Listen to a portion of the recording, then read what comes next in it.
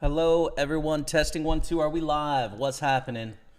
Welcome back to another stream here on the Pokerstaples channel. Thanks so much for joining me on this beautiful, gorgeous Monday afternoon. Hope you're all having a great day. I think we're going to have one ourselves because we have a very special event. Day 2 of the 215 6 max. So you can see we're in a pretty good spot right now of this tournament. Make sure it frames up correctly. Maybe a little big. Yeah, pretty good spot of this tournament right now. And first place is $20,000. So that's a chunk of change, frankly. That's a lot of money. So it's starting up in 2 minutes. That's the main bay, but we are going to play a bunch of stuff today. There's a 320 6 max progressive knockout that's running right now. There's a 215 multi-day progressive knockout that I'm going to register. So basically, it's serious business. Welcome back. It's Monday. Big moments chat. Let's make it count today. So here's the 320.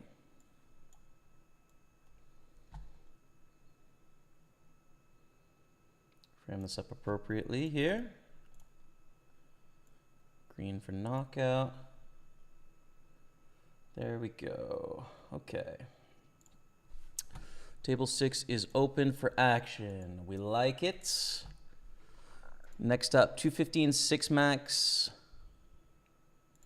PKO day 1. Pick and make butt. What's up, brother? First, he is indeed. What's up, man?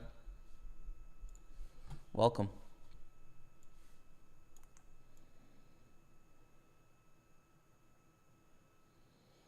There we are. All right. This is a 215 knockout once again.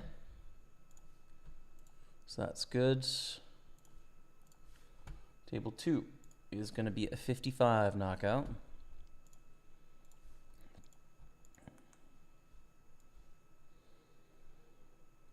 Planning to start with 6 tables, actually. So we're going to be in the heat of battle, especially running deep in this tournament, where we will focus most of our attention, but we'll see if we can't run up some stacks on other tables as well, right?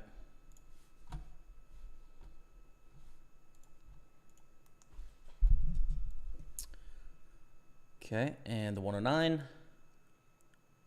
This is a satellite into the main event, which we did not make it through in the 530 main event, so I'd love a 530 ticket. That's what we're attempting to do here.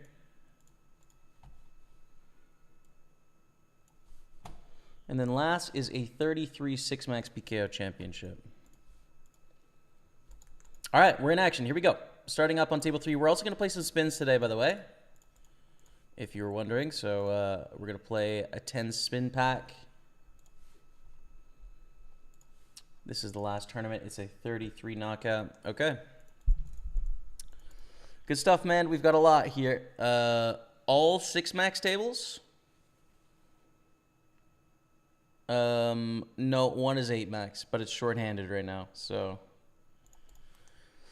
yeah, we're gonna be playing some hands here. Let's focus up. Hello, Steve Bennett. How are you? Welcome to the stream. Welcome, welcome. Okay. In action.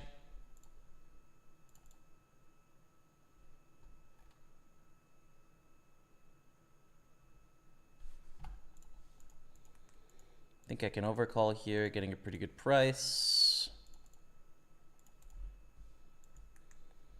And what are we guaranteed? $429 is the min cash here, with 90 remaining. 21,000 for the win. Top 3 is an art score. Definitely what we're trying to do here today. Welcome, everyone. Go get that W. In progress, my friend. What's up? Welcome. Welcome, welcome, welcome. Okay. Good. Let's play cards. Let's focus up.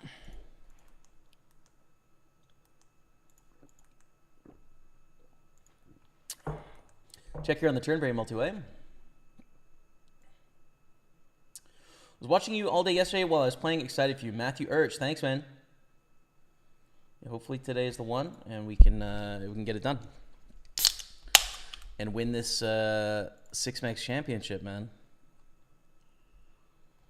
Be pretty fun. It would pay for our trip to the UK and then some.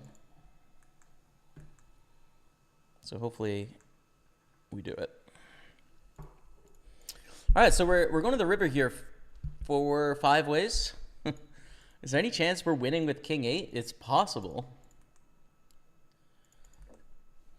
It's check to the river and they bet 1/3 and a call. Probably fold, man. Someone's probably got a 10. Yeah, there's a 10 and there's jacks. So I was hopeful for a moment, but not enough. Bring it home today, Jamie. Let's go, Dottie. Come on, PP Doc. Let's get it done, brother.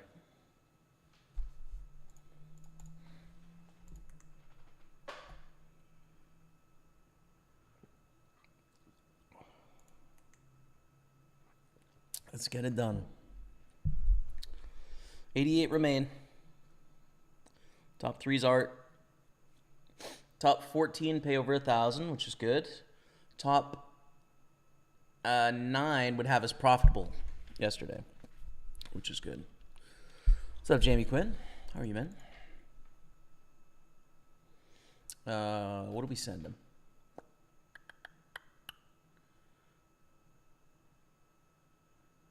Yeah, the champagne. The champagne right back.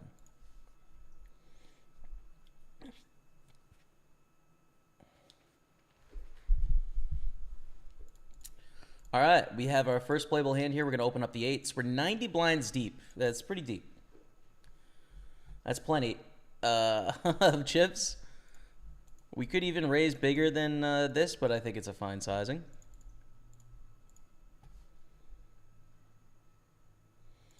And Jamie's all in for 27 blinds. I think this is a fold. There's no bounties. Shoving through 4 people. It's definitely not like a profitable jam with hands like 5s, 4s, 3s, 2s. It probably starts to be profitable at like 7s. But that's not enough worse hands for us here. So we're going to fold for the 28 blind jam. Much different if we're like the button versus the big blind, of course, right? Then we're snap calling. We're really excited about it. We're happy. But under the gun 1, not as awesome. Smarzy. Hey, Jamie. Good weekend. Watch any sports? Tough one. Tough one, Smarzy. What's up, brother? What's up, brother? You know, pretty equal game there. Pretty close game. Tough times. Raise call. I'm not going to overcall Queen 5. It doesn't play too well multi-way. So we'll just give it up there. Let's see what's going on in the satellite. Kind of flop the goods. Turn is a spade. We have something going on here.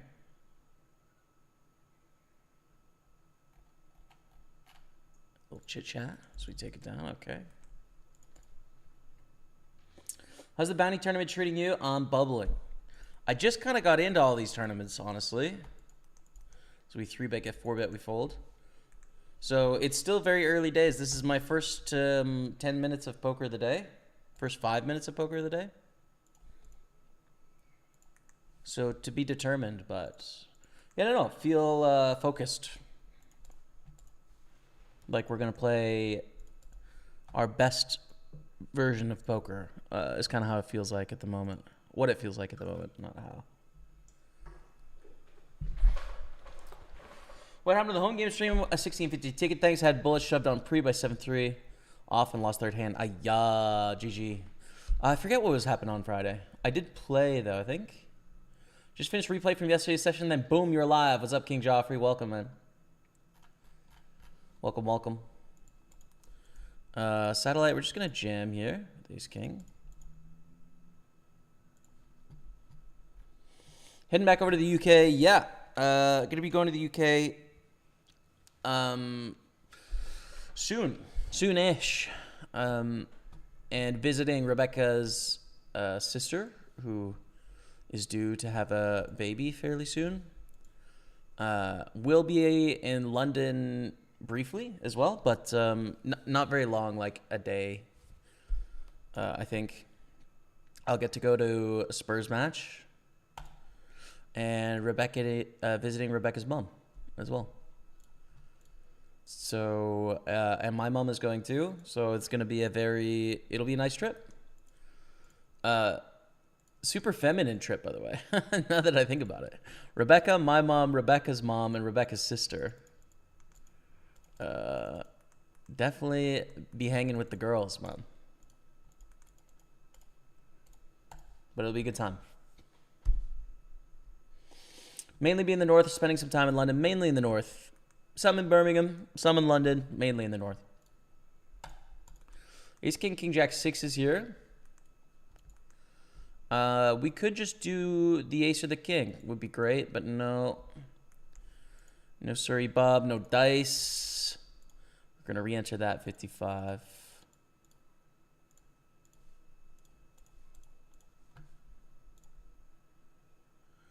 I'm going to add up my buy-ins, actually.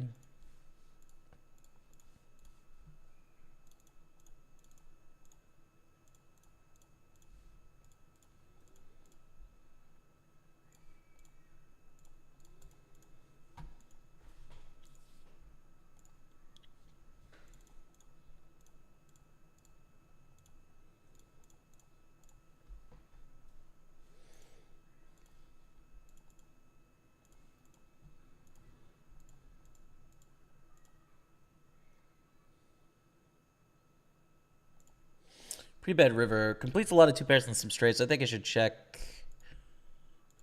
Oh, we're on the wrong table. Bet flop, call. Lead turn, call.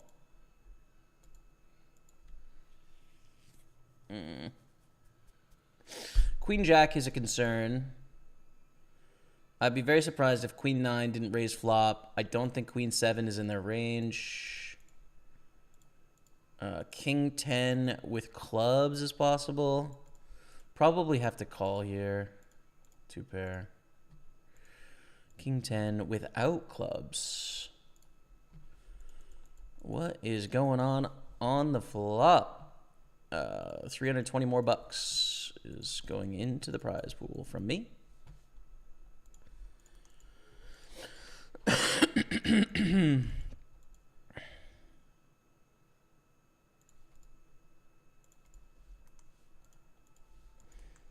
And in the 215, we're down at 84. Make that 83. How's the North London Derby, by the way? Yeah, painful game. Painful. Close match, to be fair. I think we could both agree with that,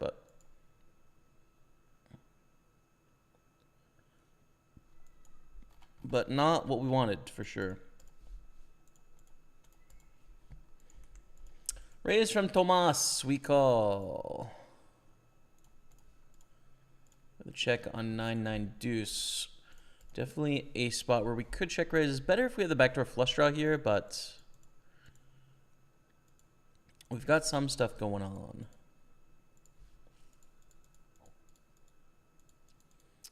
Let's go for this check raise and see what happens.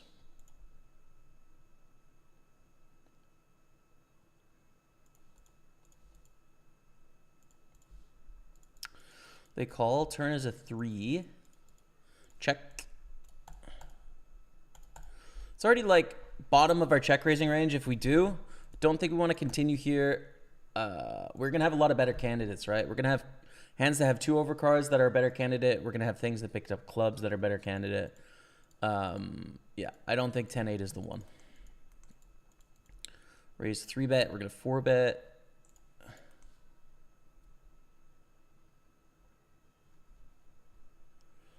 Yo, Steve, thanks for the kind words on Facebook, man. Appreciate you. What's up, Vidikovic Demir? Welcome.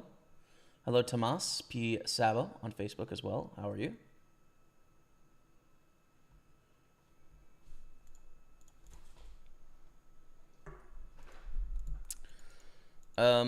What the heck do we do on this flop, man? Check and don't fold yet. I guess. Goes check, check. Do we turn ace king to a bluff now? No. Girly swirlies, that's it. Girly swirly trip. Whoa. So we're getting 5-1. We need 17% equity here. We don't have it to hit the nuts, but we have the best hands sometimes. And then also, hey, shh, I'm busy. Also, we sometimes can hit an ace or king to make the best hand. I'll take it. Open ace 8, get jammed on from Jamie Quinn. This is the line. Ace 9 is a call. Definitely. Ace 8 is the line. Fold. Because it means people need to shove at frequency, which is hard to do, usually. Host a tournament while you're in the UK from Unknown Elite. I was thinking maybe I'd check out a tournament. It looks like UK IPT is going on at Dusk Till Dawn. So I'm not sure if I'll play, but I could. It's a 2-hour train from where I'm staying, so could maybe play the high roller or just stop by and play some cash games one day or something. I'm thinking about it, but it's definitely not the priority of the trip, you know, poker. At least as of now. Could make it the priority of the trip for some tax advantages. We'll see.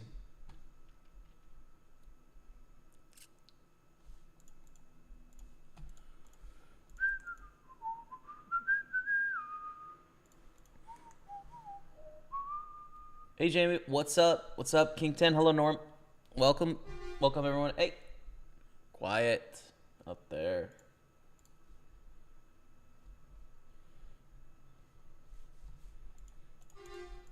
Don't be honking at people out there, man. Yen raises. We're going to 3-bet.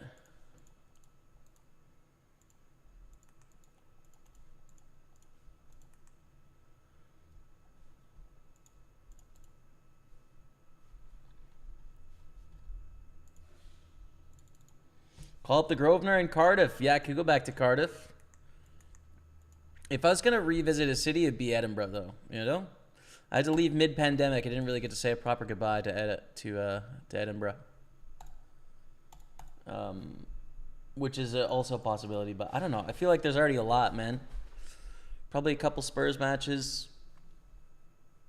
Family, lots of trains, lots of flights. I feel like there's a lot going on already.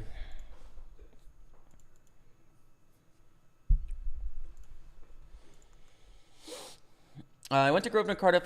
Unless they refurbed it or made it bigger, that wasn't that great. Fair enough. I didn't mind it when I was there. We did a meetup game in Cardiff, and we had a good, like 120 people came out or so. It was a great time. That was a long time ago now, though. Like 7 years, I think. Quite a while.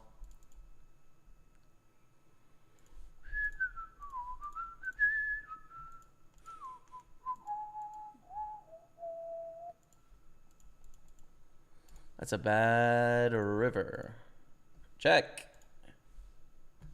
Nice. We beat the air ball, but they can have a better queen there.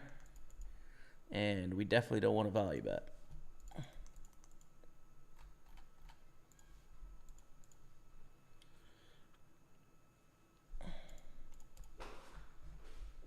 Sitting to your left, massive fan of yours. Hope you run good, just not against me. Jamie Quinn.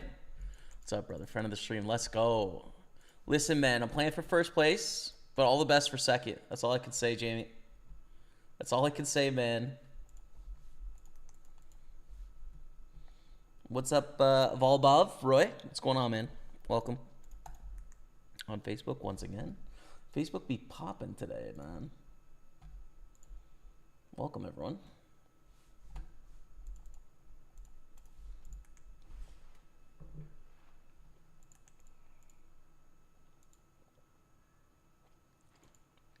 Raise King 5 suited.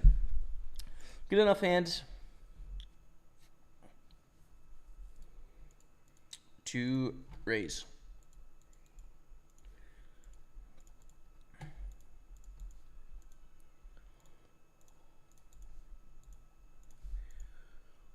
And Hayes and Tonin, 3 bets. We fold. Stack set up terribly as well for 4 betting here. So, yeah. Not the top of our raising range.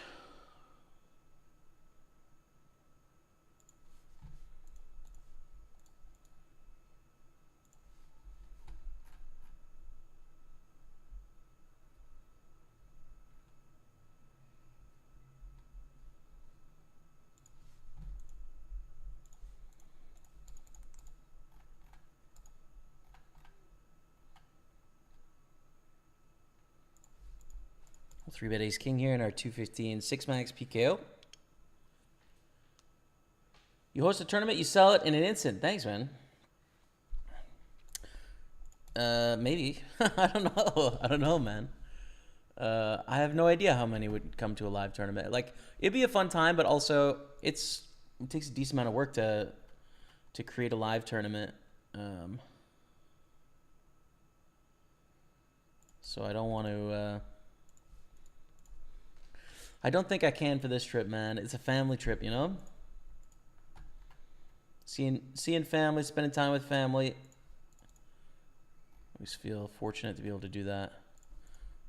Wow, big hands on 3 tables. Jacks, ace, queen, and kings.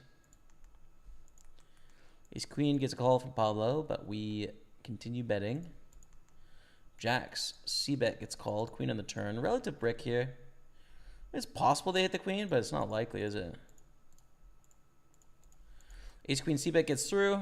Jacks, value bet on the turn is good. 5 on the end.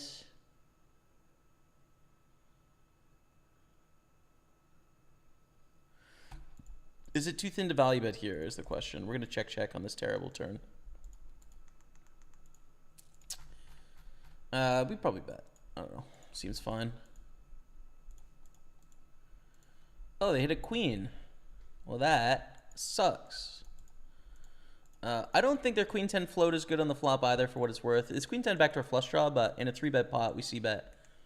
I think it stinks. We're going to call here on the end with kings. We beat 6-9. That's good. 2 out of 3 is good news. Let's add another 320 in buy-ins.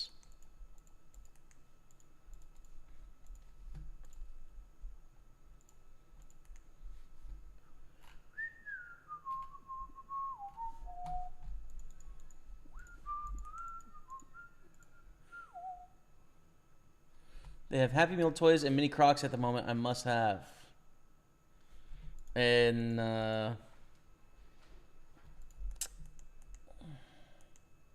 Ontario, McDonald's.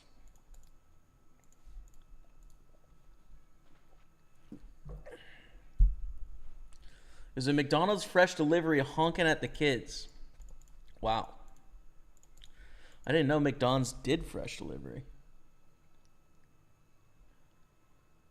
Lived in Edinburgh for 18 months. I love the place. The weather did me in after a while, though. Yeah, I hear you. It is a little dreary, isn't it? I gotta remember that about going to the UK, too. It's gonna be dark at like 6:30 when I'm there. Gotta remember.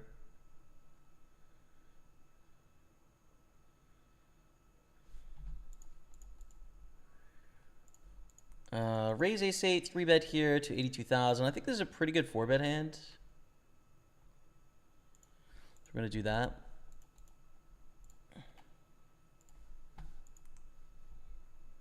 Take it down. Played the Vic a decent amount. Yeah, it'd be cool to check out the Vic too. I just don't think I have a lot of time. We have another pot shaping up with Launder L.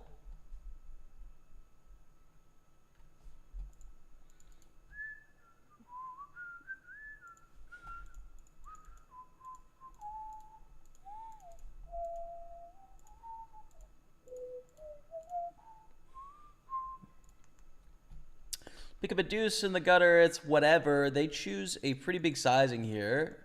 for a river shove. Fold. Sizing's a bit too big to want to continue there.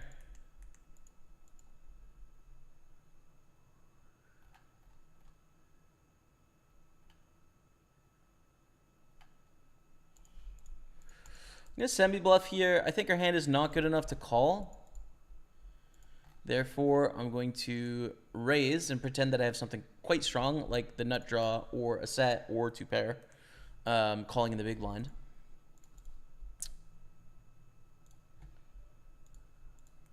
We're out of the satellite there. GG. That's okay, because a lot of 6-max action. And we have a lot of turns to improve. A heart, a 5 gives us open-ender. A 7 or an 8 gives us a gut shot. A 6 or a 5, obviously. Right. 5 doesn't give us open-ender. 7 gives us an open-ender. 5 gives us two pair. So it's an interesting spot, right? The check raises that are good are obvious. Like I said, sets, two pairs, flush draws. But you need actually a few more bluffs than that. And I think second pair with a backdoor flush draw is a great choice. They call 7 on the turn. We're all in, right? I mean, it's great. They have 700K. There's 640 left, so it's a slight overbet, but like we pick up huge equity here with the open ender and the flush draw. So we ship it.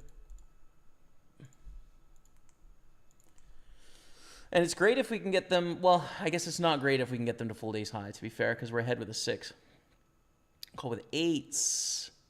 Oh, gross, dude. I also think that sucks, man. Think about my range. You have the 8 of diamonds as well, man. Think about my range. You block 7, 8. You block the diamond draws. What are you doing? All right, we lose the pot. But we still had lots of equity there, to be fair. Goes bet, call, raise. Dude, come on. Get it together.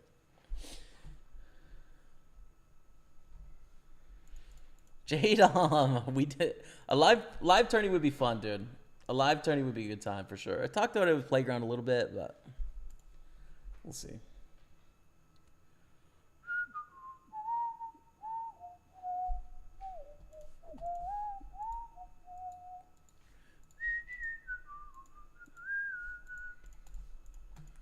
Uh, 10-6-3.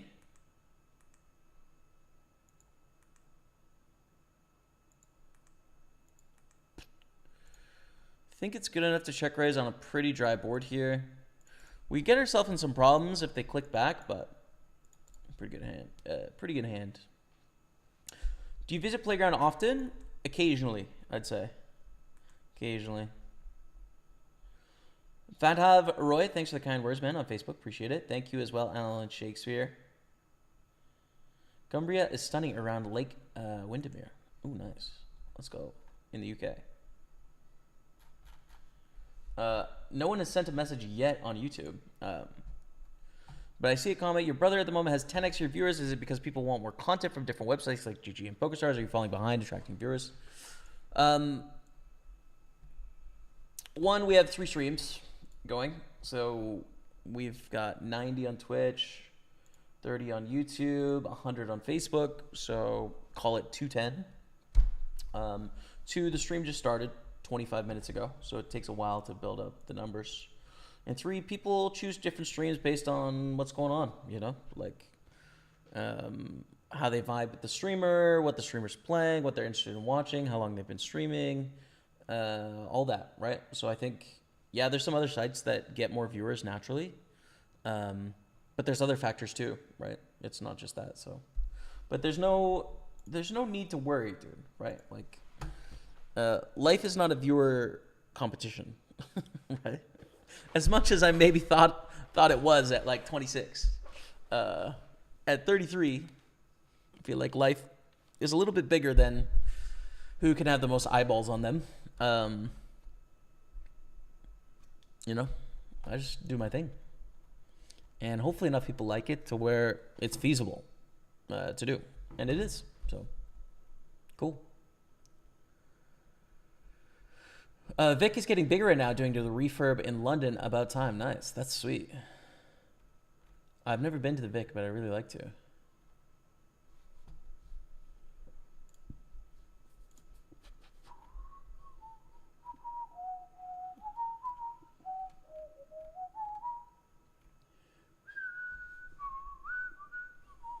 That's a weird thing.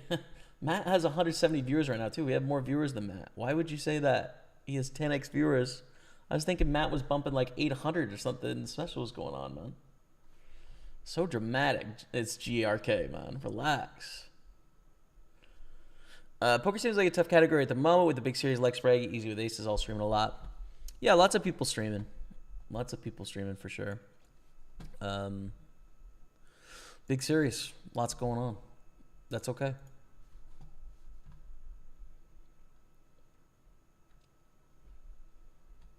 Newcastle dark at 7:30 now. Yeah, word. So it's going to be dark at like 5 or whatever. Summer's coming on so quickly. Be dark at 6:30 soon enough. Yeah, word. That is the saddest part of winter for sure, is the lack of sunlight, I think, personally. Let's do a table sort of update here for a second. So 320, we're on our third bullet. 215, we're on our first bullet on a half stack. People are absolutely punting left, right, and center, but it's fine. 33 6 max PKO. We're also on a half stack. We've chipped down from 9 million to 7 million here. We've chipped up here 30,000. So could be a better start, frankly. Could be a better start. To come, I think we have a 55 6 max PKO turbo that is starting in 6 minutes. So let's get that right off the bat. And then that'll be kind of the main 6. And then as we lose tables, we can look at adding some spins there. But yeah, I'll reg that 55, which is going to go up here. The buy-in is going to be $55. There we go. 10K guaranteed. All right. He got you. What's up, Joey? I mean, he won the pot. He didn't get me. He called down with 8s, but he's not winning in the long run doing that. But he wins against my hand. I'll tell you that.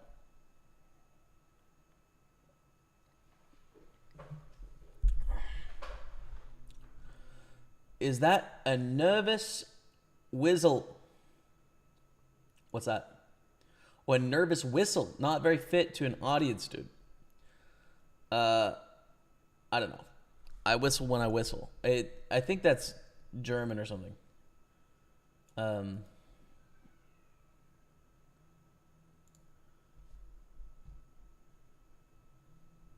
Nervous whistle is what comes up with translate. I like to whistle sometimes, and I understand that I'm on stream, but I kind of hear a lot, so I'll just do what I want. You know, if you don't like the whistle, that's fine.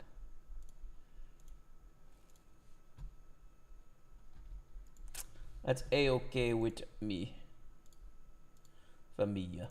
I haven't done the word games today either. We might be able to get some of that in later.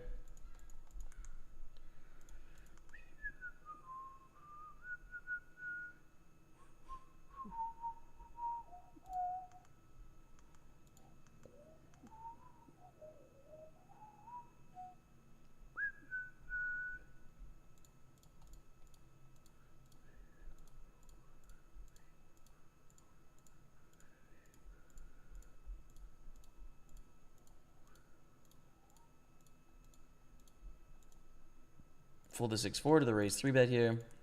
A minute and a half, we're back in action. 471 cash right now. Max pay jump is at 65, which is a ways away.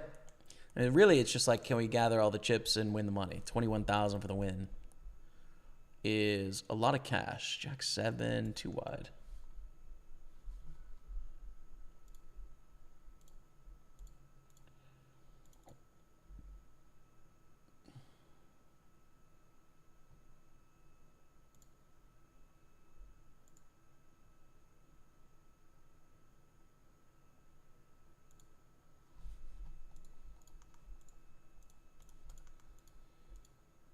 Mm. Oof. Pretty awkward pre-flop with the sand.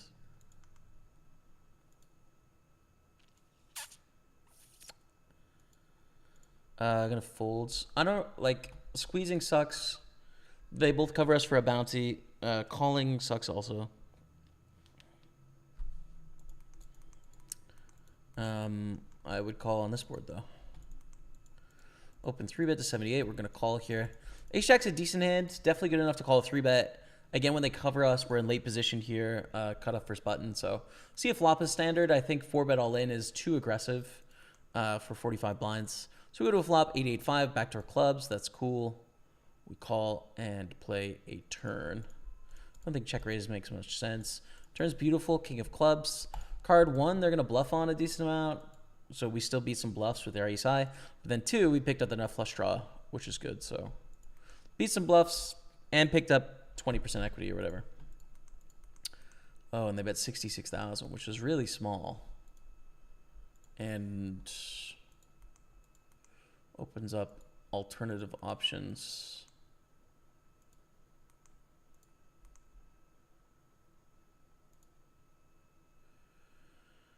Like, we could raise here too, but it really reps nothing, so we'll just call. Check, check, come on. But it's giving like 7s or 6s vibes. Problem is, like, they just call if we check jam the turn with those hands. Hawkers dropped the 14-month resub. What's up, brother? Always a pleasure, Hawkers. Good to see you in the house, man. Gets a love out for Hawkers. We block the main draw we want them to have.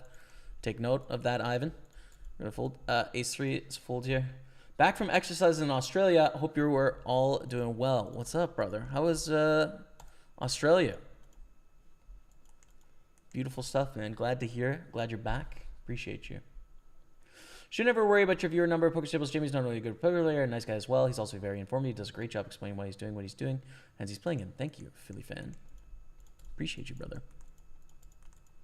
Yeah, I mean, as you know, I think most streamers that stream for a living and have done it for a while, you kind of understand the things that you need to do to get your viewership number to go up and to get attention. It's like you can manipulate it. Like, it's within your control. It's not unachievable ever. But it's always a trade-off, right? So at the really high numbers, it's like being in the news all the time, right? Being dramatic, which, like, I'm not particularly interested in causing controversy to try and garner attention. You know, I could, I have the capability to do it, but it doesn't feel genuine to me, and I don't need it, you know? I'd rather just be myself.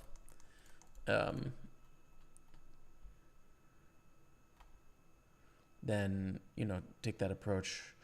First thought was check raise, but stack is poor for that. So we're going to have to check call here, which is pretty annoying. Do you have use any other form of gambling? No, I don't gamble on anything else. I mean, I like have before, but I don't think I've placed a bet all year on any gambling outside of poker. Like, it's just not interesting to me, to be honest. Like, I don't find it very fun. There is a new site that is coming out that I think is going to be kind of interesting. It's like fantasy sports, but like poker. So, I mean, I doubt that I'm going to play high stakes of that, but I think it could be fun to sweat some tournaments by just picking players, right? So I might... I mean, I guess that's technically gambling, but I don't know. Other than that, not really interested.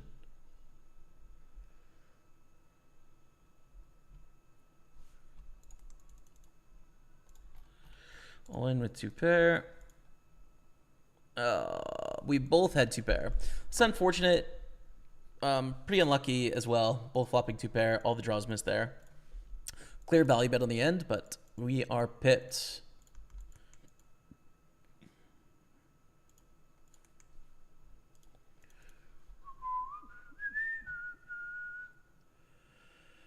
How do you find this as a full-time job? How long have you been doing it? Been playing poker since I was 18, 19.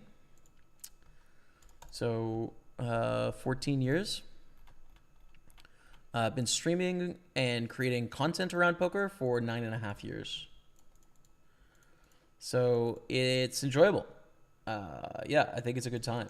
It's you have a lot of control over what it is that you're doing, and a lot of flexibility in terms of like the path you'd like to take in your career and what it is that you work on.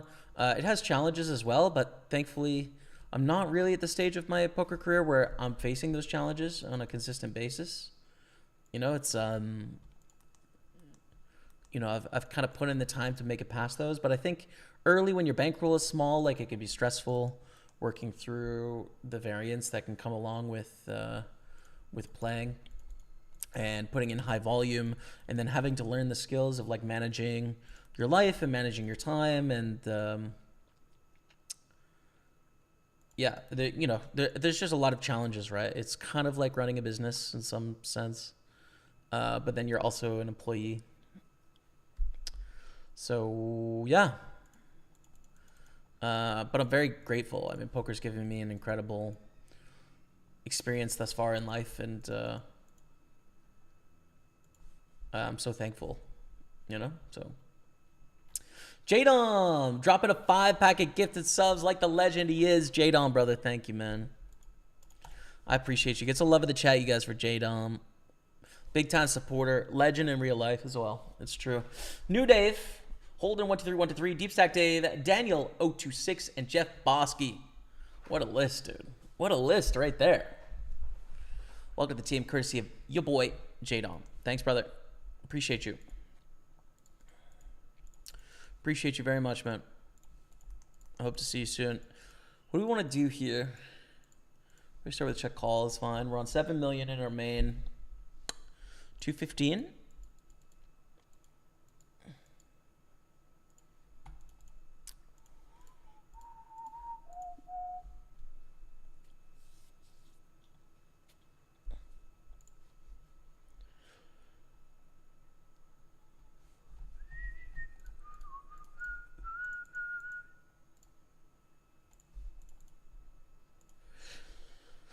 Donald Trump could never handle being a poker streamer. He'd be too focused on crowd size.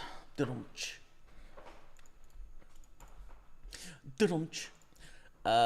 was good, mate. We were just out there. A lot of other countries back now and starting a part-time engineering degree. It will work in next month. Beautiful, brother. Nice. Enjoy the part-time. That sounds fun. Part-time working, part-time engineering. That's really cool.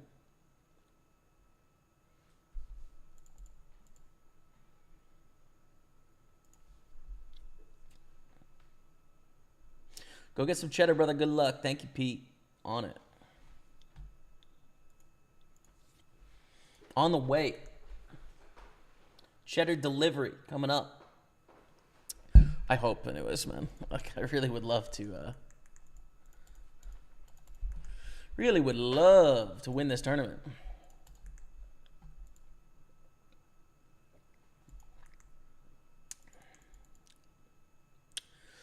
This is too wide to open because of our bounty.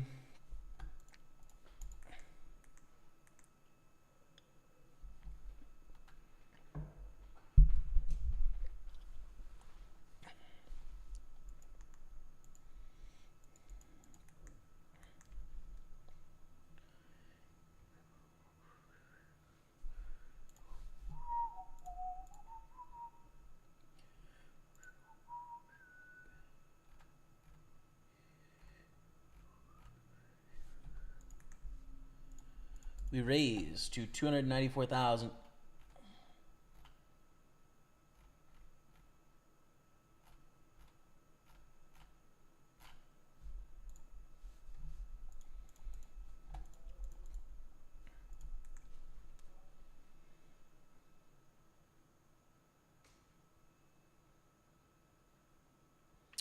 Get a call from Jonathan, Ace 86. Wondering if we do any bigger betting here. I don't think we have a great hand to bigger bet with, but it's a thought nonetheless. My thinking being, when they call in the big blind, they're going to have more connection to the straight parts of the 6-8, right? The 7-9, the 7-10, the 9-10. Those sort of straight draws, and then also just like the junky third and second pairs. And then for us, we're going to have some misses with our broadways, right? Like all the broadways that don't have an ace in them are missing that flop to some extent. But then we have all of the ace-x hands, right?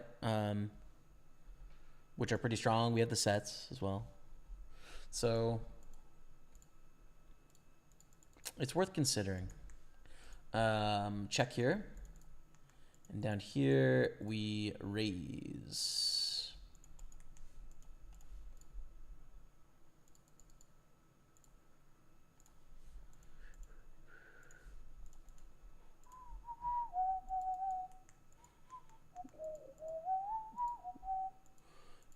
That's a really bad turn. We're always getting called in this turn. Always. When we shove all in, they're folding approximately 0% of their range. So it doesn't make any sense for us to get in this hand right now. Because everything that peeled either made a straight or made a pair. And then we could fold out a worse spade draw, basically. So yeah. Frankly owned once again by me. That's maybe a little too strong. But I did not punt it off there on the turn, which is a success, I would say. Queens against ace king, big pot. Yo. Ship it, Dottie. 1250 bounty. We love that.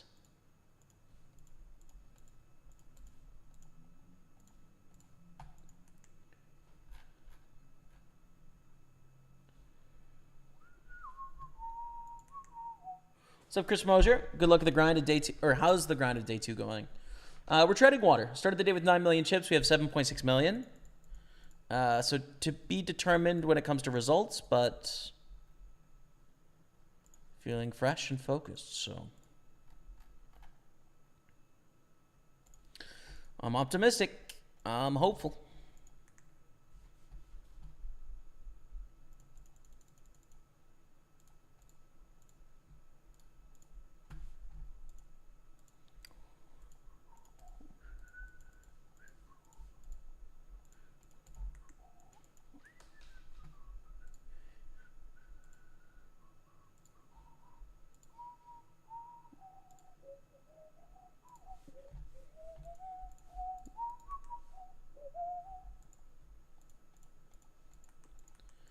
Raise king jack, get 3-bet from Pablo. We fold. Queen 10 on the button is a nice hand. It's not so nice if Jonathan raises here. I think that would push us out of the pot. Just too bad. But it was definitely playable if that wasn't the case.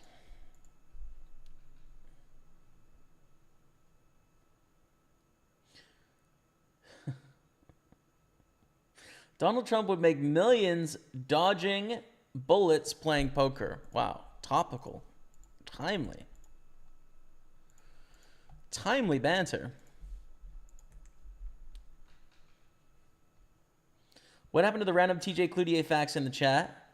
TJ Cloutier fact guy hasn't been around, but you know, he's out there. Don't worry. He'll be back, I'm sure.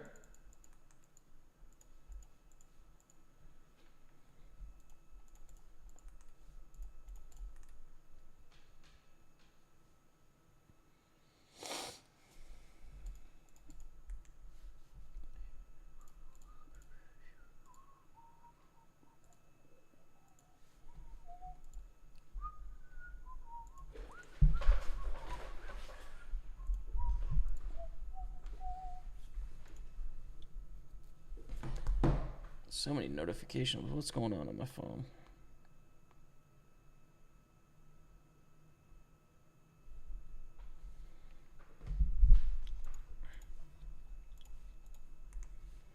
Sixes, raise.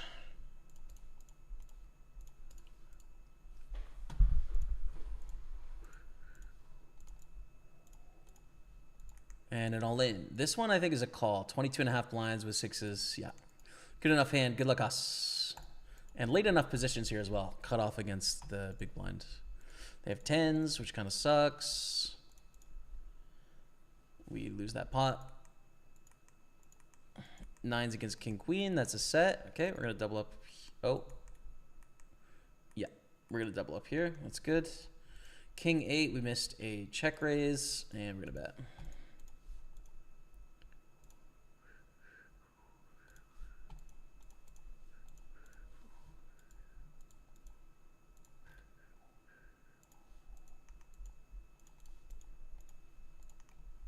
Take it down there. Good afternoon, Jimmy. Reading anything good?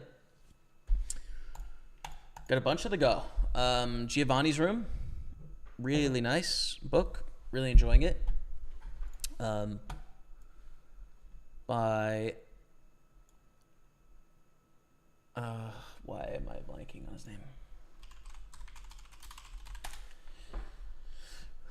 By James Baldwin. First ever James Baldwin book. So yeah, that's good. Reading The Tunnel here as well for a book club. And then I have in the nonfiction category, History of Philosophy by Bertrand Russell. I'm maybe 60 of 800 pages in. And This Way to the Spring, which is Palestinian stories. Like a reporter's sort of tales of experiences in Palestine. What else do I got going on? I think that's it at the moment.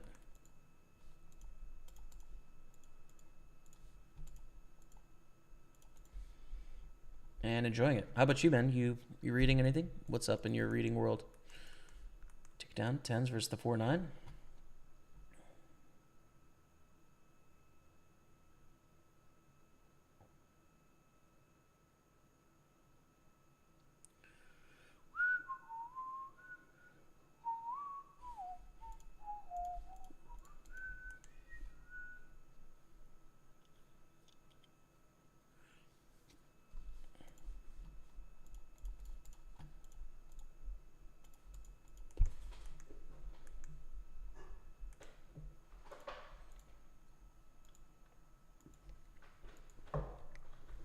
Jazz Beerman, pretty big raise here. That's a... Oh. I thought it was a huge stack, but no, we actually just have a short stack. Big Benjamin in the building. What's up, brother? Hey, Jamie, enjoyable stream. Good luck. Thanks, Theo, on YouTube. Appreciate you. What's going on? Be more enjoyable if we won this tournament, I'll tell you that.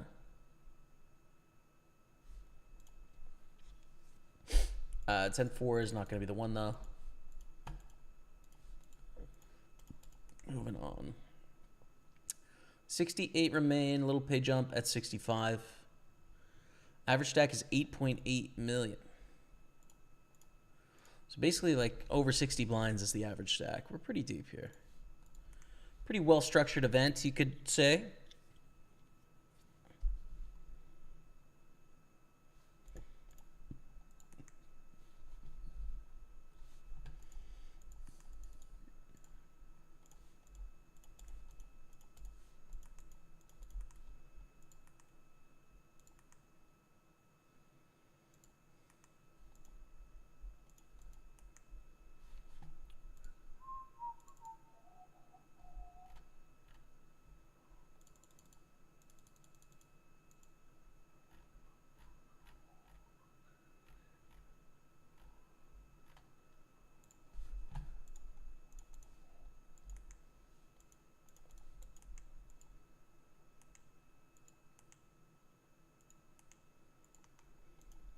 Raise to 5,000 at a call. We're going to overcall here with our Queen Jack, which is...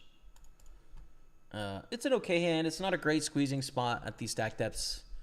It's a little tough to play out of position three ways. But this sort of flop doesn't get us in much trouble, right? We can just move on from here.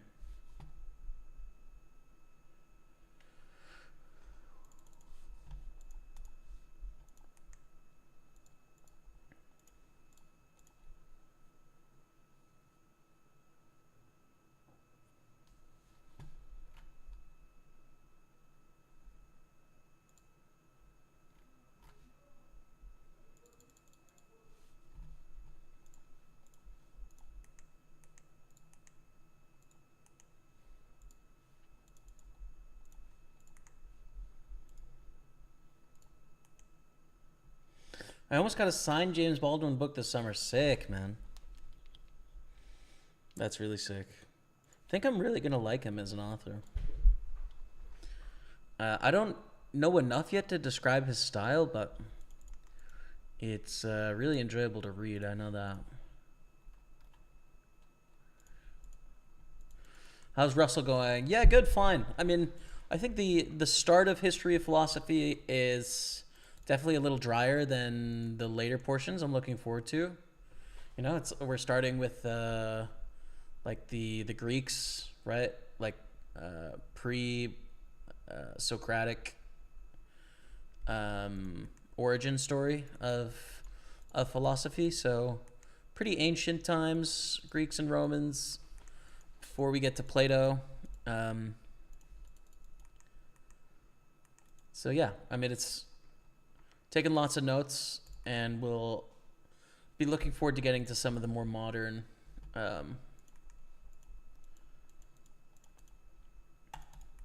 you know, questions that are put forward, right? And understanding a little bit more of the you know, the big name philosophers that people grapple with sort of more contemporarily.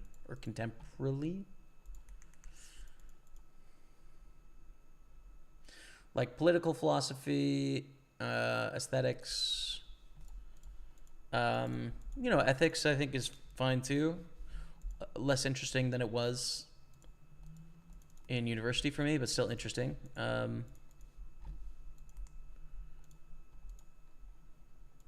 Metaphysics, I think. Yeah, all of it. I'm looking forward to it, man.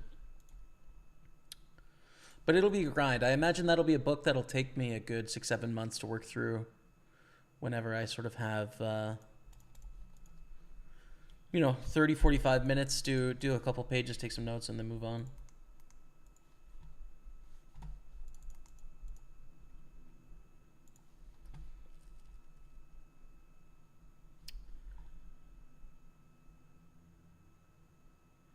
Did you know TJ Cloutier was once shot in the chest during a poker game in 1983, which became the origin of the phrase dodging bullets? Bro, is this TJ Cloutier guy back under a different screen name? What is going on here? He proceeded to remove... P.S. I'm clearly not the fat guy. Okay. He proceeded to remove the bullet from his own chest while chanting Kalima, Kalima, which the great Steven Spielberg then used the following year in Indiana Jones and Temple of the Doom. That's, I mean, you're subbing in fairly well, frankly. PP Doc. Yeah, you have some chops. I'll give you that. All in here, covering for the bounty is fun.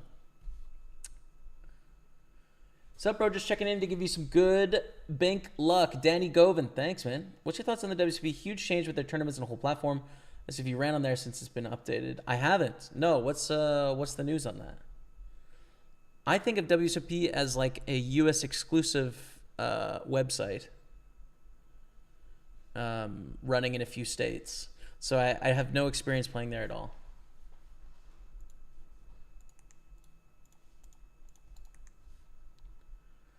Jimmy, watching you for a minimum of 2 years. First time writing. Keep it up. You're a good guy. Thanks. Julie Rakenham? Thanks. Appreciate you. Great to follow you, mate. Good luck on the grind tonight. Thank you, Sarah and Dalgard on Facebook. Have a question for you, Jaime Staples.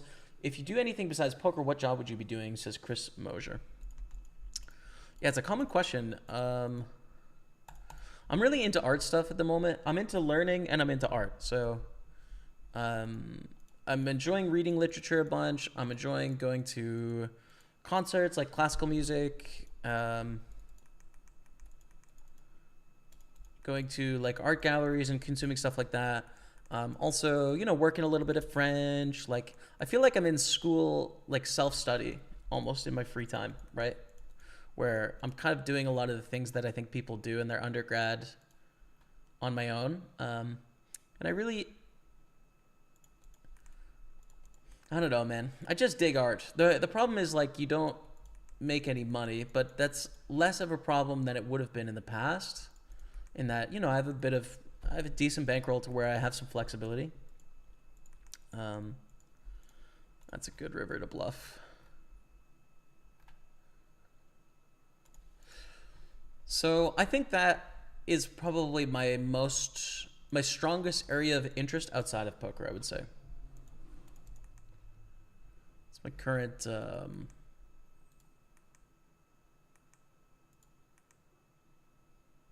it just makes up part of my like current life philosophy, I would say, is that there's value in art, in experiencing art. It like makes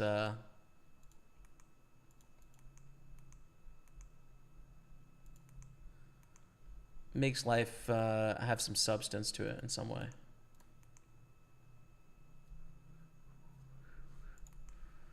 Kings, King, sevens. They hit a 7, so that's not what we want.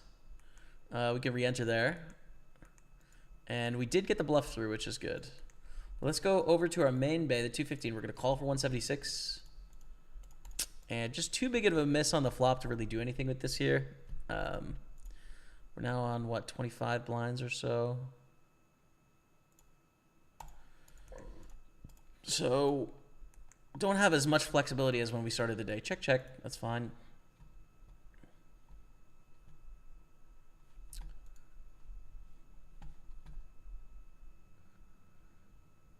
You really need to start where it starts, and it takes a while. Yeah, to build like the whole story. I know that's the case, but I'm even excited. I'm just like excited for Play-Doh because I remember doing some Play-Doh in uni, and the dialogues are really doable to like read and listen to and decipher. You know, even in modern times. So it'll be nice to sort of go through that and see the arguments he makes and get my feet wet, so to speak. And it can't be that far. Probably 100 pages from getting into Play-Doh. And I have experienced none of Aristotle at all. Ace-9 suited here. How do we want to play this? We definitely want to play. Is it a jam? It's not a 3-bet fold or a 3-bet call. I think it's a jam here. Another option is to flat, but I think it's just too strong. The small blind against the cutoff here. That's my best guess. But it's got to be relatively close on the pre-flop decision. I've been reading this book called Philosophy of Mathematics. In the 20th century has been dealing a lot with work around Gödel and others. It's been a slog, but really interesting. Dope, man. Love it. Love it. I mean, that sounds super interesting to me.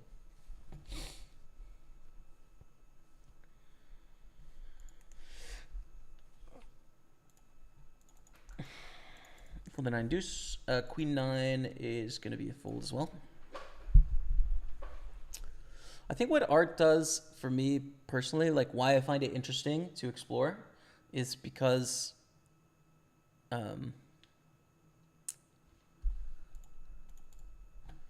like when you take it in, and I would love to sort of make some one day, but when you take it in, you have an experience, and the experience can be good, it can be bad, right? I think a lot of people think that art has to be only good experiences, and I think that is pretty lame.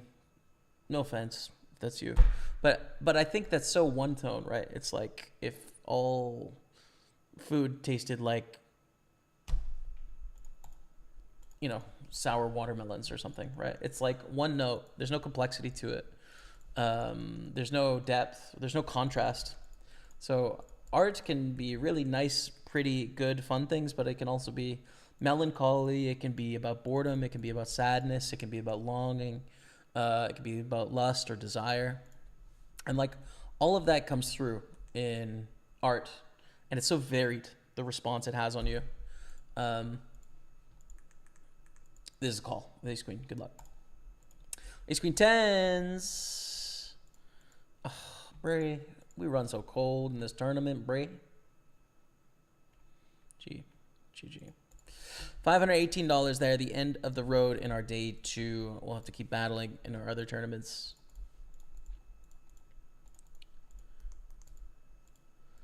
And so I think you can find stuff that's like, that's really genuine in art, you know? Whereas when you consume stuff that is like produced for profit, you're not necessarily getting like a purity of experience. There is a commercial sheen that exists on top of the thing.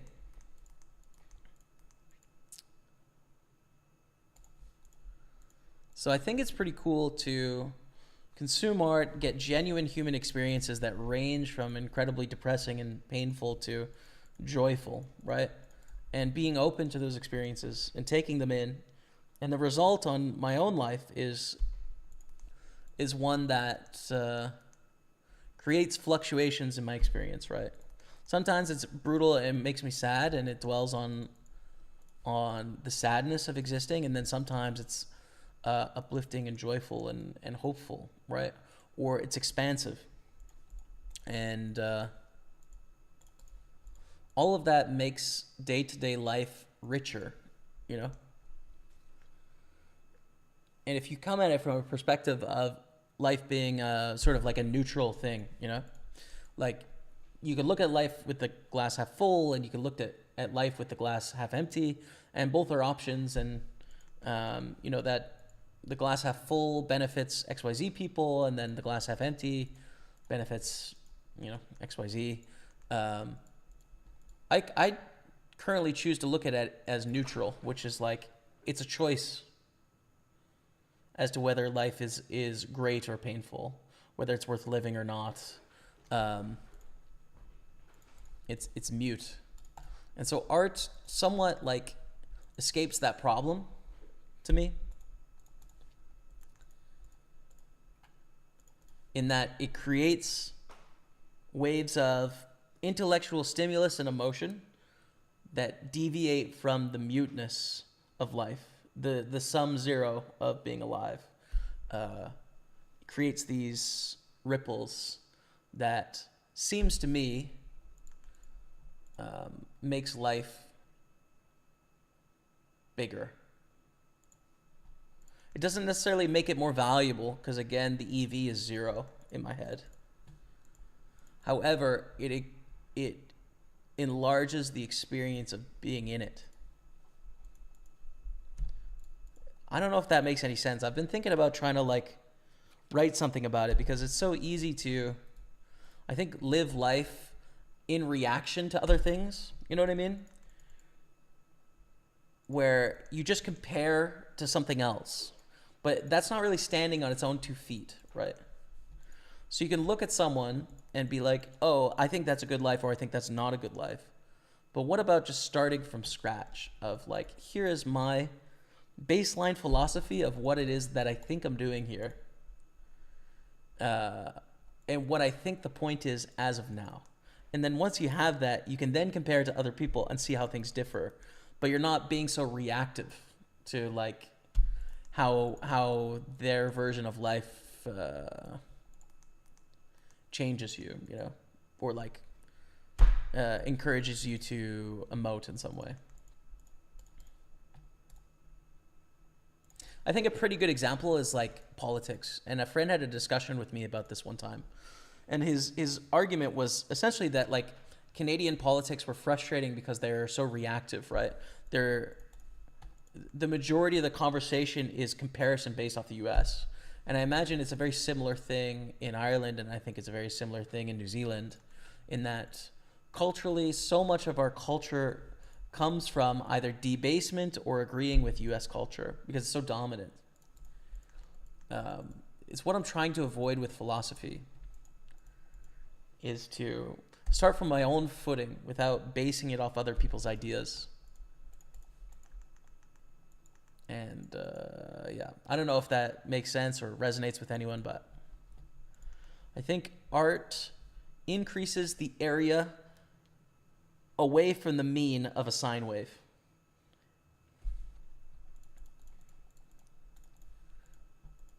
Increases the variance in life, which increases the size of experience for a more enjoyable net zero.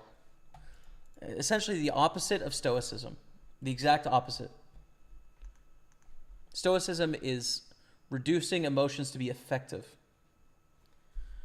in a system, right? Like be effective to generate happiness, try and avoid unhappiness. My argument is that happiness doesn't exist without unhappiness, and that pain is necessary to experience euphoria.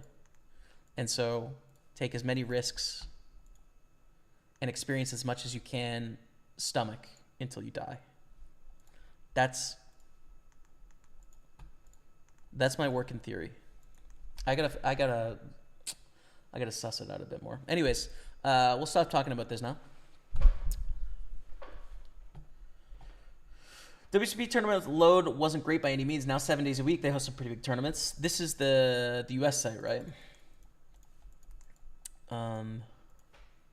Figured you haven't played in there, but I figured I'd ask. I'm in Detroit, Michigan, so the WCP of BetMGM. PokerStars also, but I stay away from them. Word. Okay.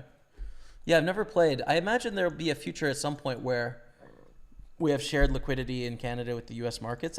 I'm guessing that's going to be the end game. 15 years down the road, but I don't know. So maybe we'll see. How much of the GTO do you use in your own games? I feel I play too many hands when I play. Get bored waiting on good hands. Scotland. What's up, Chris Edel? I don't generally make decisions based on like how I feel about them. I kind of just know what I think is good, and I'm either focused and the stuff that's close I'm getting right, or I'm not focused and hazy and the stuff that's close, I'm just like defaulting to a baseline strategy. And the stuff that's not close, I'm still executing. So, this is a call. So that's kind of it for me. Like, I don't have an impulse of like, oh, I really want to play this hand or I really don't want to play this hand. It's just not really a part of what poker is for me at the moment. I would also say that GTO strategy is very aggressive.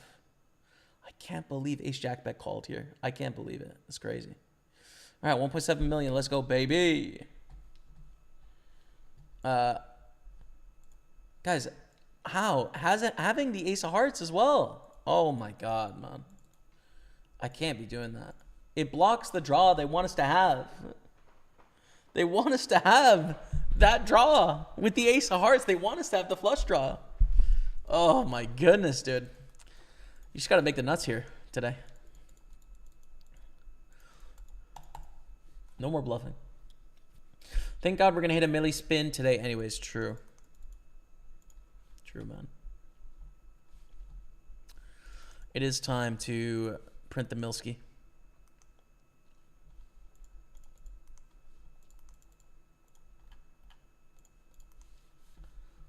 So plenty of tables here. Plenty of tables.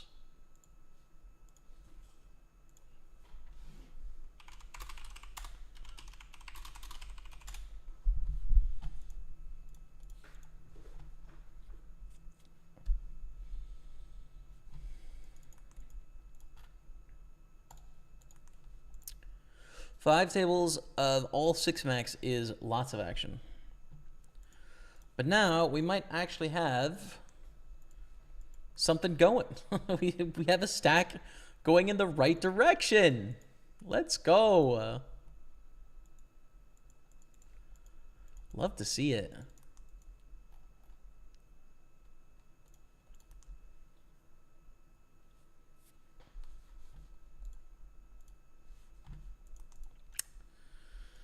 Four bottle in.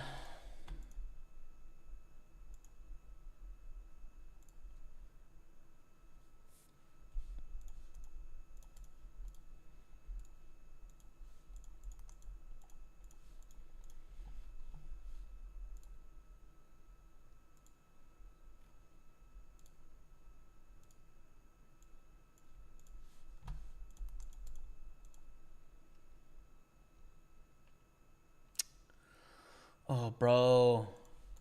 I've got to do some homework tonight. I forgot. I'm going to make some notes on mathematics of poker tonight.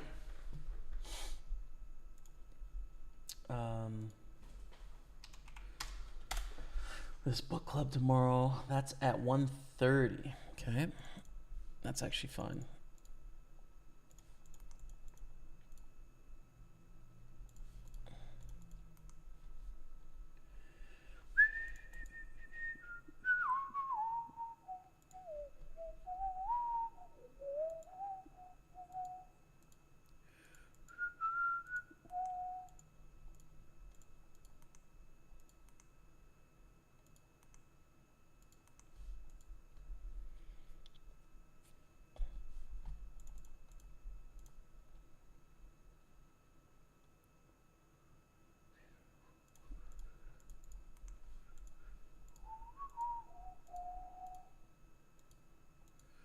pretty big squeeze here. I'll fold. I mean, it's sad to fold that on the button, but it's quite a lot of chips going in there.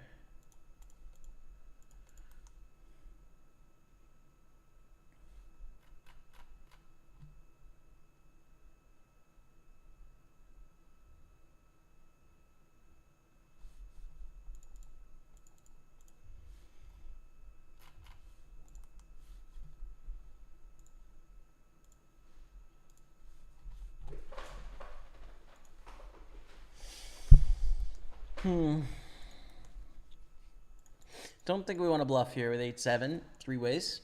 It should hit the small blind pretty decently, right? When they call the small blind, they should be in this range, unless they have exclusively like those small pairs, right? Which at this point is looking like they have fives or whatever, but let's see.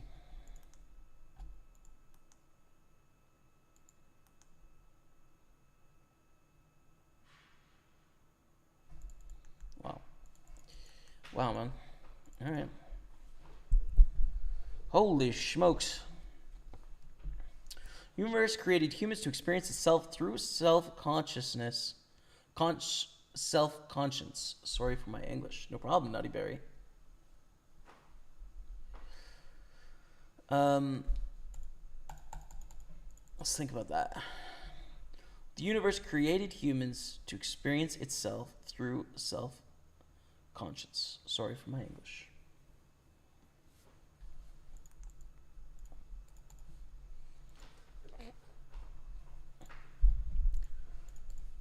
Yeah, I think it does. I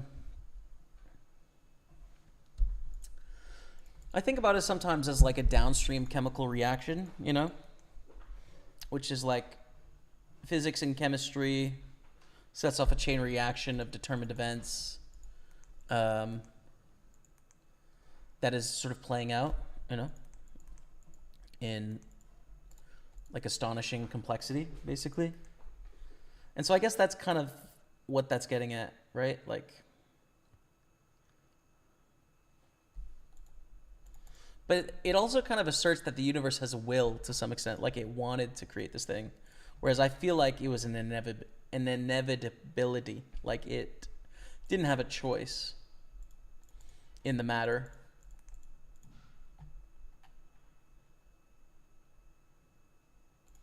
Yeah, it's an interesting one.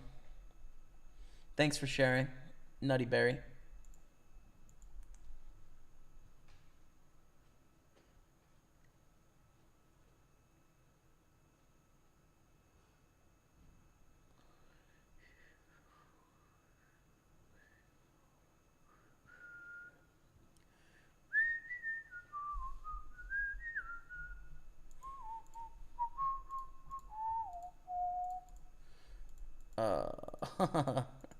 We call, dude. We call. I mean, it's not a happy moment, but we call.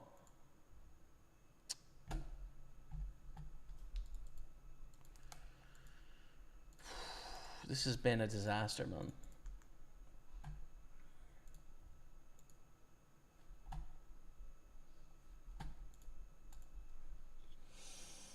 Holy smokes. All right, pretty sick. How did Jack 9 even get to the river there? I don't even know. Bizarre. Bizarre. 3-bet pot as well.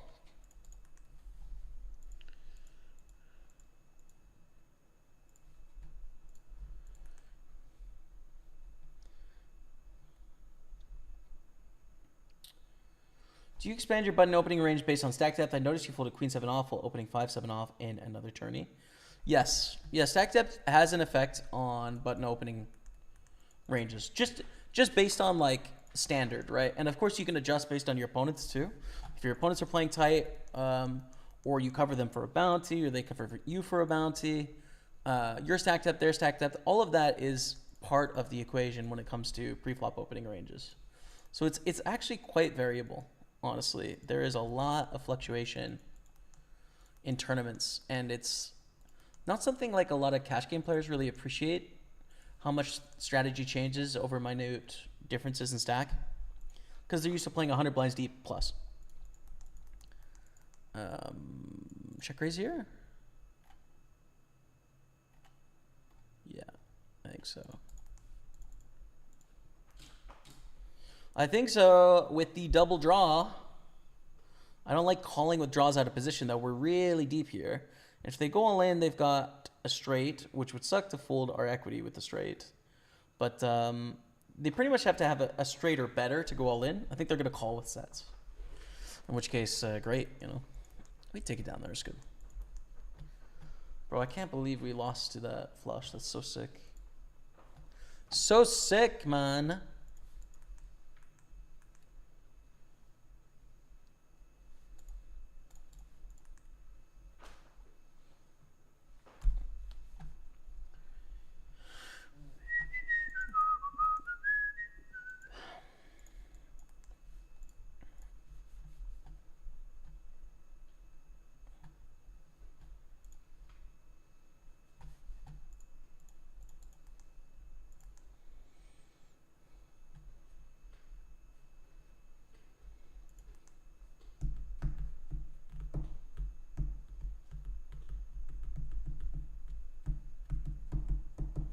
What's up, Tazor? Twitch unfollowed me? Good to have you back. I'm glad you're back, brother. That's weird. I think there is some regulation stuff in certain European countries around gaming, so how they determine poker, I think, is kind of up to them. I know there's definitely some countries where there's rules and restrictions that are going in place in terms of what shows up on the front page, you know, like what, do people have to be logged in to see poker or not? Do they have to have an account? Things are getting more and more restricted for poker, unfortunately, on Twitch. But you know, thankfully we're streaming on 3 platforms now, so that's a good thing. And you all are here, and the game is still the game, so that's good.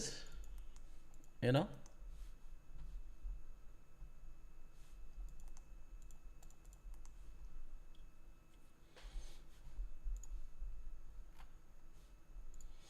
That's interesting. So Ben says, I like that idea, but the main thing it also says the act of creation wasn't necessary. Interesting. And that seems a little different to what I was saying, but because I was saying it was inevitable. It was necessary. That's interesting to think about, though. Exactly, Jamie. I agree that the universe doesn't have a will, but I also disagree that it was inevitable. Maybe we just got lucky where we are. Yeah, or we got neutral. But yeah, I know what you're saying. Yeah.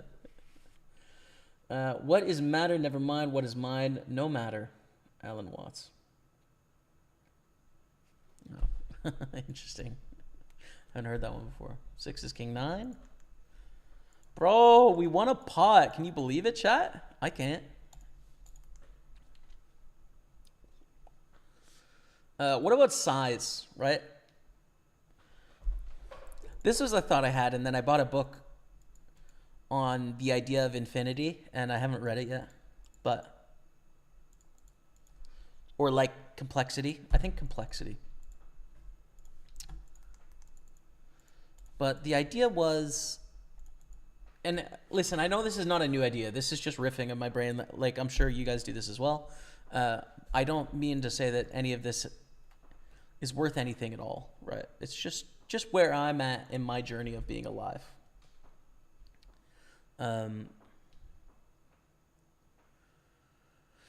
But thinking about complexity when it comes to things that are smaller and, you know, things that are larger than us, right?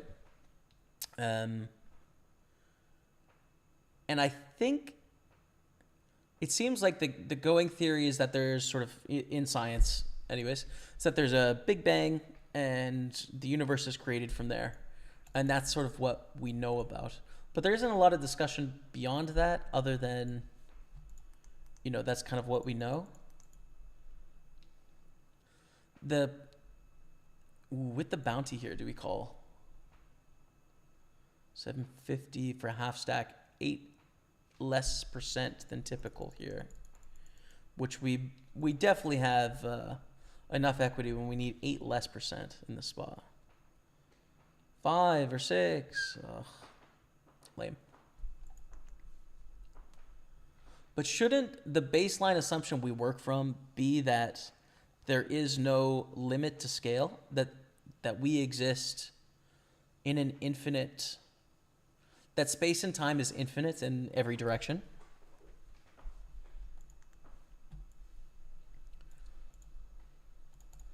So not that there was a beginning or an end, but there just always was, and there always will be. On scales of things that are larger than us, of course, you know, the cosmos and beyond, but also infinite complexity is smaller as well, right? Like scale being a perceptual, a thing that is related to perception, but as a law of the universe and beyond. Scale is just a measurement to give context, but there is no smallest and no biggest thing, right? Like the idea that a quark could have, you know, a trillion times more complexity than our known universe within it, and just our ability to see that complexity is, we're not capable, right? There is no biggest, there is no smallest, right? Like that idea. I don't know. I'm sure that's like standard, and I know the scientists disagree because we can't measure it, but that seems like where our baseline assumption should start from about the universe, you know, or about existence. Because what we know is something exists, in that we're perceiving something. And therefore, there is. Not, I think, therefore I am. Just there is, period. So start from there.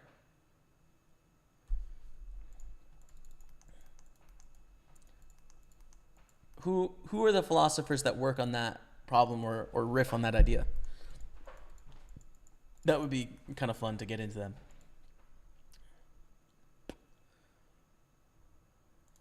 Fold there. Queen Jack is decent. We're going to call for 37.50 and check on the flop. When we lose one more table, we'll start doing the spins. We're going to do 10 $100 spin overdrives. So that should be fun. And good luck us.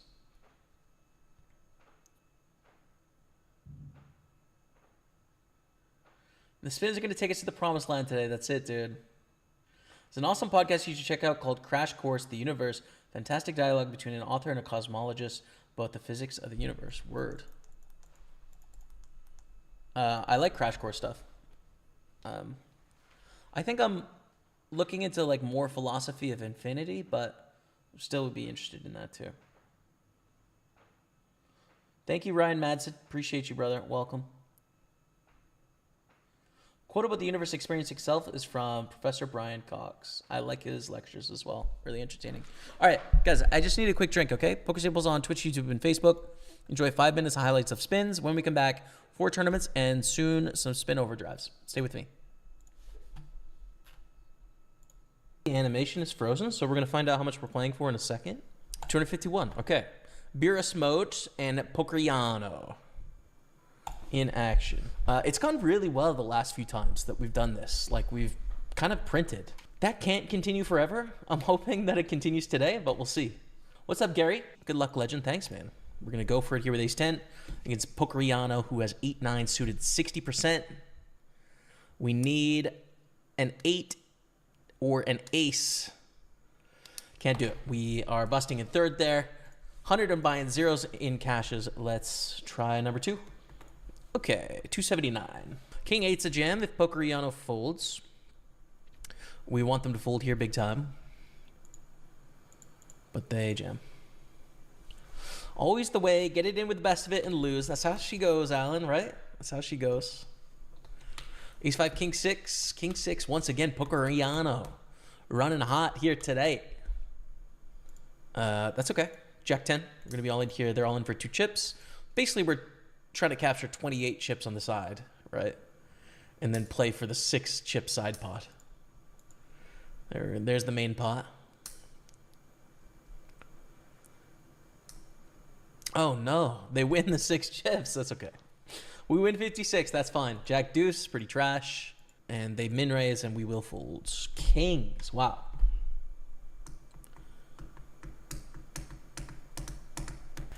All right, here we go. Queen 8. Let's get a chop in here. Let's get a chop. Nope. Okay. We're 0 for 3. Oh, no, wait. That was our second 100. Okay. We are going to go for a third. Now, this is 300 buy-ins. Let's get it up in here somewhere. Yeah. Okay, 291. Basically, this is to get even on the day now. I don't like starting the day stuck. That's not so fun. King 3 is a fold. And definitely want to limp jam with 8s. Don't want to limp call, right? Like, limp call with aces, with kings, with queens, with jacks, not with 8s. Raise call here. Yeah, call for 198 against queen jack. Bro, this is not the start we wanted, chat. Oh, we're still in, actually. Gonna be 0 for 3 here as well. So, yeah. Variable prize pools. Wow, running cold. Okay, let's try our fourth go at it here. Let's try again, dude. Whew, sheesh. Okay, here we go. We didn't want to win anything yet anyways. We wanted the biggest multi. 364 bucks. We're going to start with 500 chips this time. In our fourth spin of the day, I wasting percent and Pocariano. Limp raised to 60. Call in position. Fold, especially with the player behind. They go half pot here on Jack 5-6. We stay out of the way. Swing and a miss on the flop.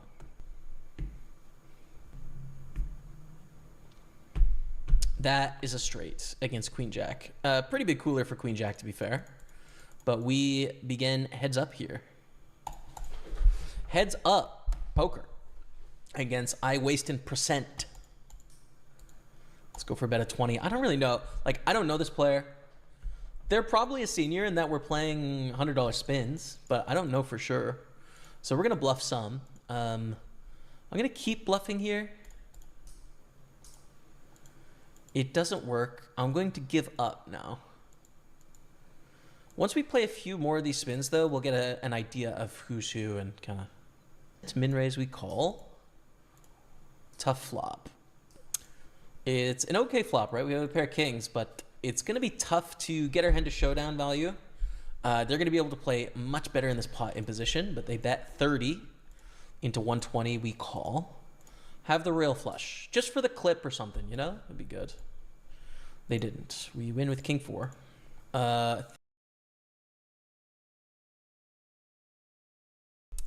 What's up, chat? We're back in action on our 4 tables. We got a bunch of chat about the universe and pretty soon some spins as well. First, okay, so we got a question on Facebook, a poker question. Yesterday I was playing 1-3. I had ace king of diamonds under the gun, so I opened to 10. I got 2 calls. Flop comes queen of diamonds, jack of diamonds, 7 of spades. I see bet just 10. I get a call, and then a raise to 25. I call. So you opened to 10, got 2 calls. There's 30 in the pot, not including the blinds. We'll call it 30. You bet 10 into 30.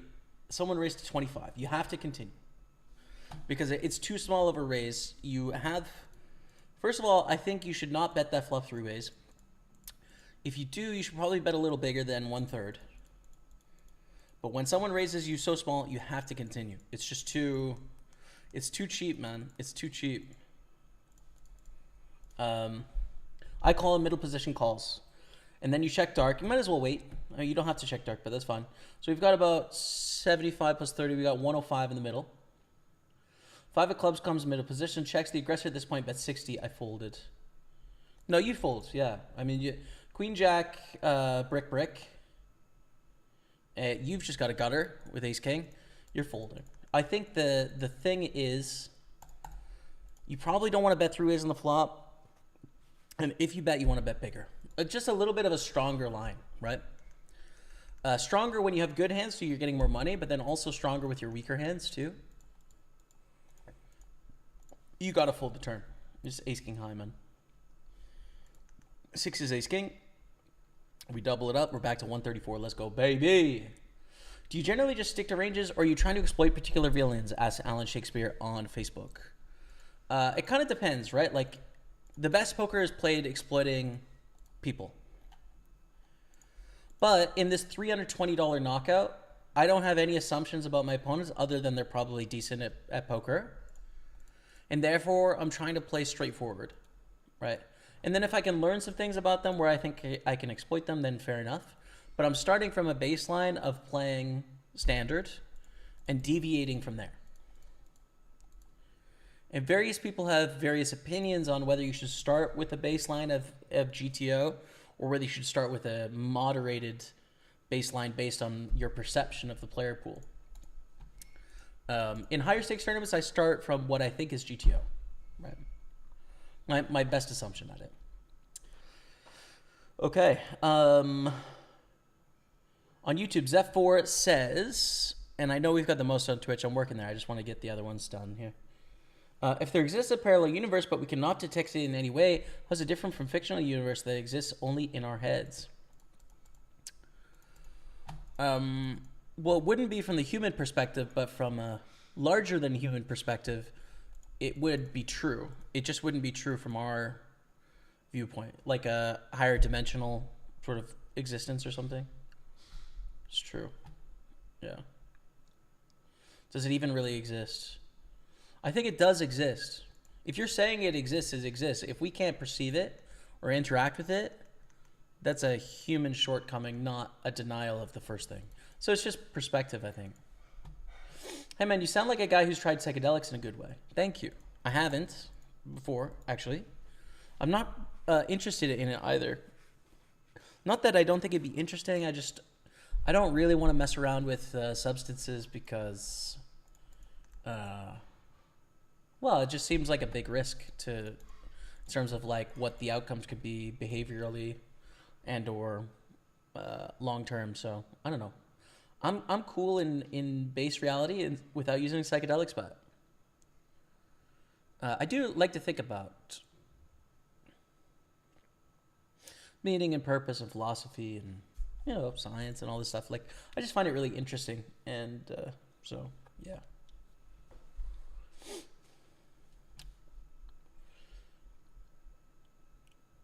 Hawking Chair Princeton, I think it's brilliant and narrated and walked through by John Green. Yeah, I mean, the brothers are the best, man. Really good. Chuck Norris once farted and created the universe. Yes. Perfect. King's here. Okay, in the 55.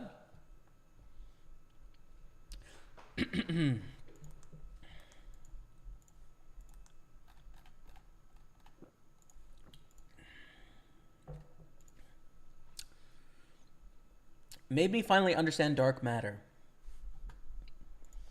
Yeah, I don't know much. I don't know anything about dark matter. I've just heard it said before. Take that down with the ace-6 blind versus blind. We're going to call a 1/3 bet with ace high and 3 to a straight. And then here in the 320, limp check. Bet small, they raise, we call. Turns a 5. Really good turn. Makes it less likely they have ace 5 or 5 deuce or quad 5s. And spades miss as well. 6 in the end. I'm going to go for a block bet here. Hopefully induce some bluffs. And then get calls from pretty weak hands as well. But they fold, which is cool. All right. 3-bet, queen 10 suited. Showdown with ace 6 against ace 9, who has his pips. That sucks. I really like the idea, but it also really isn't experienced through experiment, right? There's a big wall at infinity in our observations of the edge of the universe, and there are theoretically minimal possible distances based on physics. Yeah. Yeah, like no limit on things.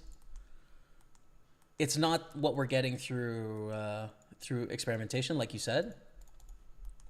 But, you know, like, let's make a dumb scenario of, like, okay, let's say the universe, in each cell there exists a universe worth of complexity, and what we're seeing at the edge of a cell, or the edge of the universe, is the growing of a cell, essentially, right?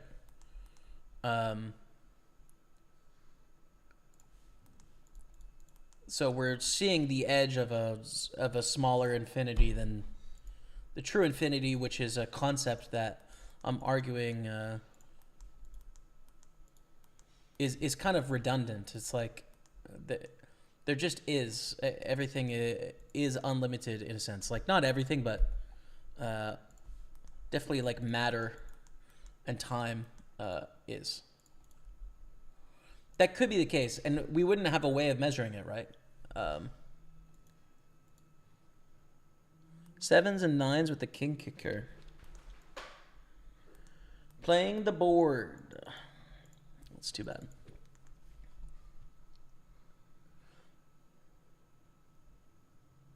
Those pesky scientists and their measurements. Just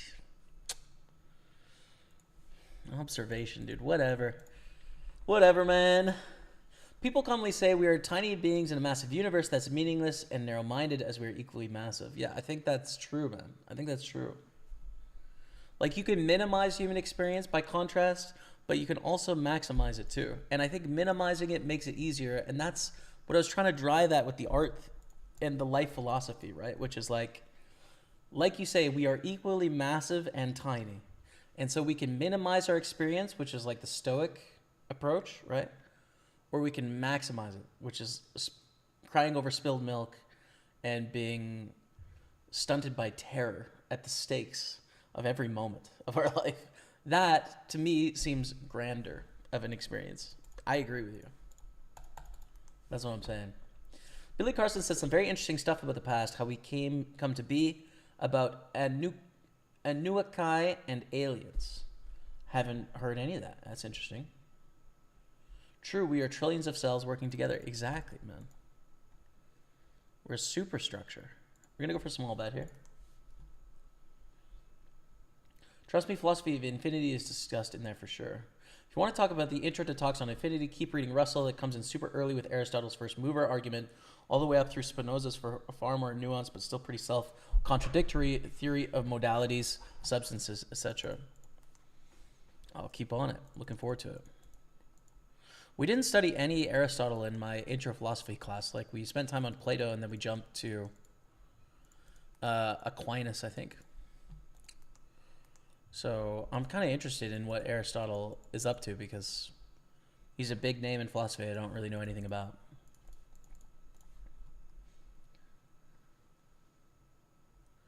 I just started reading Nietzsche, Human, All Too Human. Oh, nice. How is it?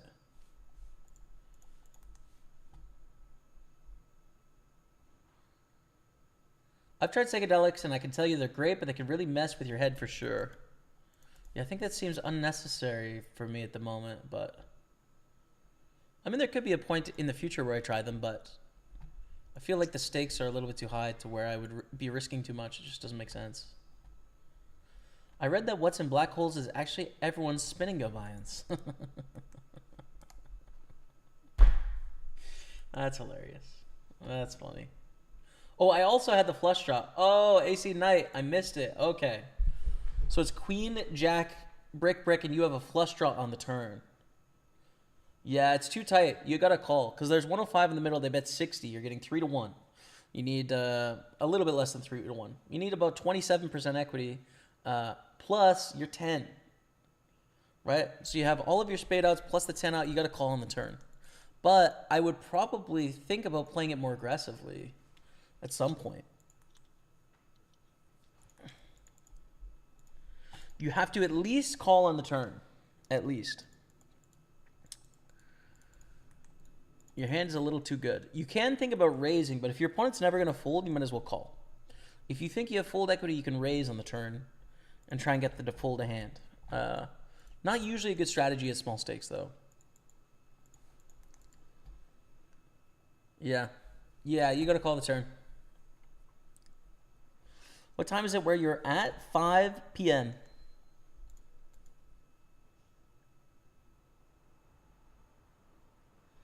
Damn. This is a really small bet, but my hand really has not a lot going for it.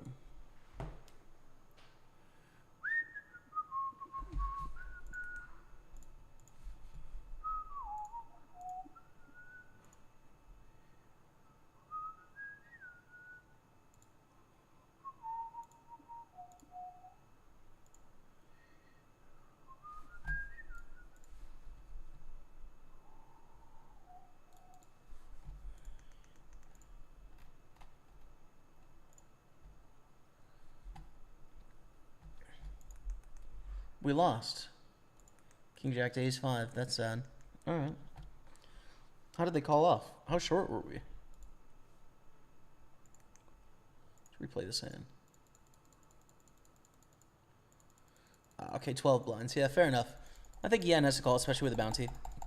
And we had to shove King Jack. There's not a lot to be said there. All right, moving on. Ace 3 on the button. We raise. Oh, sure, I agree with that, but I think the point is that, like, we can't make any assumptions in any way about what's outside of what we can detect. But I think there's some, our base assumption, our starting assumption should be that there is. Because all we've ever known is there being something. So the base assumption should be there is something beyond what we can experience, and we would have to prove through observation, which would be an unprovable factor, because how would we be able to tell if we were accurately measuring things if there was nothing beyond the thing? So our base assumption should be that there is. That scale is infinite and time is infinite. That should be where we start from.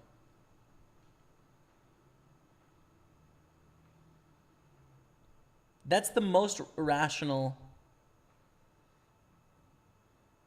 baseline from which we begin deviating with guesses.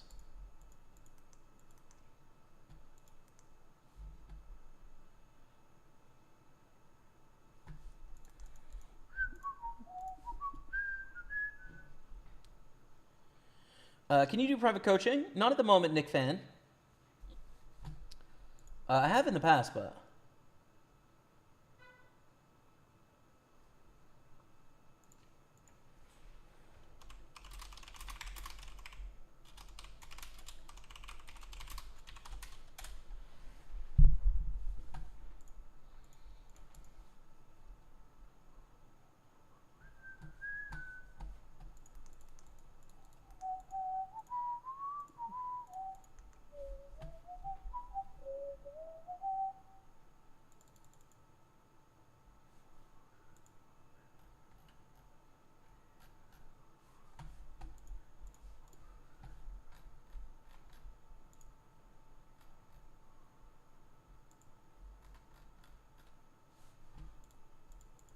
Raise 3 bets. Can we continue with 5-6 suited here? 40 blinds deep. Like sometimes, but I don't think we want to here, for what it's worth.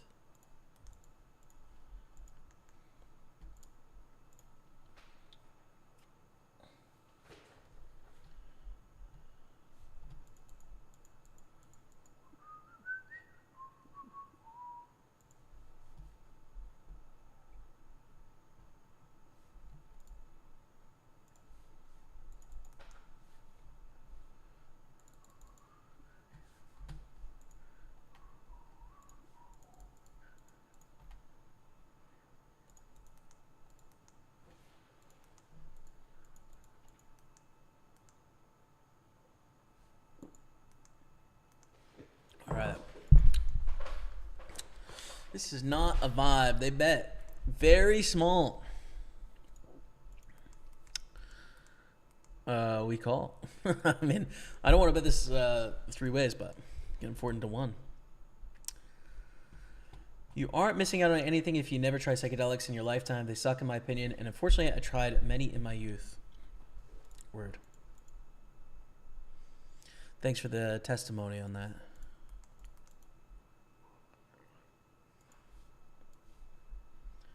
It's one of those things where you kind of wish you could know when your life was going to end and then do them at the appropriate time, right? But I just don't, and it probably doesn't make sense ever. So.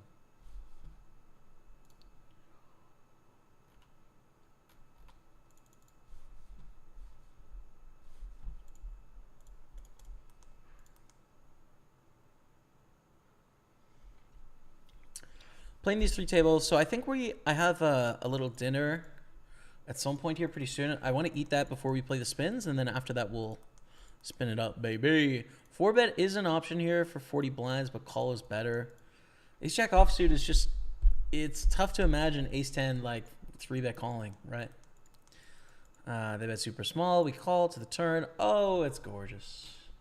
Unless they had aces, kings, or queens. AC Knight says, it was the last hand of the session I walked out with a little profit right after the hand. It was in the beginning or middle of my session. I probably would have shoved the turn or even raised the flop. Call here. Whoa. He's not. Yeah, I think you just have the right direct odds on the turn, AC Knight, honestly. Like, you just have enough outs. Betting 65 into 105. I think you just have the right odds. With your hand. 9, 10, 11, 12 outs. 24% at least. Some implied odds when you hit your hand. Sometimes an ace or king gives you the best hand.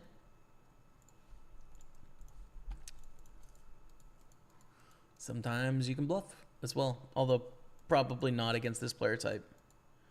Are you ever going to find a profitable bluff line? But yeah.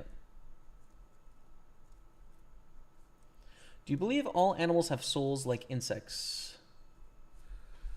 No. I don't believe humans have souls either, for what it's worth.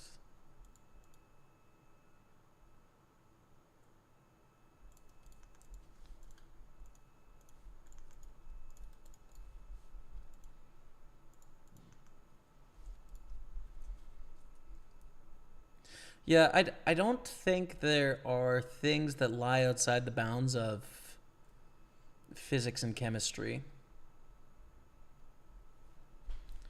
I think there's things that we understand and things that we don't yet understand, but they are explainable by, like I said, physics, chemistry, and logic and mathematics. So, kind of rules out souls.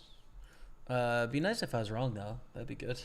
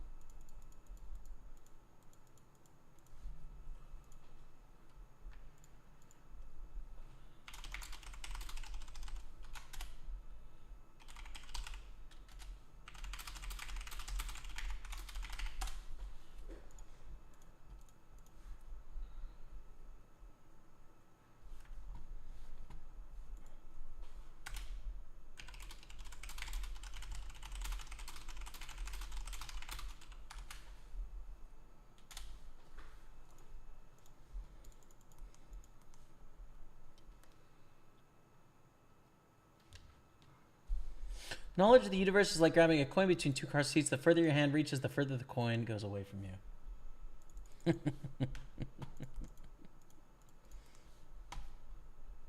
That's good. I like it. Go all in your next hand, says Lee Mahler.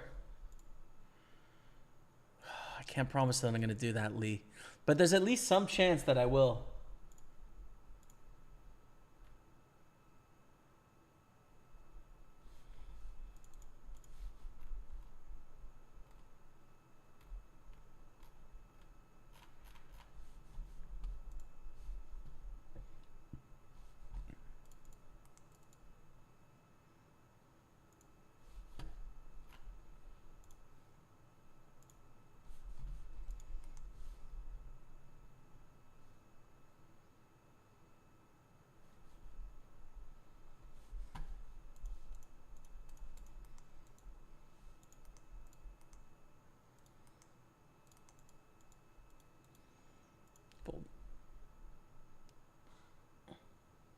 Alex disagrees about psychedelics. Fair. Fair. I imagine the range of experiences is pretty broad, but fair enough. For an introspective person, they can be a game changer.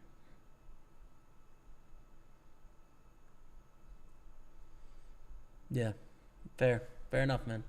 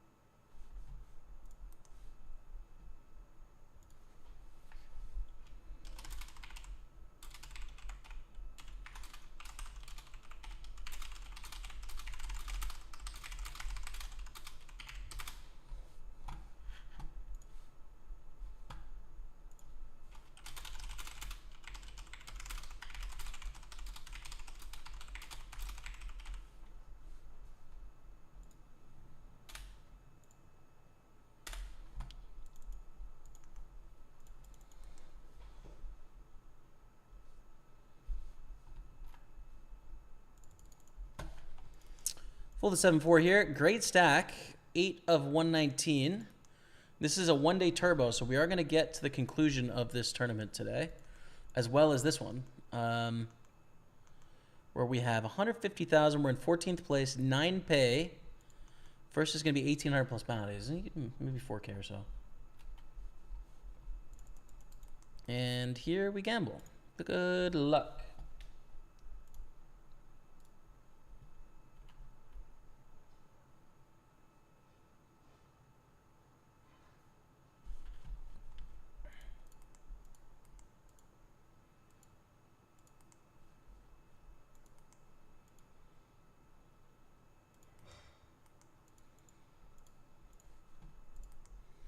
Nice hand, Maximilian.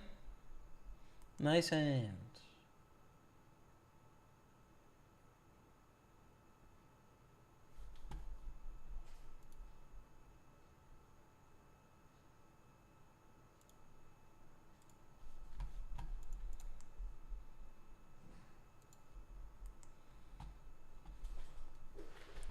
Everything has a beginning. Chemistry and physics could not exist unless it was created.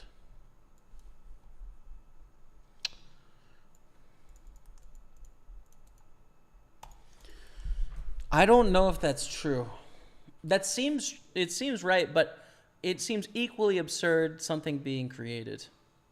Obi-Wan Kenobi 43. In that the thing that created the creator, or the creator just existing, is the same absurdity.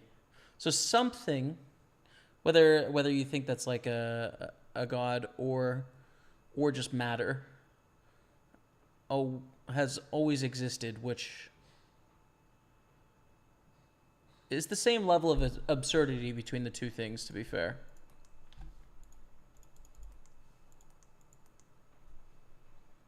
Yeah, I don't know, man.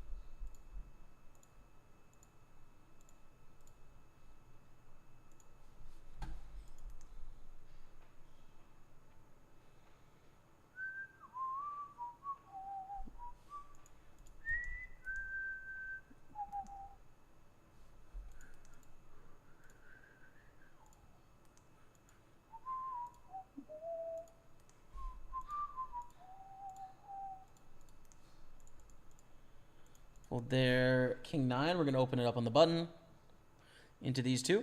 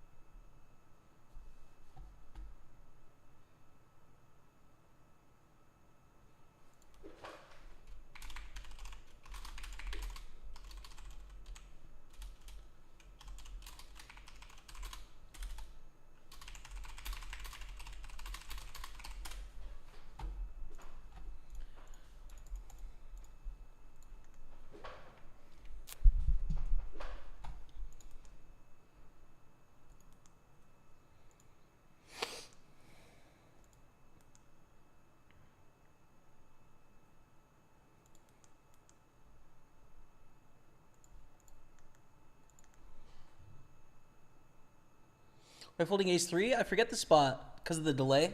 Thomas Brodries, so I don't remember where the ace-3 was. Sorry, brother.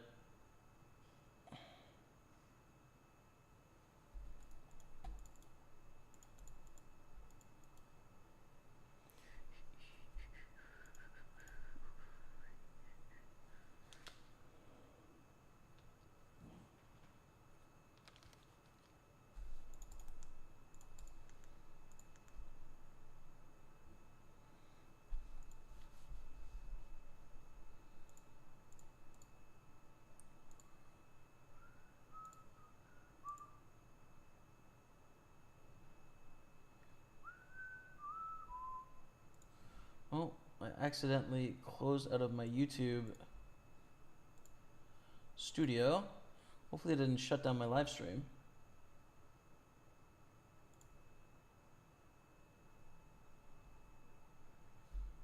No, looks good.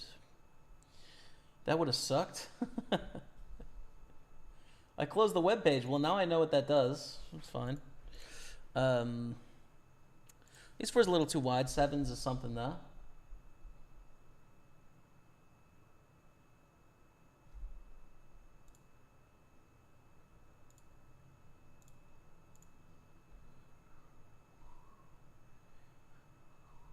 There we go. Nice. Raise to 135 here, I think is good. Over Maximilian D's limp in the 33. This does have a day 2, and 15% of the field makes it, but they're still reg for 35 minutes, so we don't know how much. What a flop, man. I'm going to start with a check.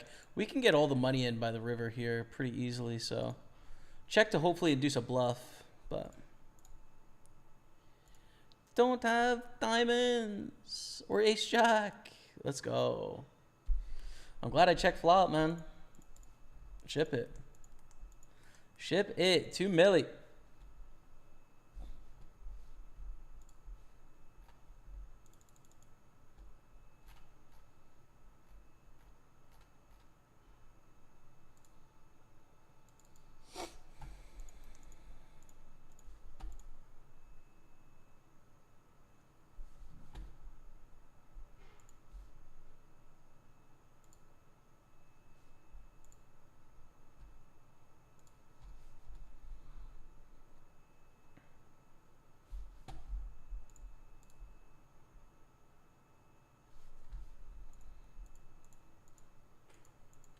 Daniel, 3 bets. We're going to call with ace jack suited, and we go to a flop, which is pretty interesting. Pretty interesting flop. Top pair, top kicker.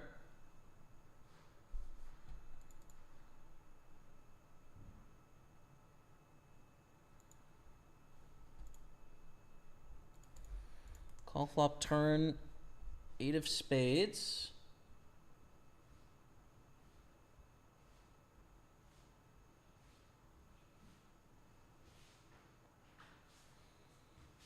Rebecca, you have to stay for this hand, unfortunately. What's going on? So I raised, they 3-bet, and I called. They bet the flop really small, I called. They bet the turn, I think I have to call here. We need no heart on the river. 10's fine. I think I'm going to win this pot, Rebecca. That looks delicious, by the way. Thank you. Oh my goodness. Chicken, broccoli, guacamole, tomatoes, rice. Just a power bowl of nutrients. I think I just call and lose, Rebecca. It is what it is. Top in a 3-bet pot. Gotta do it. You haven't won a hand Oh! all day. Finally. That's thanks to you, honestly. You're a good luck charm. You think? I think so. Maybe it's the run good lunch, though. It might be run good lunch. No, it's you. It is you. Yeah. I just feel like it was time for you to win a hand. Yeah, what's going on? Yeah. For the love of God. Chat, I'm going to have lunch. We have gazillions of chips here, which is great. Looking to make that day 2 for next Monday. I'll leave you on the 320 table for now, though, while I have lunch. I'm going to take off the face cam. Feel free to play some music on your side. so I can chew my food safely. And then we'll be back, and we're still going to play those $100 spins when we come back. We'll start them up, okay? Pokerstaples on Twitch, YouTube, and Facebook. And enjoy. I'll be with you soon.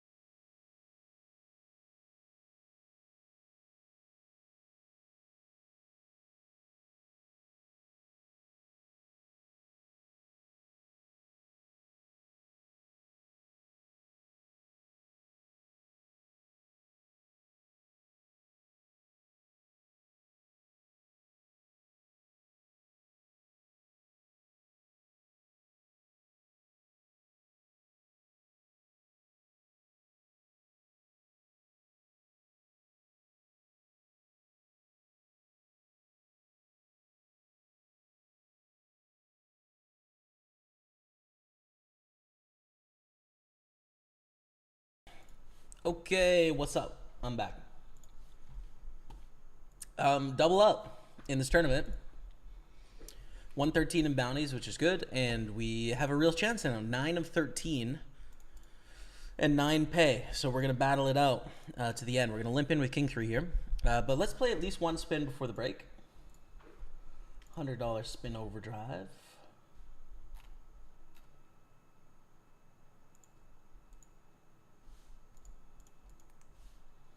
So we'll put it on table 5.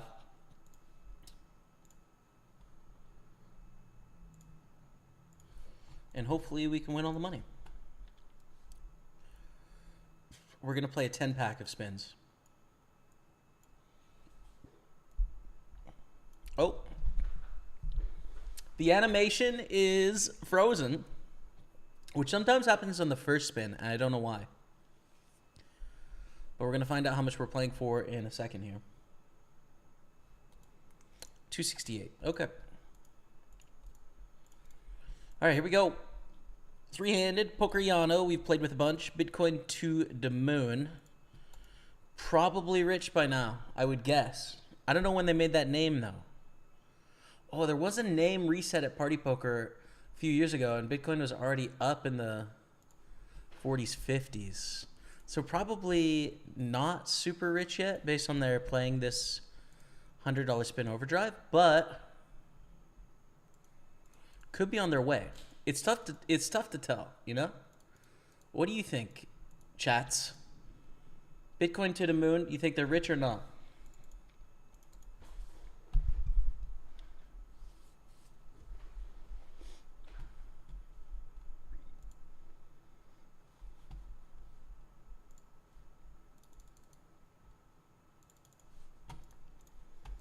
Fold there.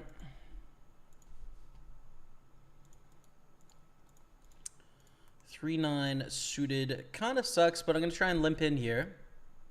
Being suited, I think that's enough of a thing to get involved, and it is ace 4-5 bet. Do a lot of checking out of the small blind versus blind. Exceptions are ace high boards. Raise a 90. I think I'm just gonna bluff and pretend I've got the goods here. Didn't go very well.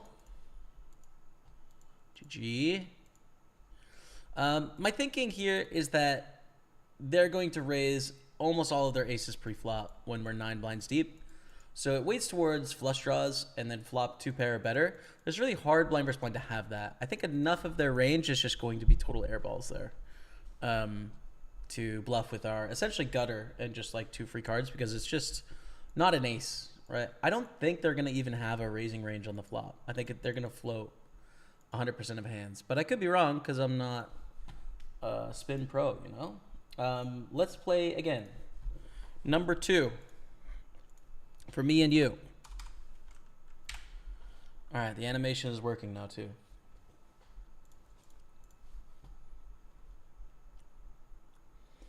Hey Jamie, it's me, Maximilian. We chopped the ace king. You eliminated me with your flop set of 7s. GG. Hey, GG, man, on Facebook.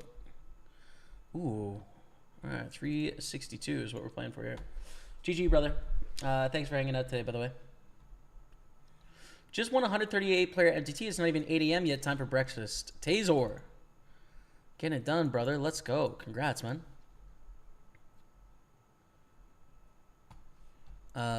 Okay. So with a check and then bet turn and river seems fine.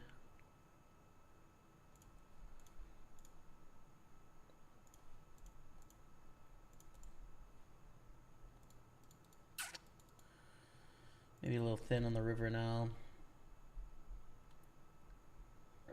It was from the cutoff first act. 30 big blinds effective with ace 3. I don't know. Maybe I'm missing some offsuit aces in the cutoff, but I think typically I'm going to fold ace 3 in the cutoff. Maybe I'm wrong on that, though. Seems like a fine fold, Thomas, to me. Do you ever find it difficult to run deep? Sometimes, yeah. It takes a while, man. Poker be crazy. Raise get a call. Queen 8-6.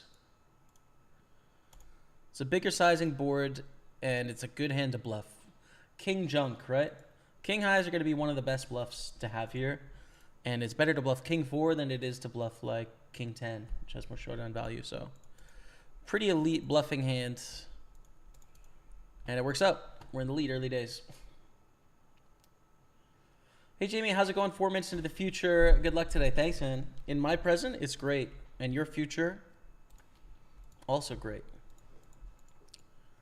Appreciate you. Fold? Yeah, that's fine. That's fine. All right. 7-9. Nope.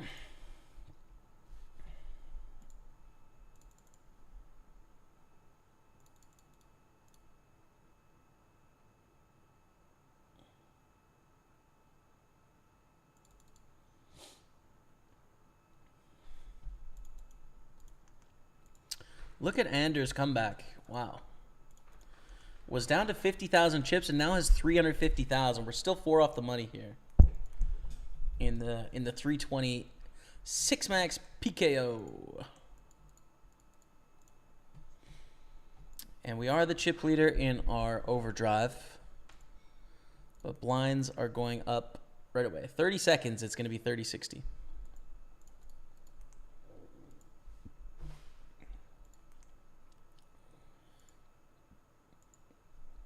No longer the leader, but heads up.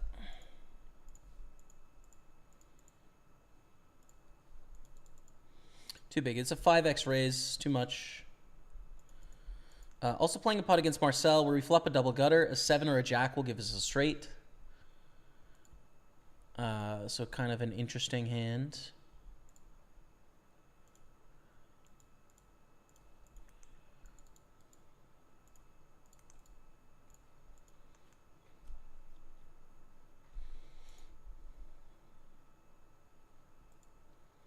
Whoa, pretty big bet. We fold.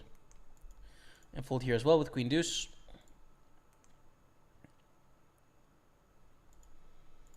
All in.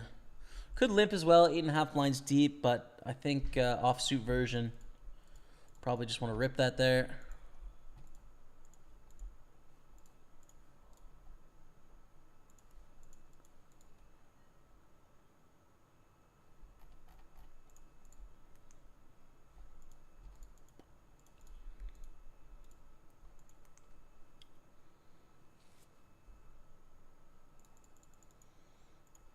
Can't jam. Don't think we can limp as well. The 10-3 suited.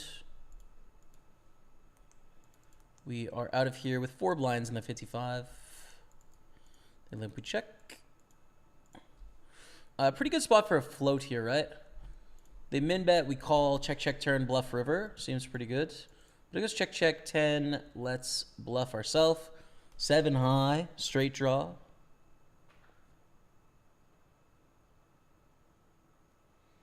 A lot of draws we can have in this spot, so it's a little dicey on the river, but we take it down. Jack 7 suited, not a hand we want to limp folds. It's just a little too strong. So we ship it in, take it down, fighting back. We get a walk, fighting back.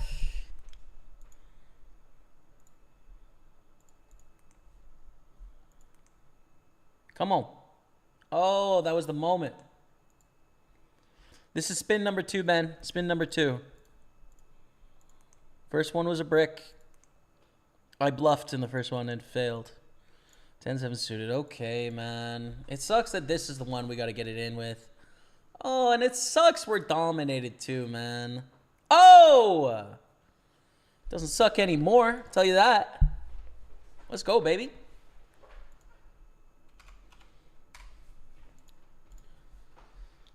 $362 is the prize pool here. It's not over till it's over.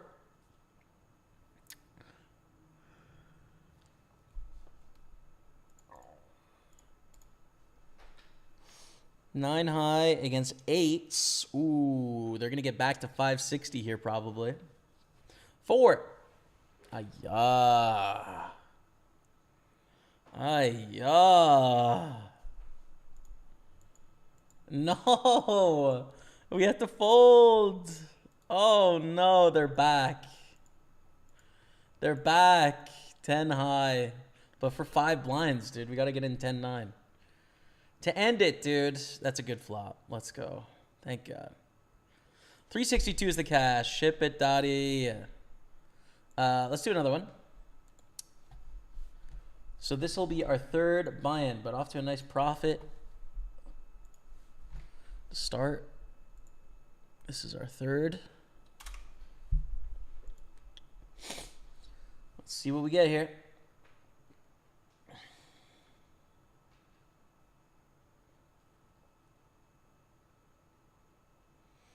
$249. Okay.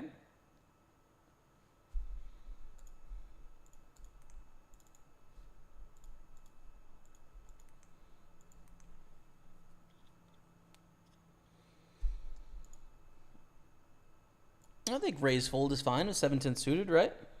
Seems okay to me. Yay for Jamie. I'm a big fan. Thank you, Starson54. And how are you? Good bluff hand again.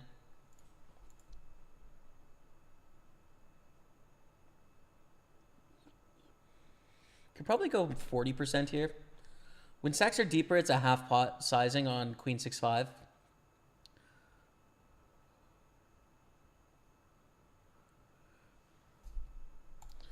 We only have 2 streets against a 6 or a 5 here. There's not a lot of point in betting.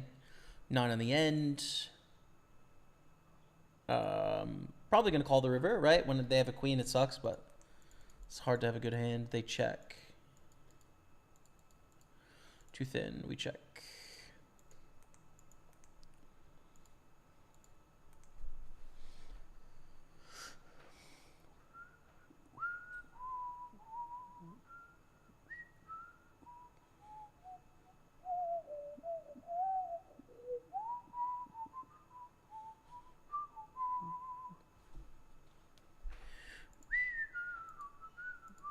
We're all in with the A7 here.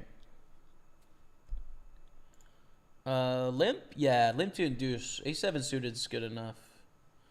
It hasn't worked very well, though. It's a really bad flop.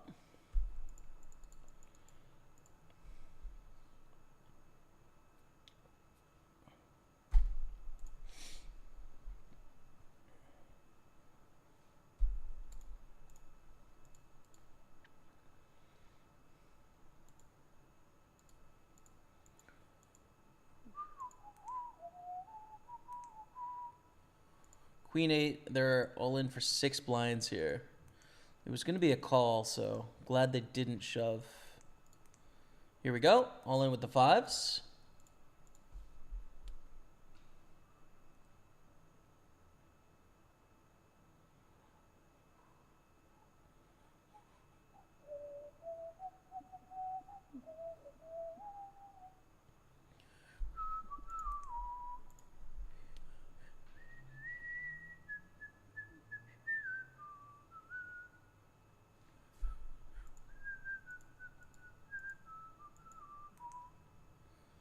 Here we go, Pokeriano with a beautiful ace-10. Gorgeous hand. We're dominating. Flop is fantastic. Turn is so bad, but we get it done on the river. Whew. Sweaty. To win back-to-back, we've got a 2-1 lead over Bitcoin to the moon. We are dealt one of the few folds 5 blinds deep. And one of the few folds in the next hand, but we get a walk, which is great. Ooh.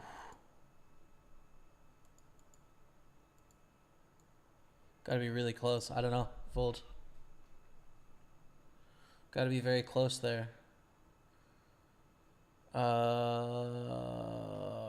I think, for 5 blinds here. Yeah. Call. I'd fold Jack 4 offsuit, I think, but...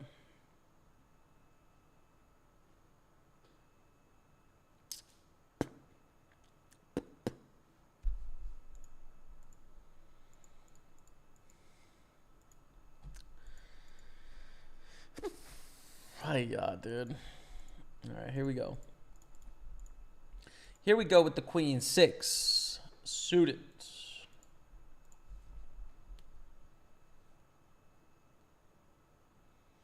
Okay. All right. Hey. We're in the lead once again. Man, these things are wild, dude. Just swing back and forth like crazy. For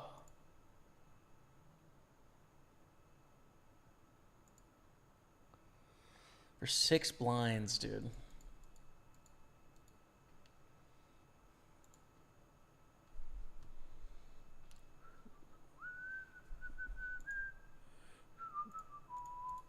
Shove the 10-8. We're getting a little too short here. We still have fold equity, so I like the shove. Call it king 5. We are kind of flipping 45%. And not going to get it done. GG on that one. We can run it again. That was the third one. We've cashed for $362. So $62 profit so far. See how the next ones go.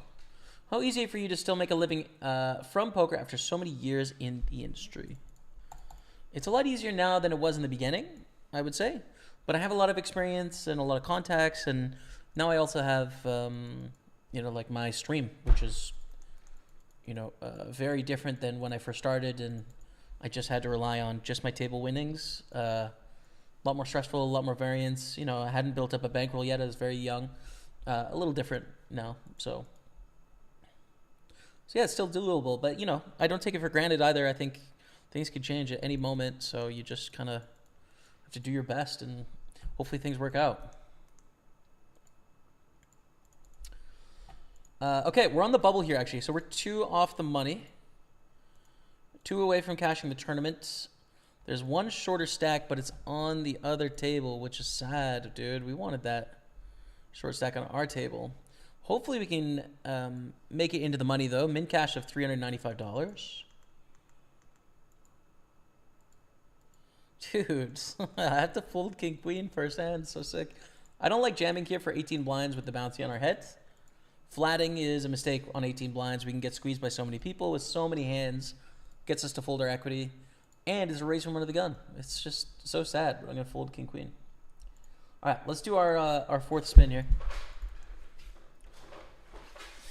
Our 4th spin.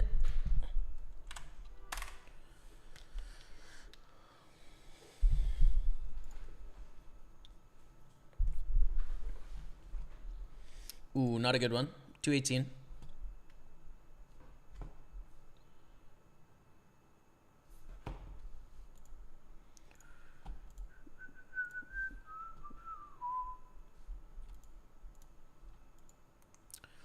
Ace jack 7s.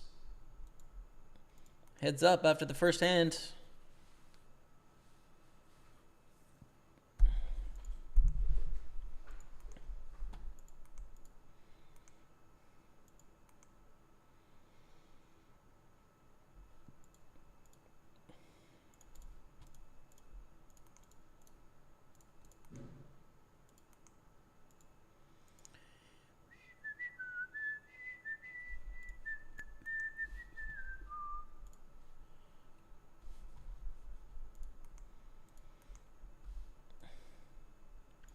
I've got that 90s song in my head, and I don't remember what it's called, but it is firmly in my head. Da da da da da da da da da da da da da da. Ba da da da da da da da. Ba ba da da da da da da.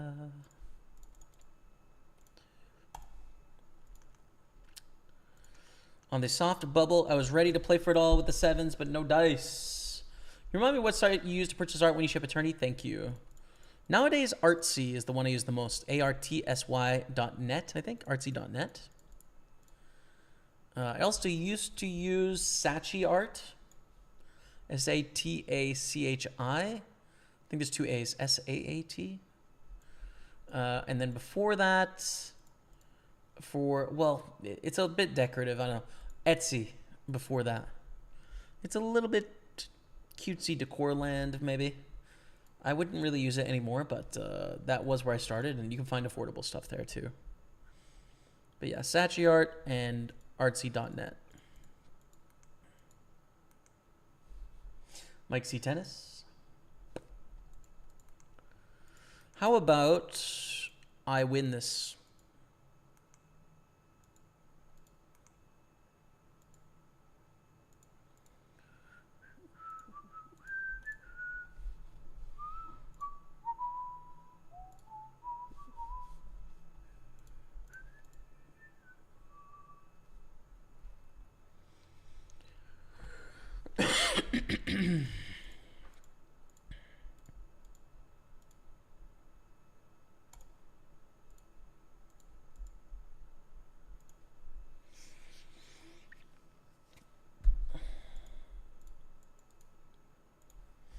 Don't think we want to jam that for 6 blinds there.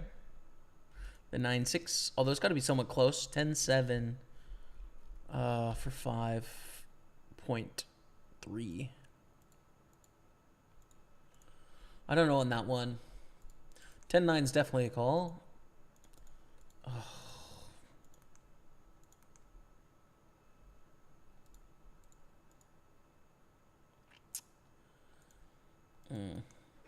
Obviously, seeing how it ran out, I would definitely take the 10-7 now, but all right. 4 down, 362 in cashes.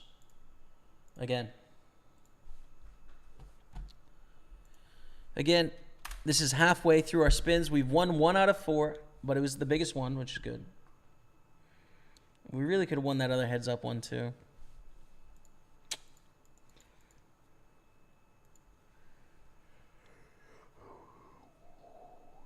Okay.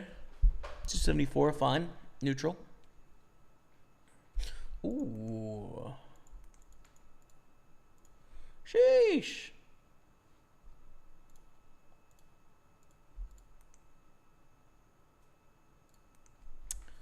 No dice, though. No action with the kings. Sad vibes. How much are the spin tables that you're buying in for? $100, Bob-en. $100. You can see the prize pool up here too. So it's prize pool is anywhere from 200 up to a million. Obviously not super common, but it's in the rewards. It's gonna happen X percentage of the time. That'd be pretty sick. Queens against King 5. Queens take it.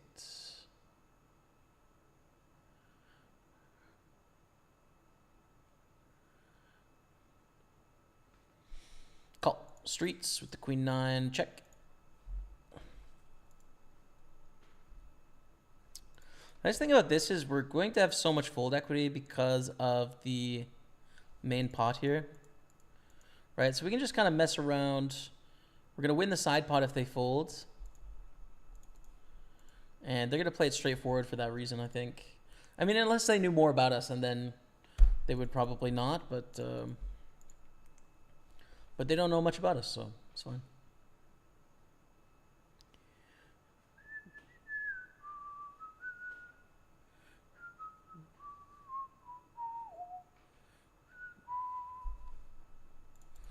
Just like that, they're back. But big moment here in our 320 soft bubble.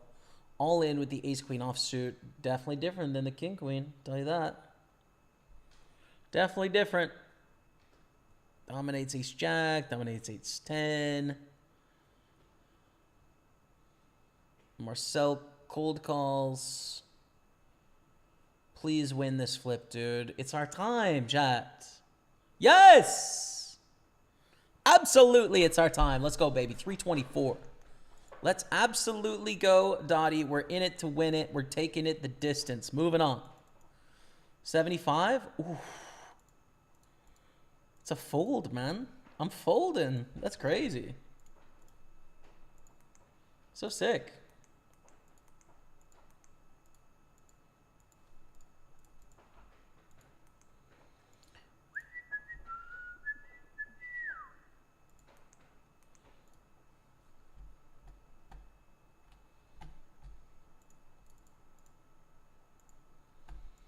Jack 9 doubles through, and it's back at starting stack. Amazing. What a comeback from Pokeriano. Now, let's play the king-queen, though. We raise under the gun, flat on the button. Go to this flop of queen 9-7, 2 diamonds. I think check raise is the way here. Ace Queen is going to 3-bet pre, especially on the stack, so we're basically nutted here.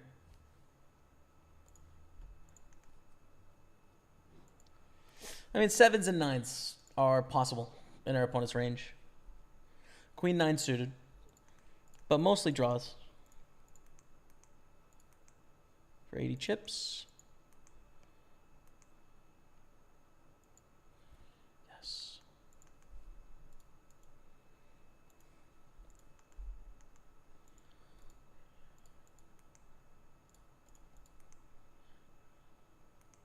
King 6, King 6. How about some clubs? Okay, chop it up. They just fold to the check raise, which is okay. 370. And just like that, dude, we're in 5th place in the tournament. Let's go. Let's win this 320, man. Why not us? Let's win this $100 spinner first.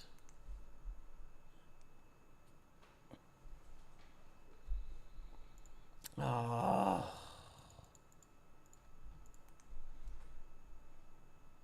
Barry! Absolute Barry! We're running incredible. Let's go, baby. Let's go, chat. 4, 5, 8, 4. Oh, that's sick. Wow, that's sick. All right, 362 plus 274 up to 636 in cashes. Sheesh. After 5 spins. All right, let's play again, though.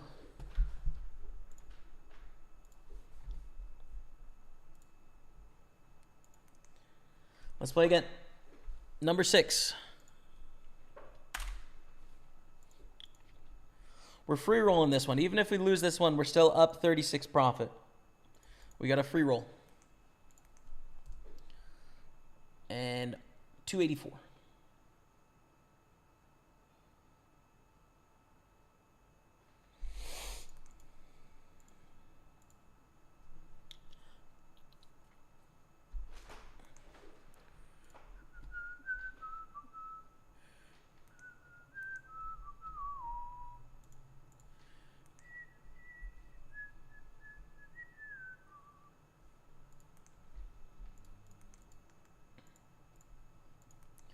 Fold the 7-8.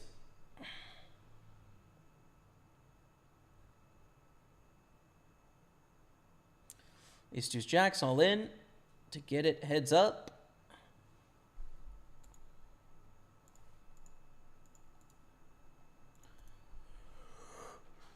And here we are. It goes Bitcoin to the moon.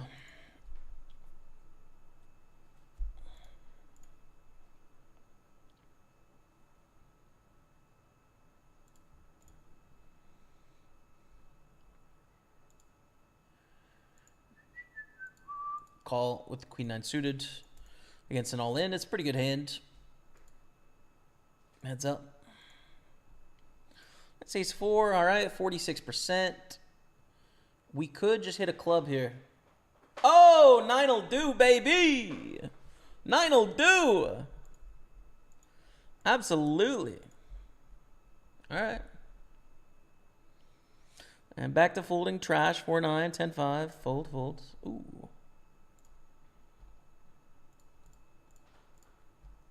New to the channel, what's up, Kuni Casanova?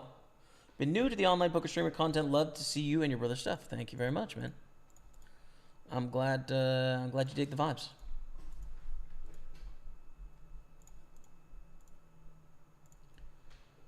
Quick question: why do you say Dottie? It's so catchy. I love it. Dottie Pepper is a golf pro and announcer. And I wanted to be a pro golfer growing up, so I would always reference her on the golf course. Like, oh, it looks 13, 14 outside right, Dottie. And so I don't know. It just kind of stuck with me into adulthood, and here we are. Basically. Is 9-7 a jam for 7 blinds offsuit? Maybe one of the limp folds. Ace King, we're going to 3-bet call against Wayne.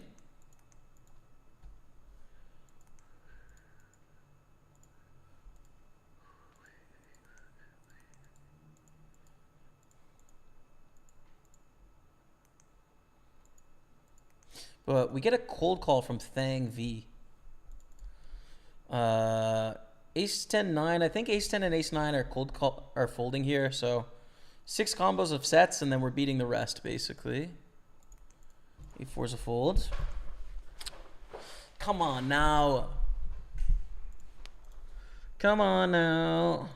Where are you?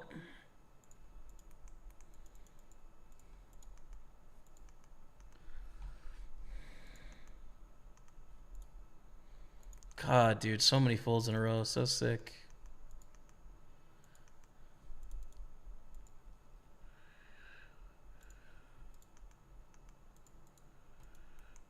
Call with the king 5. Yeah.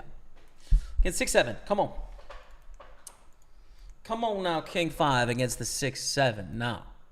Yup. Ship it.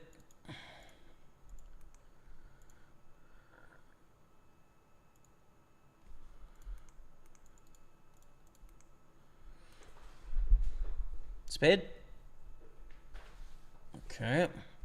It's not over till it's over, but it's looking good.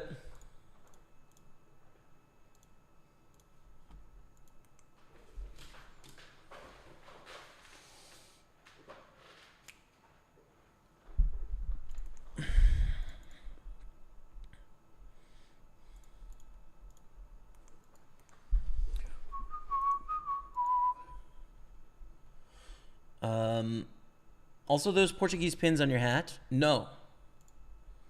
Let's go. We won 284. Let's go, baby. They're flowers. We're up to 920 in cashes now. After 600 in binds. This is the straight goods, baby. Queen 9 suited. It's a good deal against 3 opponents, so let's give it a go. We have 4 more spins to play. We're 5 of 10, so we're on the pure bubble, but we kind of want to play against these 3. Not so much against Thang V or Launder.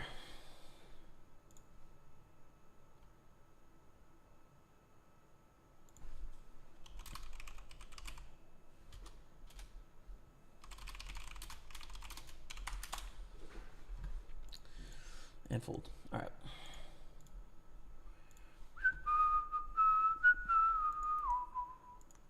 Ace Queen against 5s to burst the bubble. The bubble has been burst. Red felt hype confirmed. Chat. Let's go, baby. 396 cashed plus our bounties of 113. 9 remain in the tournament. First place is going to be 1,800 plus bounties. About anywhere from 3,500 to like 5K, depending on how well you do in bounties in the last 9 people. And in our spin overdrive number 7, we are up to 247 prize pool.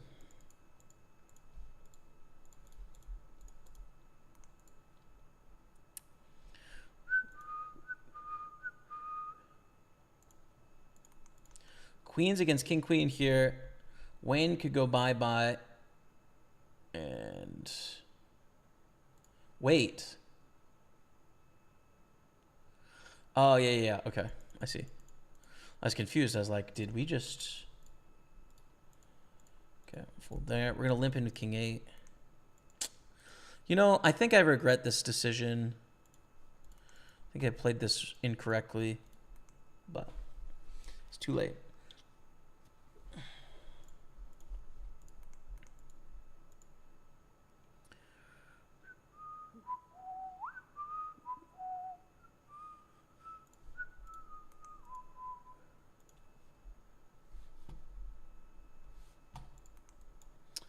Ten 8 suited, good enough for me. The voice inside my head. I've got an emo playlist in my head for no reason. Doesn't make any sense.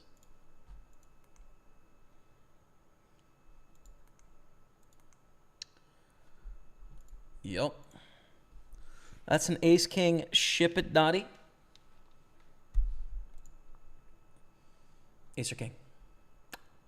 Club, club. 9, the German kind. Okay. Let's get number 8 here. Number 8 is coming in. We have 3 more to go.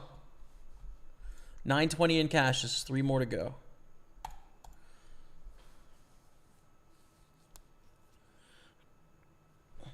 I thought it was Dottie Pepper. I'm also a very big golfer. Touche. There it is. Cooney Casanova. Gotta love it, man. Spend all those days on the golf course growing up, you know, pretending you got 10 feet outside left to win the Open Championship. Gotta love it.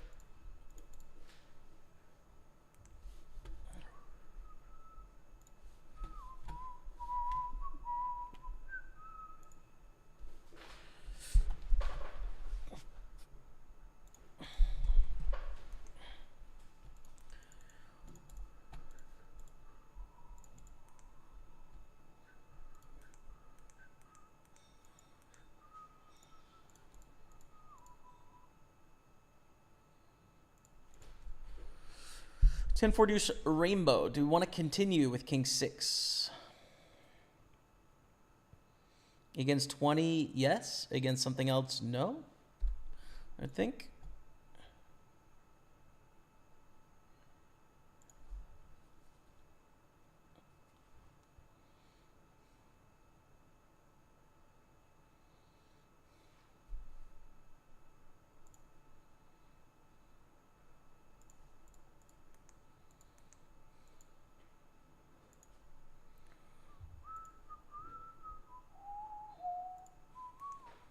And did we just get called there?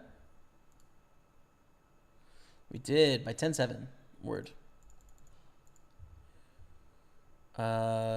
Raise fold to Bitcoin to the moon and raise call Pokeriano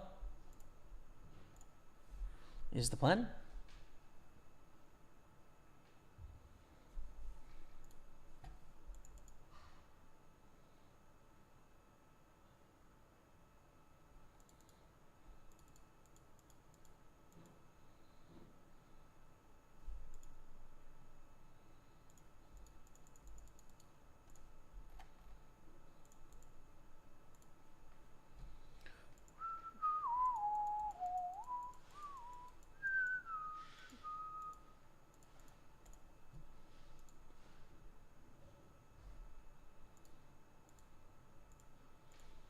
All in with ace 4.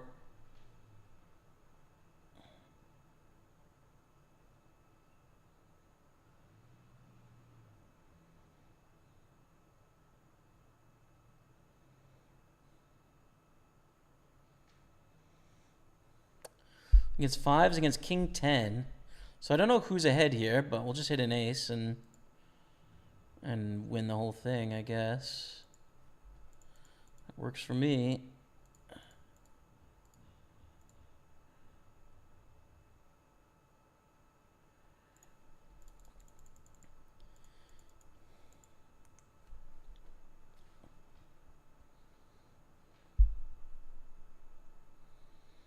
Okay.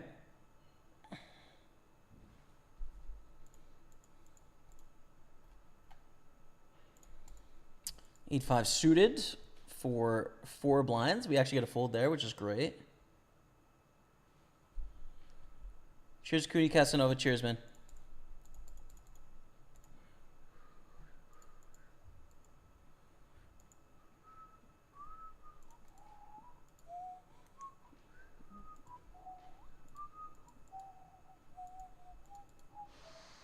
$61.20, 180. I think we fold deuce 4.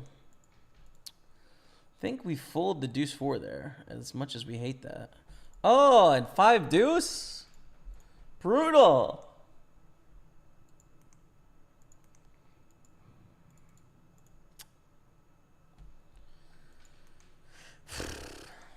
They're back. Oh, disgusting.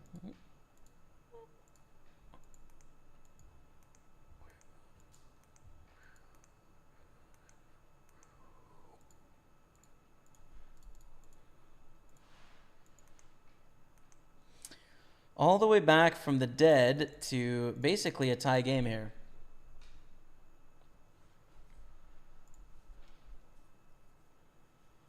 All right, king 6, 10, 9. Pretty much flipping here. It's a great turn. Ship it. 247 coming our way. What is that, man? We are 1167 in cashes, baby. With 2 more spins to play. Let's go. I'm going to fold in the turn here. Profit, Ben. Profit time, baby. This is the 9th spin.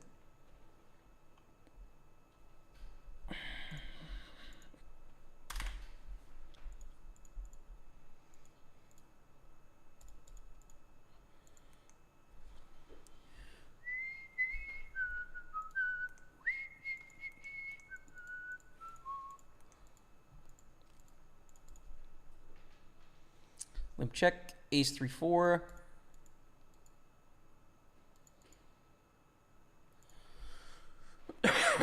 Bet. I think we should probably check our king and queen highs and then bet worse than that, especially when we have a heart to go along with it. But all of our 6x here, all of our 5x, all of our heart draws, and a little bit of other stuff, probably. That's excluding the actual good hands, which would be straights and 2 pairs and sets and top pairs and stuff.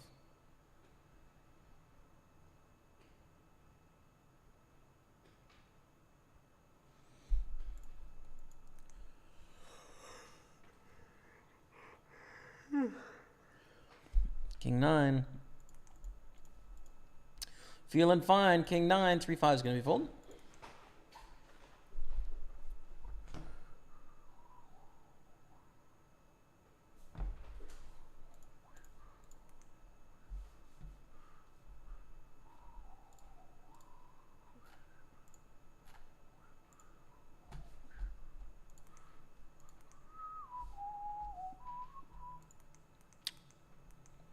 Ooh, fold now. It was going to be a pretty tough heads up here as to what to do. But thankfully we get saved because they would have had it dominated.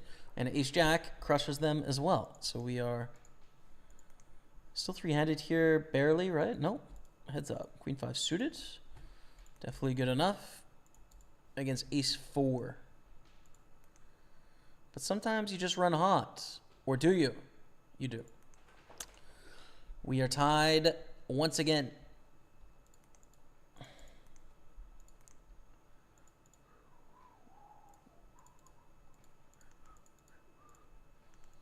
And the 6 max, we get a limp. We check.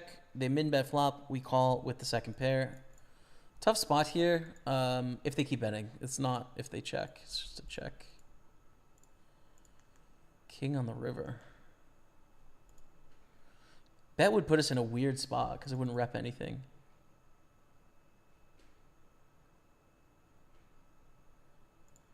I'm going to go for a small bet.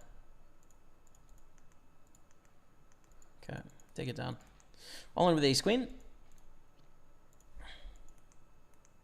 Go, brother. Let's go, Renato Santana. What's up? I'm trying, man. I'm trying out here.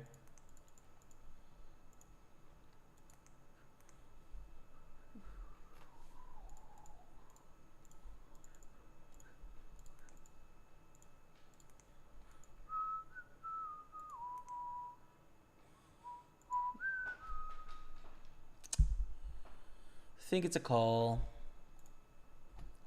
I'm sure glad I called against a dominating hand. No 5, no 4. Oh! Rip, dude. All right. 1167 in cashes. One more for our 10th spin.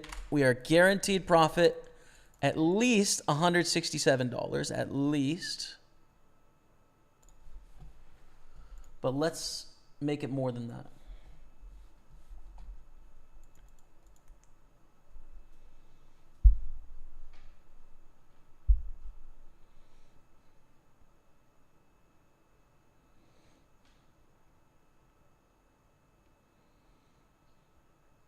231. Not a great multi. But it would take us over the $300 profit if we can manage to win here, which would be good. Raise 3-bet, 4-bet. Interesting. A weird spot with King Jack suited. So we call 450 to win 1275. 3-1 in position.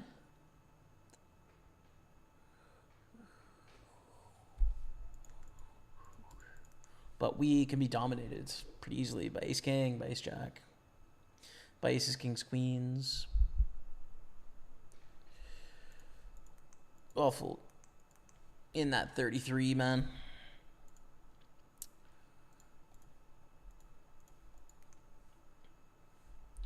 Was he not showing that table? The 320? We will after the spins. Just want to finish our spin. 10-pack of spins, man. King, Queen against Jacks. All right, well, that's that. Or do we have a blind left? I think we do. We lose a player, Ace-9, Ace-King here. Ace-9, Ace-King. We're down to 8 now.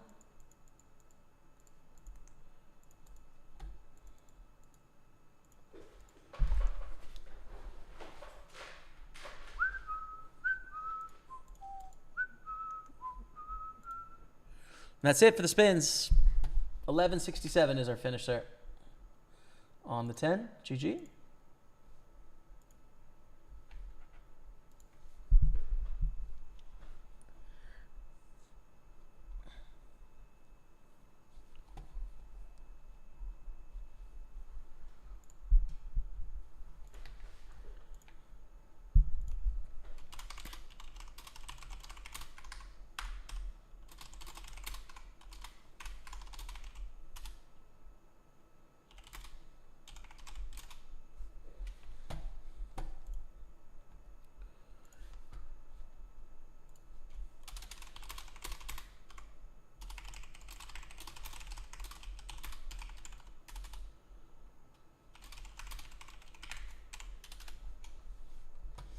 Final table hype. Wow, there it is. Okay. We've made the final table of a millions event. That's good.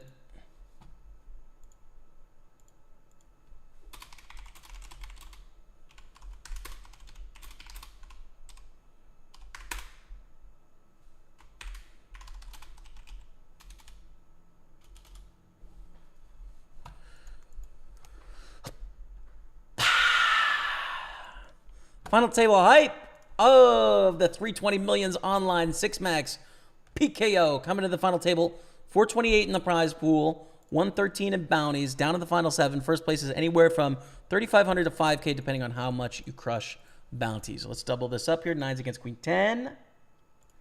Let's double it up.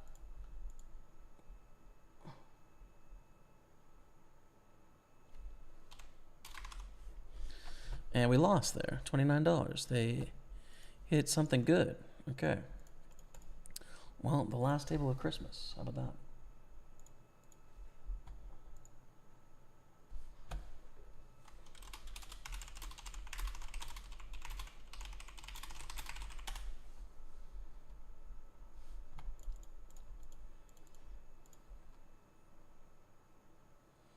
And we're going to bet now with our straight on the turn. We do cover Daniel and Alex. Both have $200 bounties. And a min-raise to 109. Just call and let them bluff. Hope River isn't a club, but don't fold, basically. Oh, no. We can't fold, so there's no point to induce. We should just lead. Because if they bet River, not enough of their range is a 9 to fold here, so we should just lead bluff. The chop, right? So sick. Such a sick river, dude. Hopefully they fold. That'd be amazing.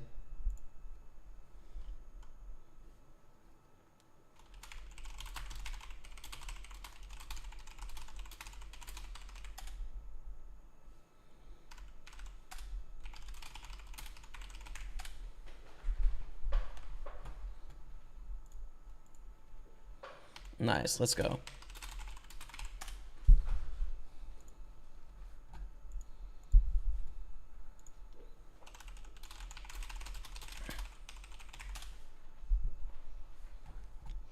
Let's go. 5 of 7.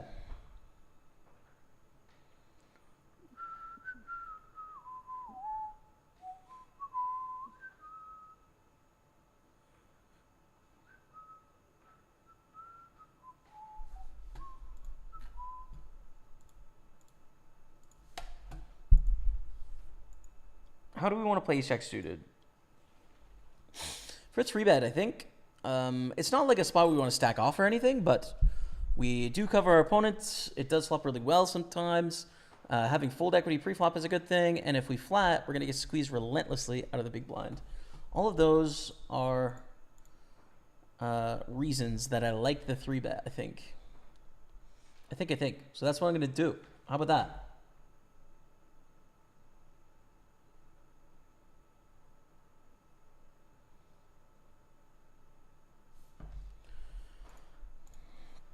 $600 bands.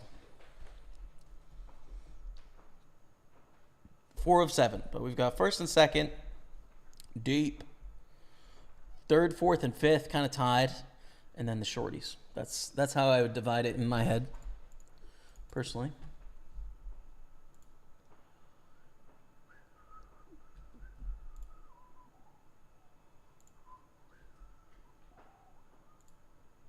Final table hype.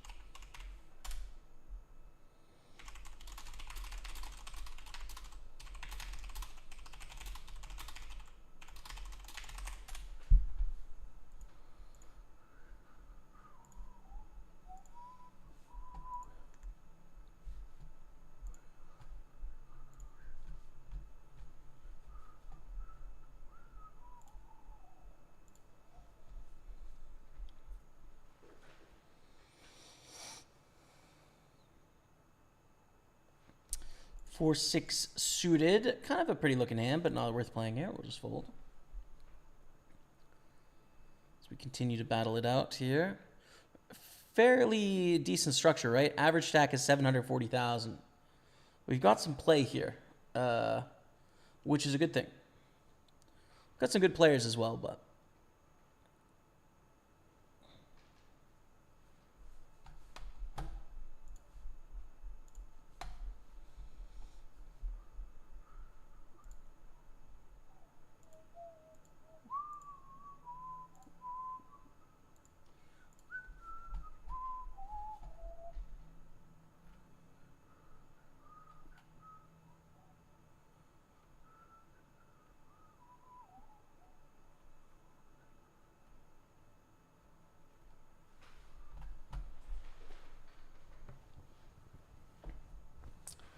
delicious, delicious, delicious, delicious dinner. So tasty, man.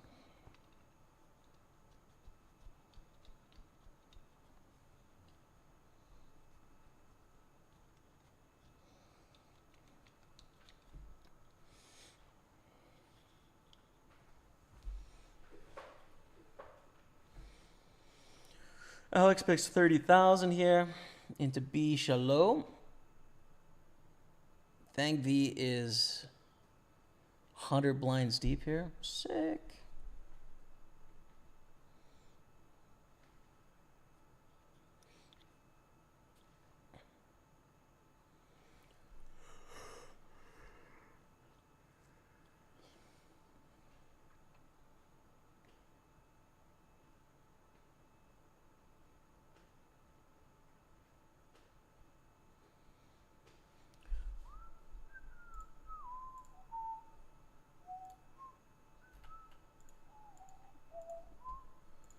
Check out our million schedule this week.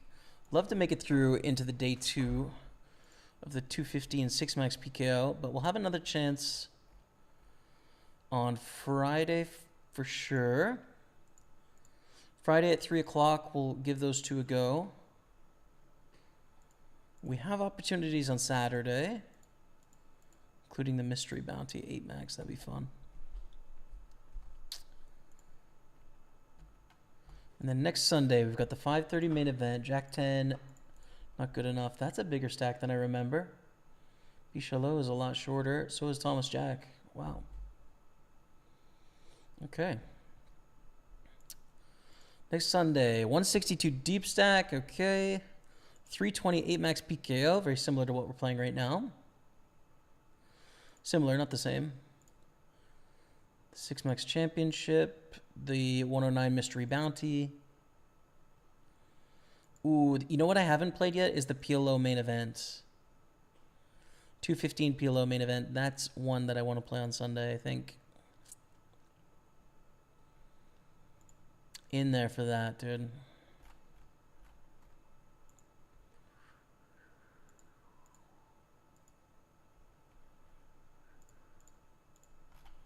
In there for that. That'll be nice. Okay. Back on the present day.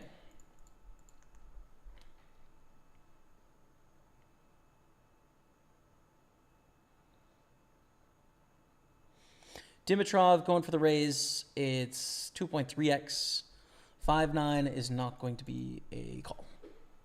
We'd call 9-7 and think about 9-6 and 9-5 is a fold. And 9-4 is a fold, 9-3 is a fold, 9 deuce, of course.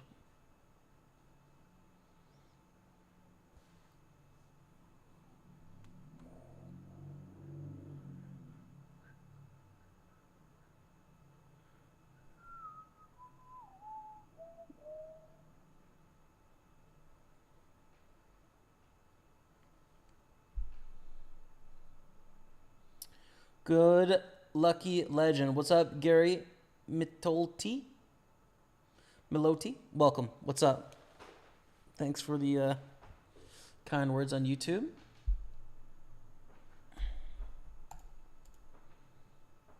$5-9 is trash. What a comeback, though. I mean, we were down to like 40,000 in this tournament, and now we're back in action.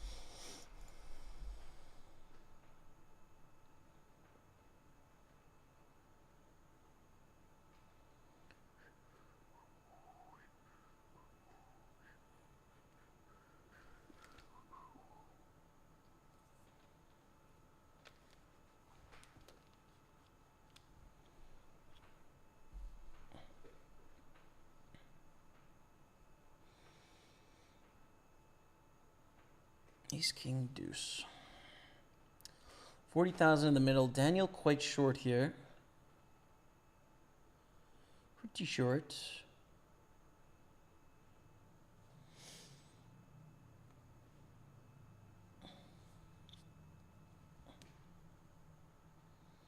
Ooh, I'm going to be tired tonight, man. I'm going to be tired tonight.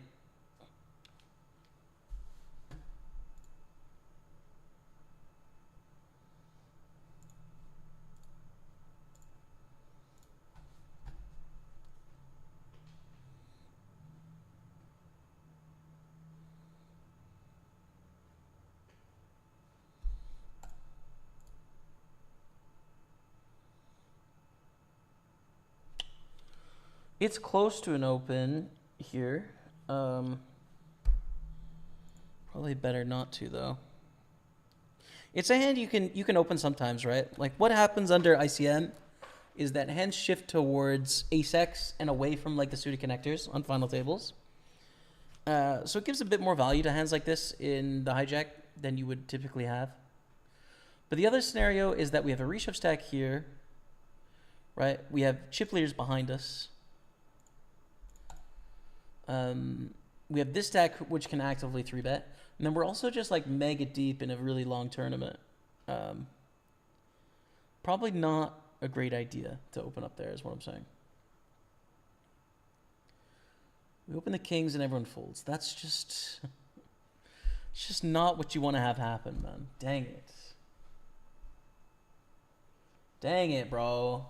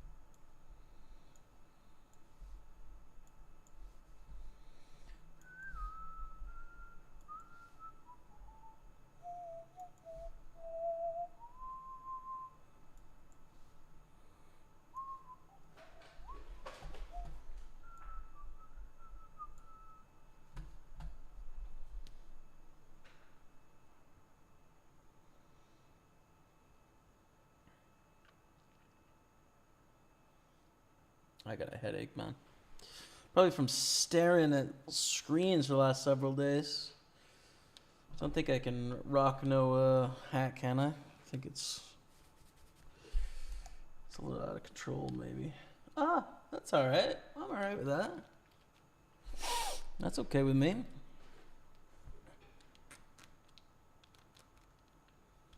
Thank you for the good luck bar, Codus, on Facebook. First comment in about an hour on Facebook. It's been so quiet. It's been quiet everywhere, to be fair. We had some good chats earlier, but then the chatter has died down.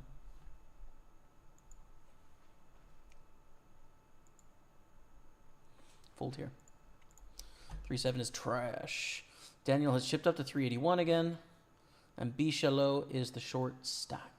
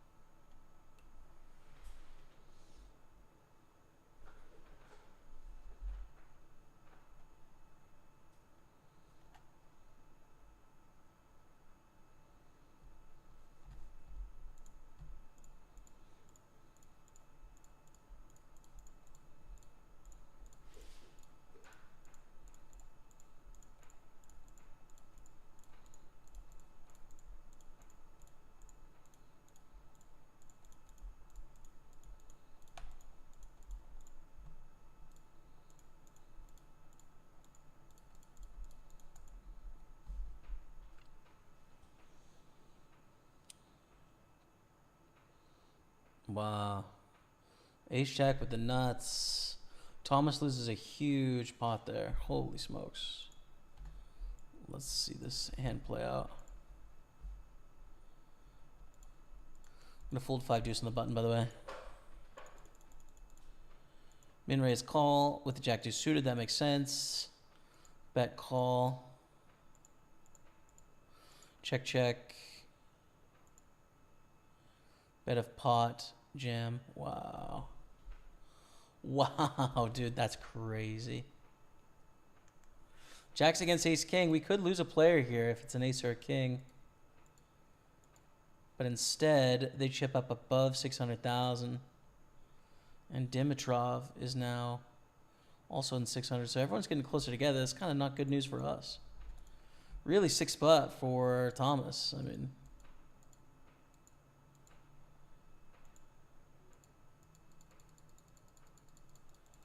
wow. Whew, nasty. 9-8 suited. Do we want to play? Yeah, we do.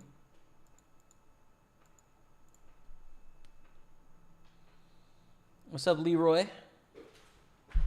Okay. Leroy Red.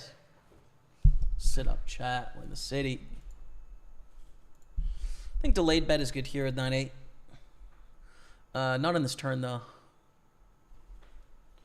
We're repping ace high. We check back often.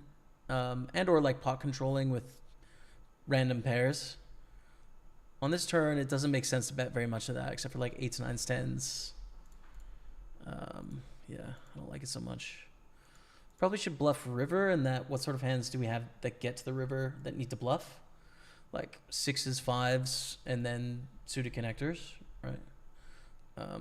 So yeah, let's go for a bet here. And see if we can get queen high to fold, jack high to fold, 10 high to fold. Ace high calls and wins. Rip. But that hand would have check folded, which is too bad on the flop.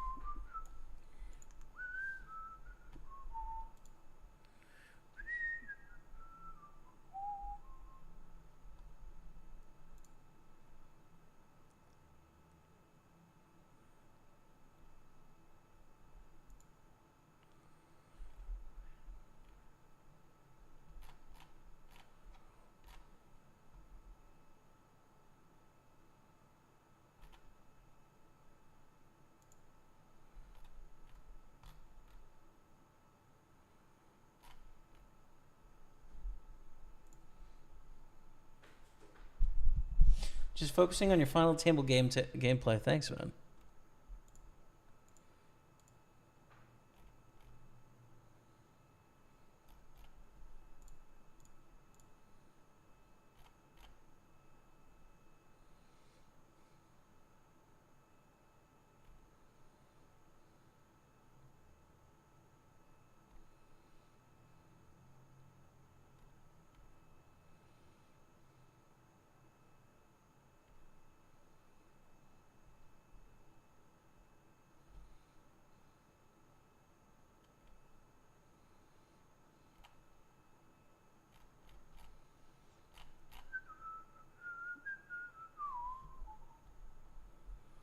Do you feel like online poker allows more distractions than in person? Oh, for sure. Yeah. I mean, you got the internet at your fingertips, man.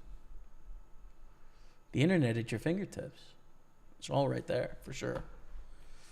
Whereas in person, you have people in front of you, so usually there's conversations and stuff. Some quick spin highlights. I'm going to grab a drink, wake up a little bit, some caffeine, you know? Maybe a coffee.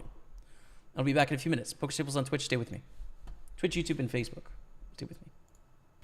You're not going to jam much, but King 7 offsuit I think is a good candidate. Unfortunately, they have it. They had Jack 9 there. And we're out. We are 0 for 4, dude. Let's see how we do this time. 238. God, do I raise fold this or I limp? I think I limp King 7 suited. It's like too sad to raise fold, and I don't really want to jam. So just limp. There's theoretically like a correct... Oh, sorry. I've got to put it back on the table. There's theoretically a correct range. I don't have them like memorized or anything. But there is mathematically like a pre-flop strategy and can be adjusted from there for sure. And beautiful. We go all in here. Our opponent's like 8 blinds deep. I think we have a pretty big jamming range here. That's the nuts, man. Damn. Haven't been broken a minute, but we might be now. We're going to go all in with King 10. I used to play a lot before streaming. I've played a little bit during streaming, like some live cash games. The stack sizes are very different in cash games, right? You're probably not going to call an all-in with 9-10 suited in a cash game, but here we're 5 blinds deep. So, like, it's a strong hand, actually, given the blinds. DeRosso Poker, dropping the 5-month resub. What's up, DeRosso, you legend? Welcome back to the team. Thank you, man. King 8 against Queen 9, all in here. As you can see, we get called by a worse hand, right? Like, Queen high. Wow, we're running so cold. My goodness, dude. We're 0 for 5, dude. I mean, at this point, just go 0 for 10. That would be, if we're honest, like, let's just go for maximum pain here. Okay, we got a 3x. 428, that's good. I mean, this would make some progress. What do you think third and second place get when you get a 12,000x comes up? It's actually 100K. So it's a 1.2 million prize pool, and runner-ups both get 100,000. And then in a $500,000 prize pool, the runner-ups both get 50,000. In a 200K prize pool, the runners-up both get 20,000. In a 100K prize pool, both get 10,000. Raise the 5s. I mean, we could do something else here with 5s too, but it's fine. I still don't speak French at a level that is conversational. You know, I know some words, a few phrases, but not enough to say that I speak it with any proficiency or anything like that. We continue with a gutter. We're not going to fold any gut shots here, especially on a dry board like this. Lead on the turn. 5 is better for our range than theirs. So we're going to bet 90 here. We, of course, have a gut shot, but we have 8 high, right? It's great if we can get like Queen high to fold or Jack high to fold or 10 high to fold. So we go for the lead, and it works out. We're going to limp 9-3 suited. Hey, j'étais au playground samedi. J'espérais te voir. I need to translate. I was at playground Saturday hoping to see you. Je suis désolé. Je suis chez moi au samedi. Je vais au playground. Donc, I hope. I don't know what I hope is. I haven't learned that one yet. Tu voir tu. Bro. Yeah, I don't know how to say a lot of those things, but it's okay. I'll keep working on it. Min raise, we're gonna call it 4-7. Did some hands against your brother at the tournament the other day. We sat at the same table. Pretty cool for a fairly new player like myself. Nice. Did you get him? Do you guys battle in any hands, or what's the story? La semaine prochaine, we need a bluff. Because we have 7 high. We missed our draw. We have 7 high. 7 high's got a bluff, man. Limp don't fold here with King 7 suited. And it's a great flop, but do we need to bluff? Like, we could value bet here. Yeah, I think we will. Because when they have a 3 and a 5, this is a great spot, right?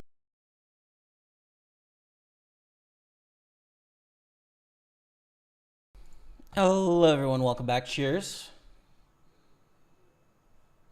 This was a mug from my friend Trebendo Days of Austin, Texas. Hook 'em.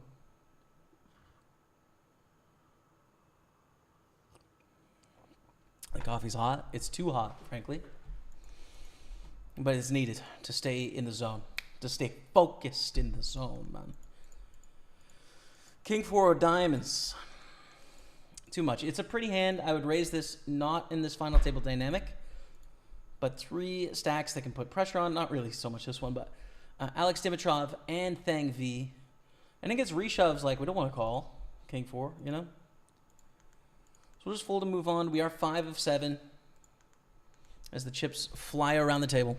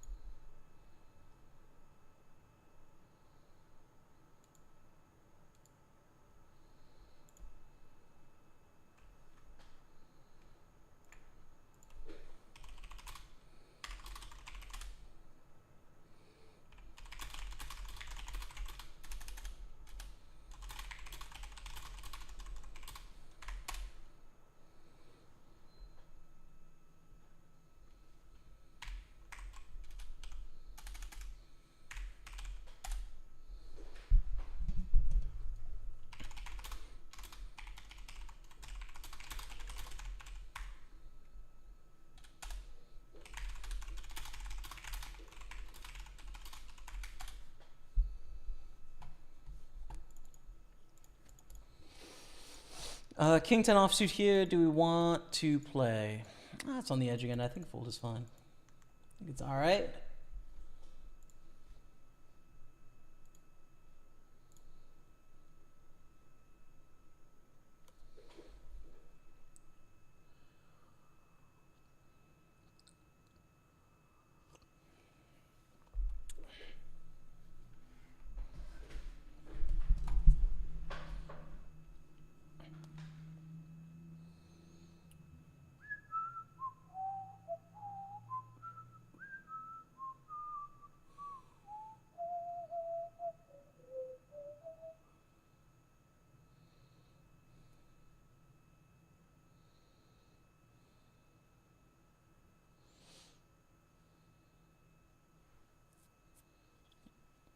Three-way pot. 36,000 from Thang V on 456. Pretty interesting board. Wayne calls and Shallow folds. Now just two super deep stacked opponents. Thang checks. This is going to be a little interesting, I'd say.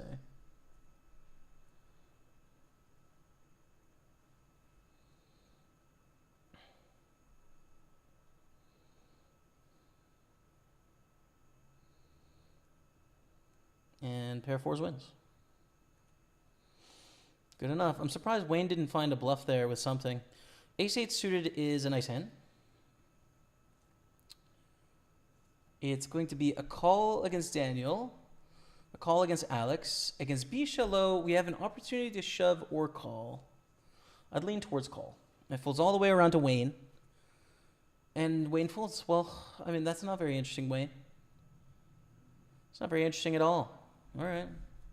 10-5 is just going to be a fold too.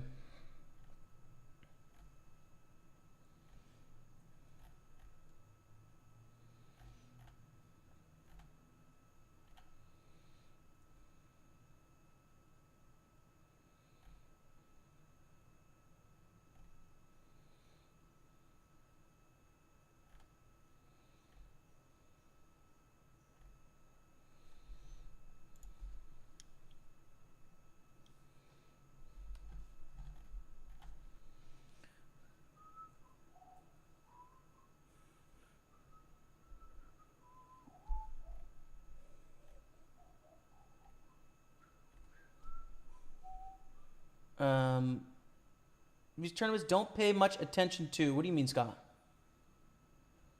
Jonabo.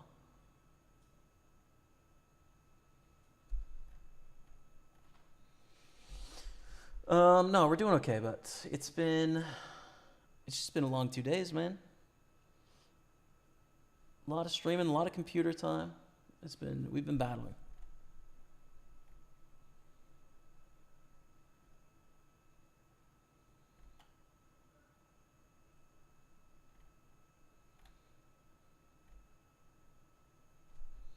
Still in Montreal, Speds Buns yet? How about yourself? You here?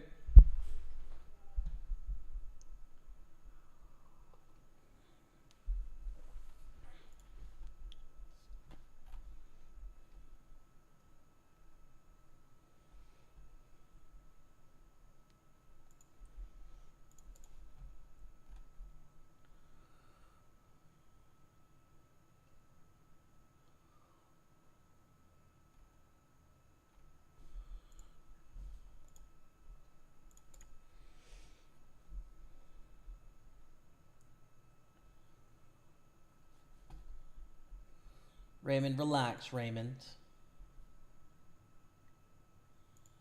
You chill out, brother.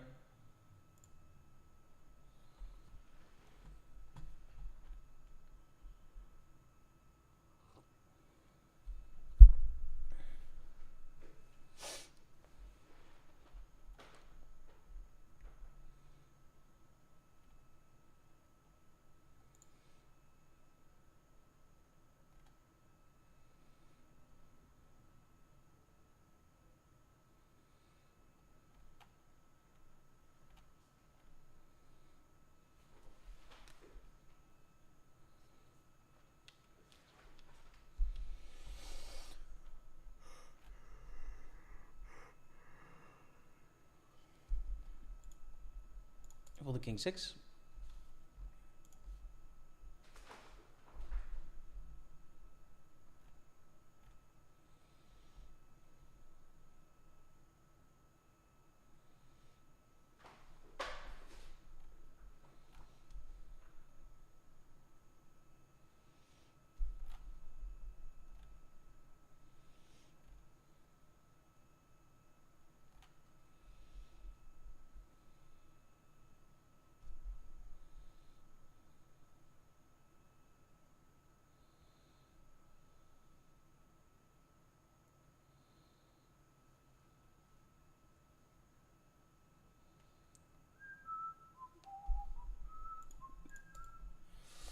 Oh yeah, we fold. 8K, 16K. Next level is in 7 minutes. Which takes us up to 10K, 20K. Be in some action at 10-20, I'd say.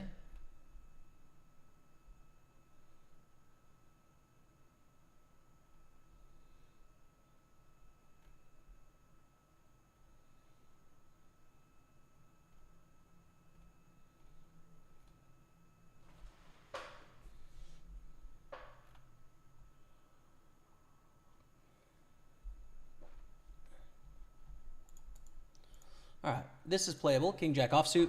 We're going to raise it up under the gun. Still tough to play when we're played back against, right? We'd be calling off here for 10 blinds with a bounty included. Against Daniel, we'd fold. And against every other 3-bet, we have to fold, right? Like, we're not even raising King 10, so it is the worst king we're going to raise in this spot. And then probably down to King 9 suited, I would think. Thang V calls in the small blinds. King Queen 6 is a great spot for a check back. We flop top pair, great. We probably have the best hand, but we want to control the size of the pot here. We want to try and avoid busting when we can, or allow them to bluff with their wide range because they're the chip leader and playing a lot of pots, right? And they're going to hit this board somewhat, right? So yeah, let's check back, trying to do some bluffs. Would love to avoid the clubs on the turn, and we do. It's a 5. And they bet pretty small, 32,400.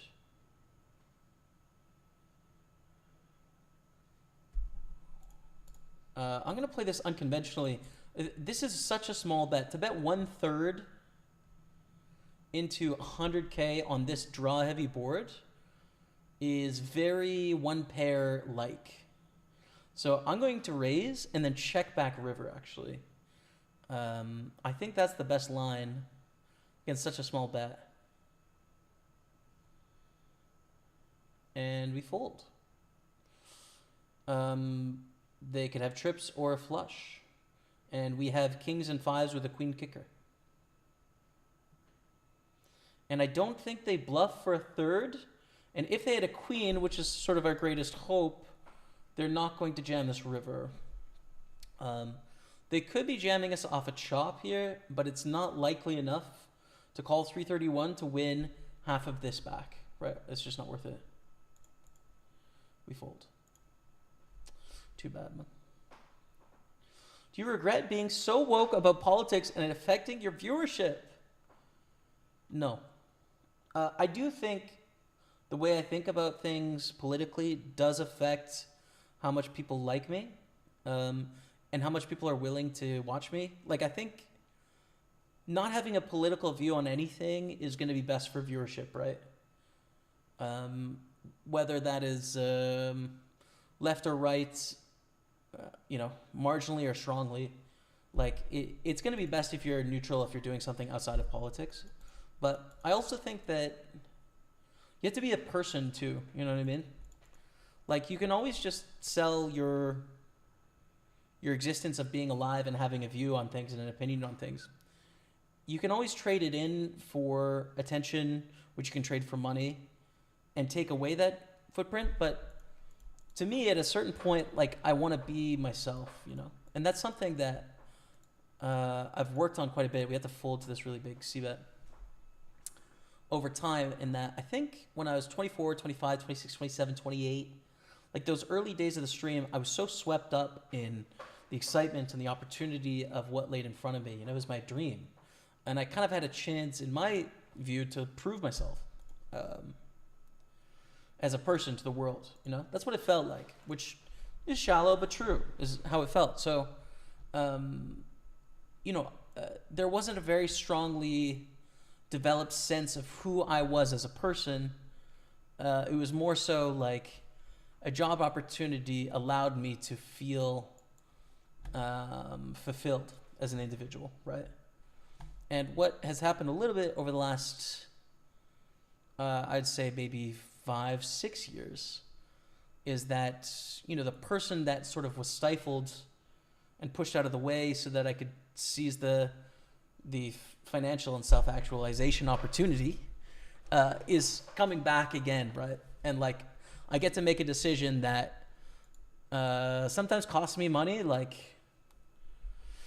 having a view on something, right? To where some people hate me because of what I think about it. It feels it feels good to be honest about that as a person, to be honest. It feels right. If I was stone broke, I probably would be forced to like not engage in some of those things that are true and honest about how I feel about the world, just because I'd have to sort of protect that I could, pay rent next month and get food on the table, right? And plan for my future. But with, some great partners over the last decade, I've got enough financial security where I kind of like get to be honest about what I think about things. It's absolutely not FU money, but it's like honesty money, It's like, oh, I don't want to do that. Or like, oh, I kind of think this about that. It's like, oh, well, I hate you now. It's like, oh, that sucks. I wish you didn't, but like, got to be myself, So that's, it is something that I've thought about a lot. People that make content on the internet and put themselves out there as a person, sometimes that's incompatible with being a person. And it's a new thing where, it's a new part of the world, I think, right?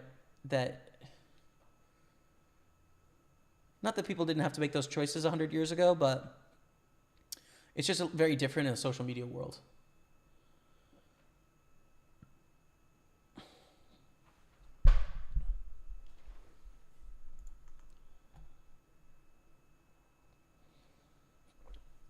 Political view prevents anyone from watching anything they enjoy, then I suggest stop being a ween. Wow.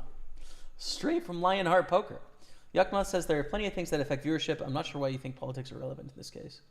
I think there's some percentage of people that don't watch based on me, not being a fan of Donald Trump. But like, I don't talk about it often. I don't tweet about it that much. I just, I'm just not a huge fan of the guy. But like, poker's largely Republican. And there's a pretty large demographic. And like, I'm down to chat with people about what they think and why. I want to engage with people that enjoy Trump and try and understand what it is that they think and their frameworks and why. And like, that's okay for me,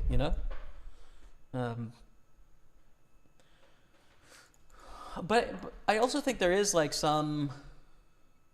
there's some people that I wouldn't enjoy watching as much if their politics exposed them as being a way that I didn't think they were, And that doesn't mean like a soft, supporter of Republican or Democrat, but like some of the more hardline stances can change your perception about a person. I think that's fair. Although not very fun. I don't know. Yeah, it's interesting. It's all interesting. It's an interesting world, man. But yeah, viewership is definitely not primarily revolve around politics. For sure not, right? Like, 95% of the people that watch me have never seen a single tweet that I've put out there, right? Like, and the only place where you have any inkling of like things I think about politically is Twitter and like maybe a little bit on Instagram videos. Right, so like, it's 95% of the audience has no idea who I am outside of when I play poker here. So, I don't know. Don't really get much time to watch the streams anymore. What's up, Rubajan?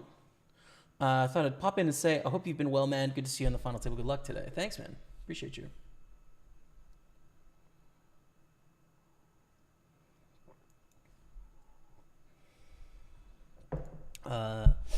9-7 of hearts is going to be a fold.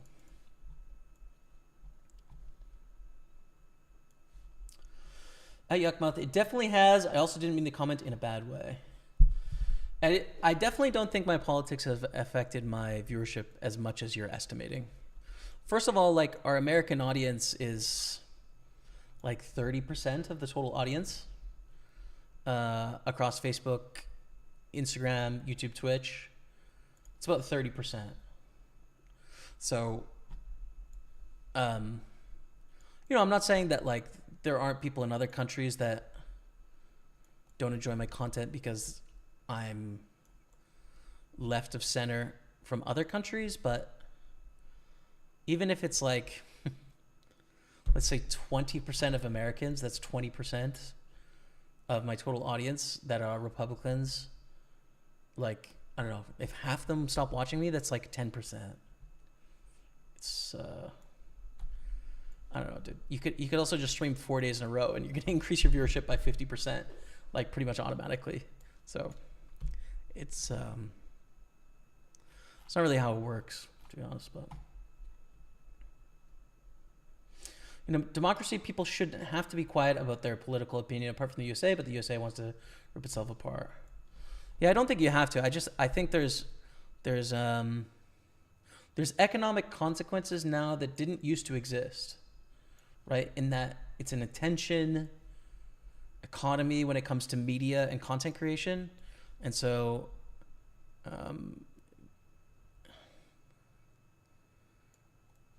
yeah, it is broken, Yeah, it's pretty bizarre. Perhaps the niche perspective, the majority of the time I've got your stream on in the background just because I like the way you articulate, portray your thoughts.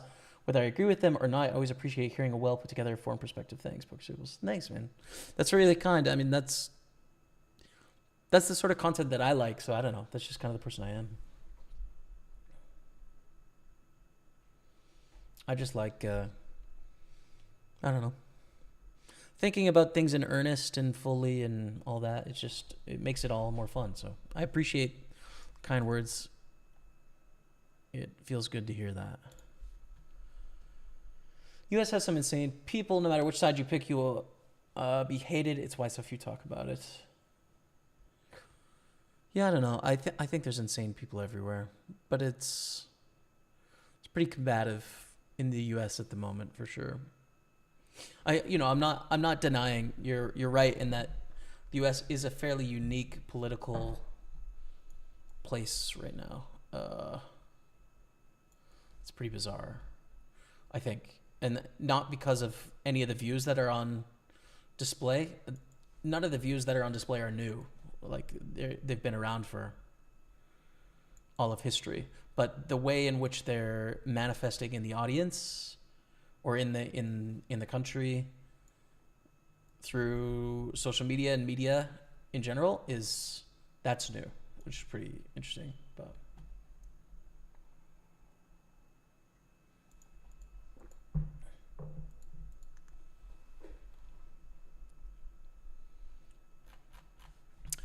A6 offsuit here. We got a fold. Thang V goes for the open. It's kind of close to a jam, but I don't think it makes sense, especially with these other short stacks. I have a question. When you play live events, do you use a card protector? Asked Steven Tyson on Facebook. I don't, but I usually like kind of keep my hands on my cards. Usually I have my cards like under my left hand, and I'm shuffling chips on my right hand generally. Sometimes I'll throw a chip on my cards as well to protect it. So I don't have a particular card protector, but I'm certainly not against them either. I mean, fair game. Bichalot goes all in, 112 bounty here.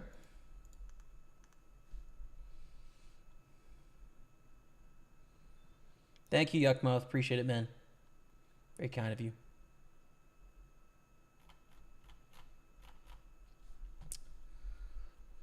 Hi, Jamie. You and your streams always give me positive vibes for long years. Thank you, Akansire. You're different than all the other streamers for me. I'm going to Cyprus next for tournament series. Wish me luck. Have the greatest time. I really want to go to Cyprus. I wanted to go before COVID, and then a lot changed. So, have the best time in Cyprus, man. I've heard it's fantastic. So, Queen 8 beats Ace 5 there. We're down to 6. Ace 6 for 11 blinds. Are we jamming this? That's my first thought. This is a jam. We shall. Let's go.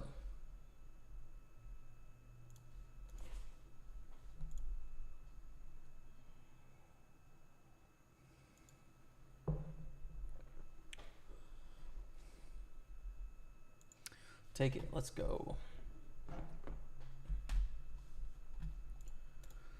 The A4. Crazy thing is to hate someone who has a view about a candidate they can't even vote for. You're Canadian. Why would you being anti-Trump matter to anyone? Yeah, I don't know. Well, I do know. I think it's like, you know, these are arguments about the ways that the world should work, which is like very personal to a lot of people. And so I think it can be, I understand why it can be frustrating. I certainly can't affect, you know, I can't do anything to vote. But like by being vocal to, you know, a couple 100,000 people across my platforms, like I could change one vote probably, right? My voice has the influence of probably at least one vote if I said my thoughts to, I don't know. Like I said, right? Like if I was very outspoken and said my thoughts to 30,000 people 3 times a week, like it might sway one person that's on the fence by the end of 3 months. Maybe, maybe not, but like it has an effect. I do think you can take the view of like, this stuff doesn't matter, but you can also take the view of like, it really matters. And I think both are consistent, right? Like they're not broken. Kind of the extreme of nothing matters, it's all whatever. It makes sense, right? It, totally a view. But then also like, this is so important, also makes sense. And I find myself wanting to be on the taking things seriously side of things. Not out of like paranoia or anything, but because it's more interesting to just like kind of drop the facade of minimizing things. So yeah, I don't know. Like, I am Canadian, but I do have thoughts about like politics. I don't know. I think it's super interesting. How can you be a poker player and not interested in politics is like really confusing to me, because in poker you're developing strategies for a range of hands, right? And it's really uncomfortable in some areas and it's really complicated. And in politics you're developing policies for a population of people, right? And for some people those policies are going to make their life worse, and for some people it's going to make their life better. And so you have to come to some sort of conclusion where the policy is fair and or maximizes expected return and or is representative of the population. Like, it's such a complex thing to try and figure out how things should work for like millions of people that all are unique. It's awesome to try and figure out, to me. And I love arguing and debating about it, right? About pros and cons of different systems. Like, I find it so fun. But I do think I'm in the minority there. Personally, Hayes is gonna hate this, sure. I'm from Australia. I have absolutely no idea what these political comments are even about. Yeah, word. Thanks for watching. Much love. People get offended way too easily nowadays of what people say. Not talking about you, but overall. I'm not going to say whether you're right or wrong. I think both are true. Both can be true.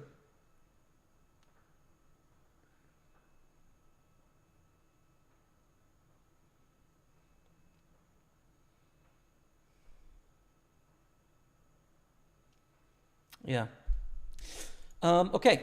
We defend here in the big blind with Jack 7 suited. Basically tied at the bottom. Oh my goodness, we got a lead here. They're going to check back. They're just going to check back here, and so we want to lead. because this board is so good for the big blind and so bad for the button. So we lead in, obviously call with our top pair. Good luck against Thang V. 3-4. Hold it. Yep. Double it up, 562. That's going to put us tied third here with Thomas. Small edge on Wayne, and pretty big difference now between Daniel and I. Let's go for a limp call with ace-8. Don't want to get in this much pre-flop, right? Like this would be 27 blinds, 28. Too much. Let's go to a flop, and flop is fine. I think. I hope.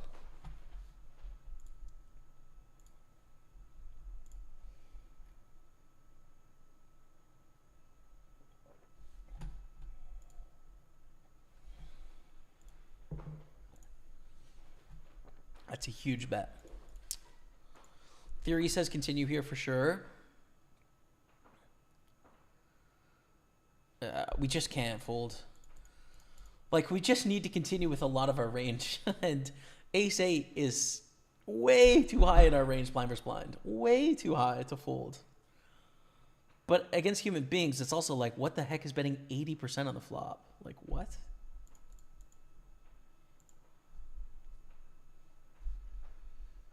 Yeah, I mean, they almost tricked us there because rolled 4 deuce. Absolutely rolled, Dottie, the 4-9.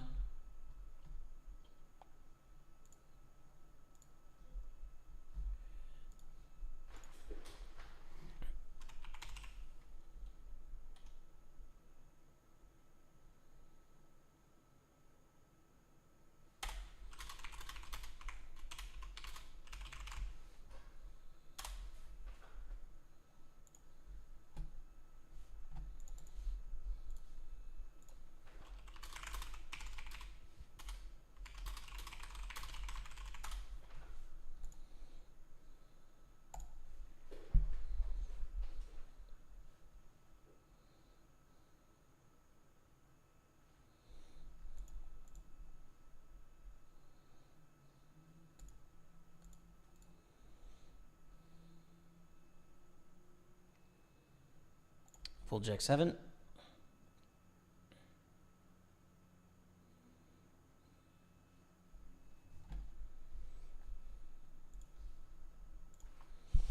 $12.5, 25. Next level is 15-30. And I bet we're going to finish this tournament at 20K, 40K. Like, we just can't last this much longer.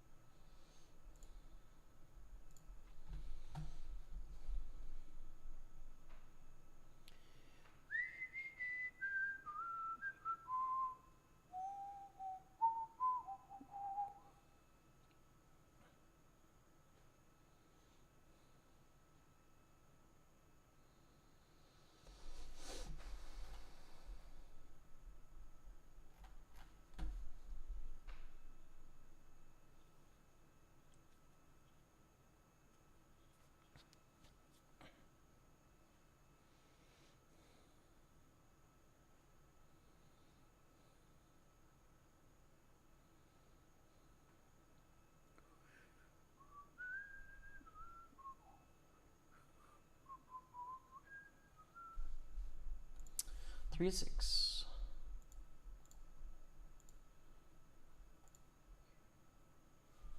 Notice a trend of people no longer doing a job to the best of their ability. Instead, they let their own personal views or opinions interfere. For example, some bookshop workers were throwing Rowling's book in the bin and rightfully got sacked. Super Dave. There certainly is. I mean, I definitely agree with you that. Well, let's play this pot against Wayne first.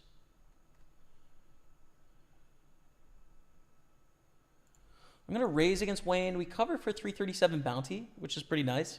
So I'm going to pre-flop bluff, but then sometimes we flop decent stuff, like 2 pair. I mean, Wayne's probably going to fold the flop because it's a dry board and we block the top 2 pairs, but check back doesn't make any sense, so. Yeah.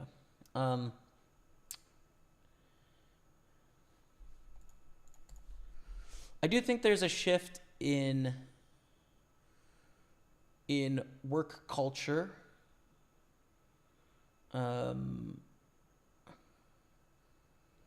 In that there used to be, I feel like there used to be a sense of people wanted to show the best of what they had. Like when they were in jobs, they would give you everything they had in hopes that things would sort of work out for them and would go the right way.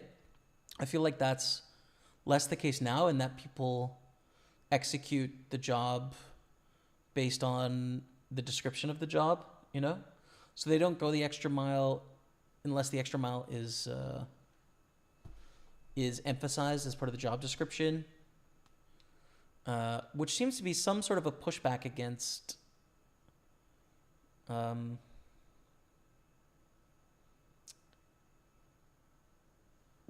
way things were working, let's say. Jack 7 suited, I'm going to fold here. Like, I think it's a very broad generalization, and some of this would be my own perspective too that's bleeding into like a cultural viewpoint, but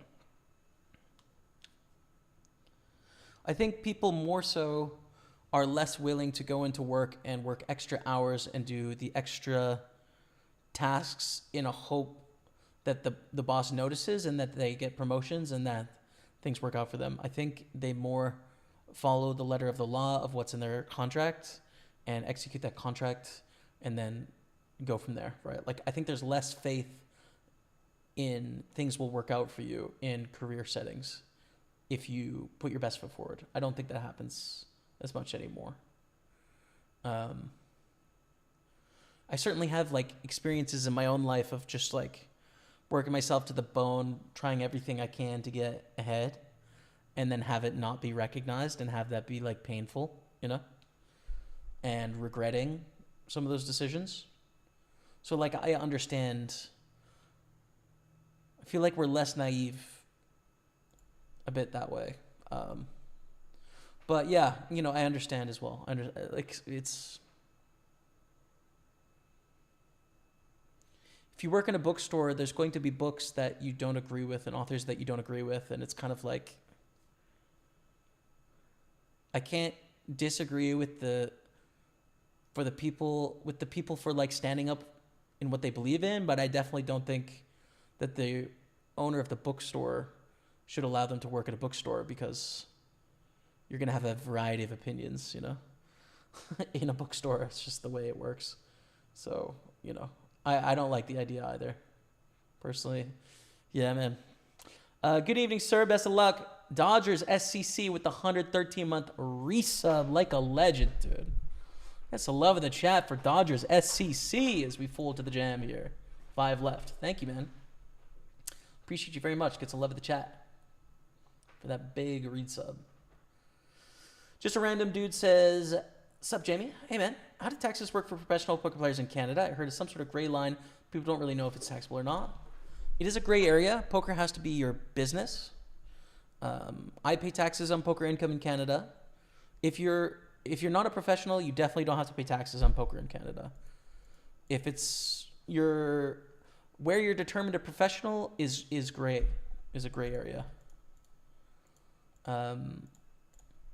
So yeah, that's definitely, if you're close to a professional or a professional, it's definitely worth something talking to an accountant about. But like, if you have another job, it's not taxable. But I pay taxes in Canada on poker income.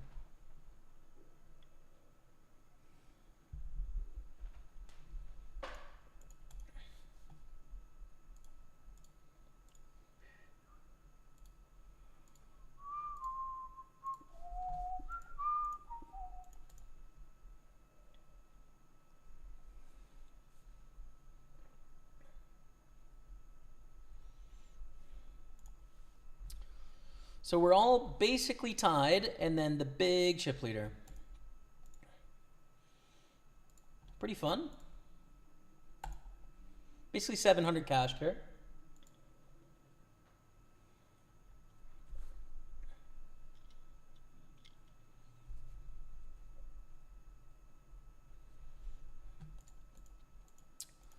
It's a min-raise. That's such a big bounty, bro. We got to call here.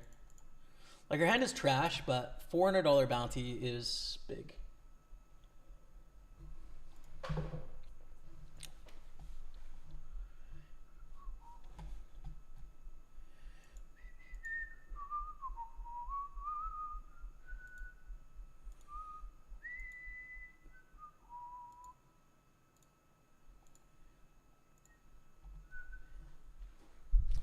Man, second place 1,800.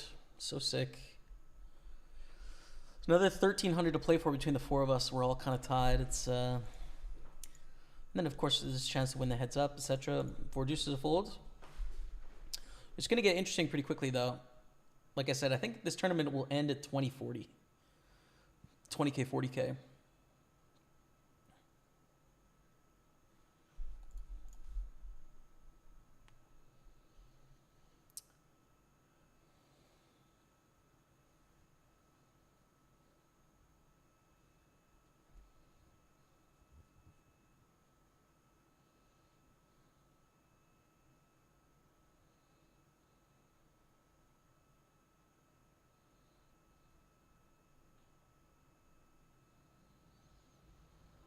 Hey there, what's up, Ace of Spades 7210? Have you ever played the Texas card rooms? I haven't, dude. I've only been to Texas once, and it was just a layover in Houston. So I really haven't explored it all. I know there's tons of action down there. I also know there was a crazy story that Rebecca sent me this morning about Texas poker, actually. I forgot about this. This was just this morning. Some guy killed someone over cheating in a poker game. Poker News put it on their Instagram this morning. A Texas man was charged with first-degree murder for allegedly killing a player accused of cheating a poker game, according to Austin's ABC affiliate KYUE. Wow. So, like, I'd love to check out the card rooms, but also that's a little intense. Preferably, that wouldn't happen to me in Texas. It seems like Doug is doing a great job, but then there's also other rooms I know that are competing, and so I wish everyone success.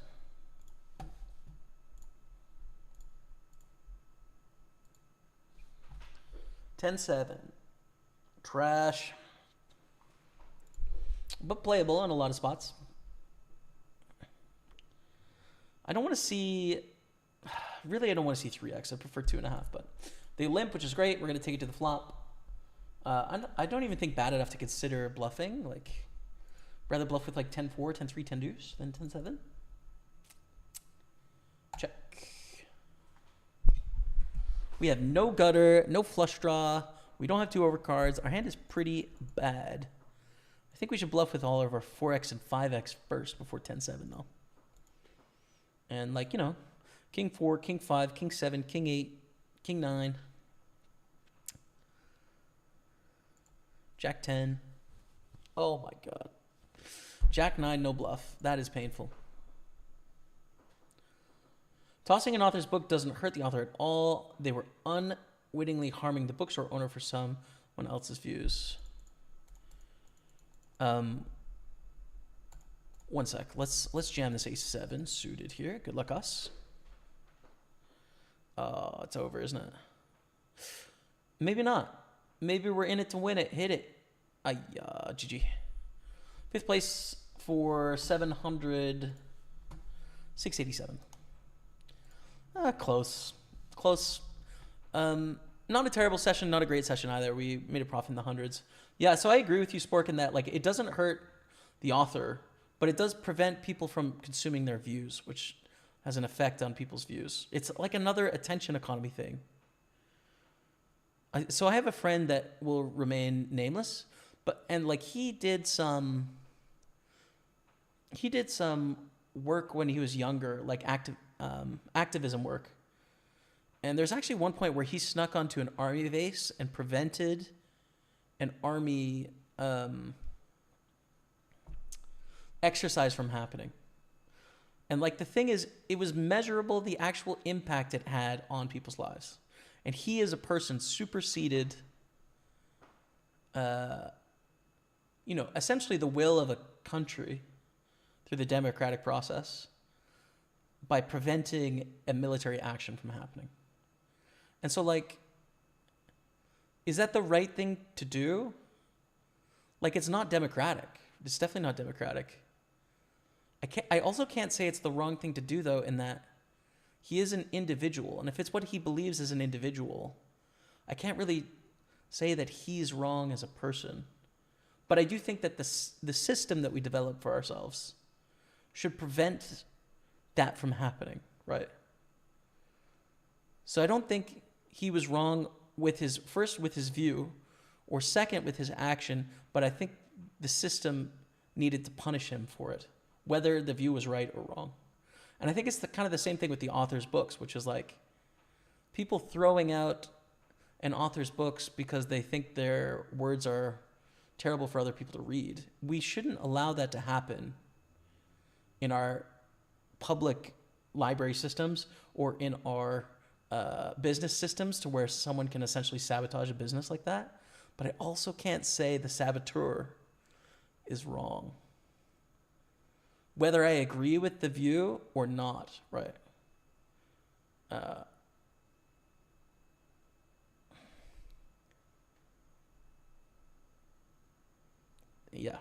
Yeah, I don't know, man.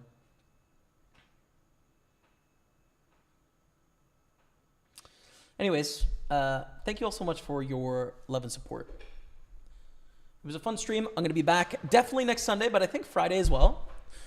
We got more millions online. I've made it through to day 2 in the 55 main event. We're going to get another shot at the 530 next week. We've also got the 6 max PKO. Got to make day 2 for next Monday. We've got the 109 mystery bounty millions, which is going to be great. Lots of poker coming up. So stay tuned to the YouTube and the Facebook page and the Instagram. We got lots of clips coming out all week. More poker content, but for live streams, Friday, likely the next one. Thank you all so much for watching. I love and appreciate. Till then, we'll see you later. Goodbye.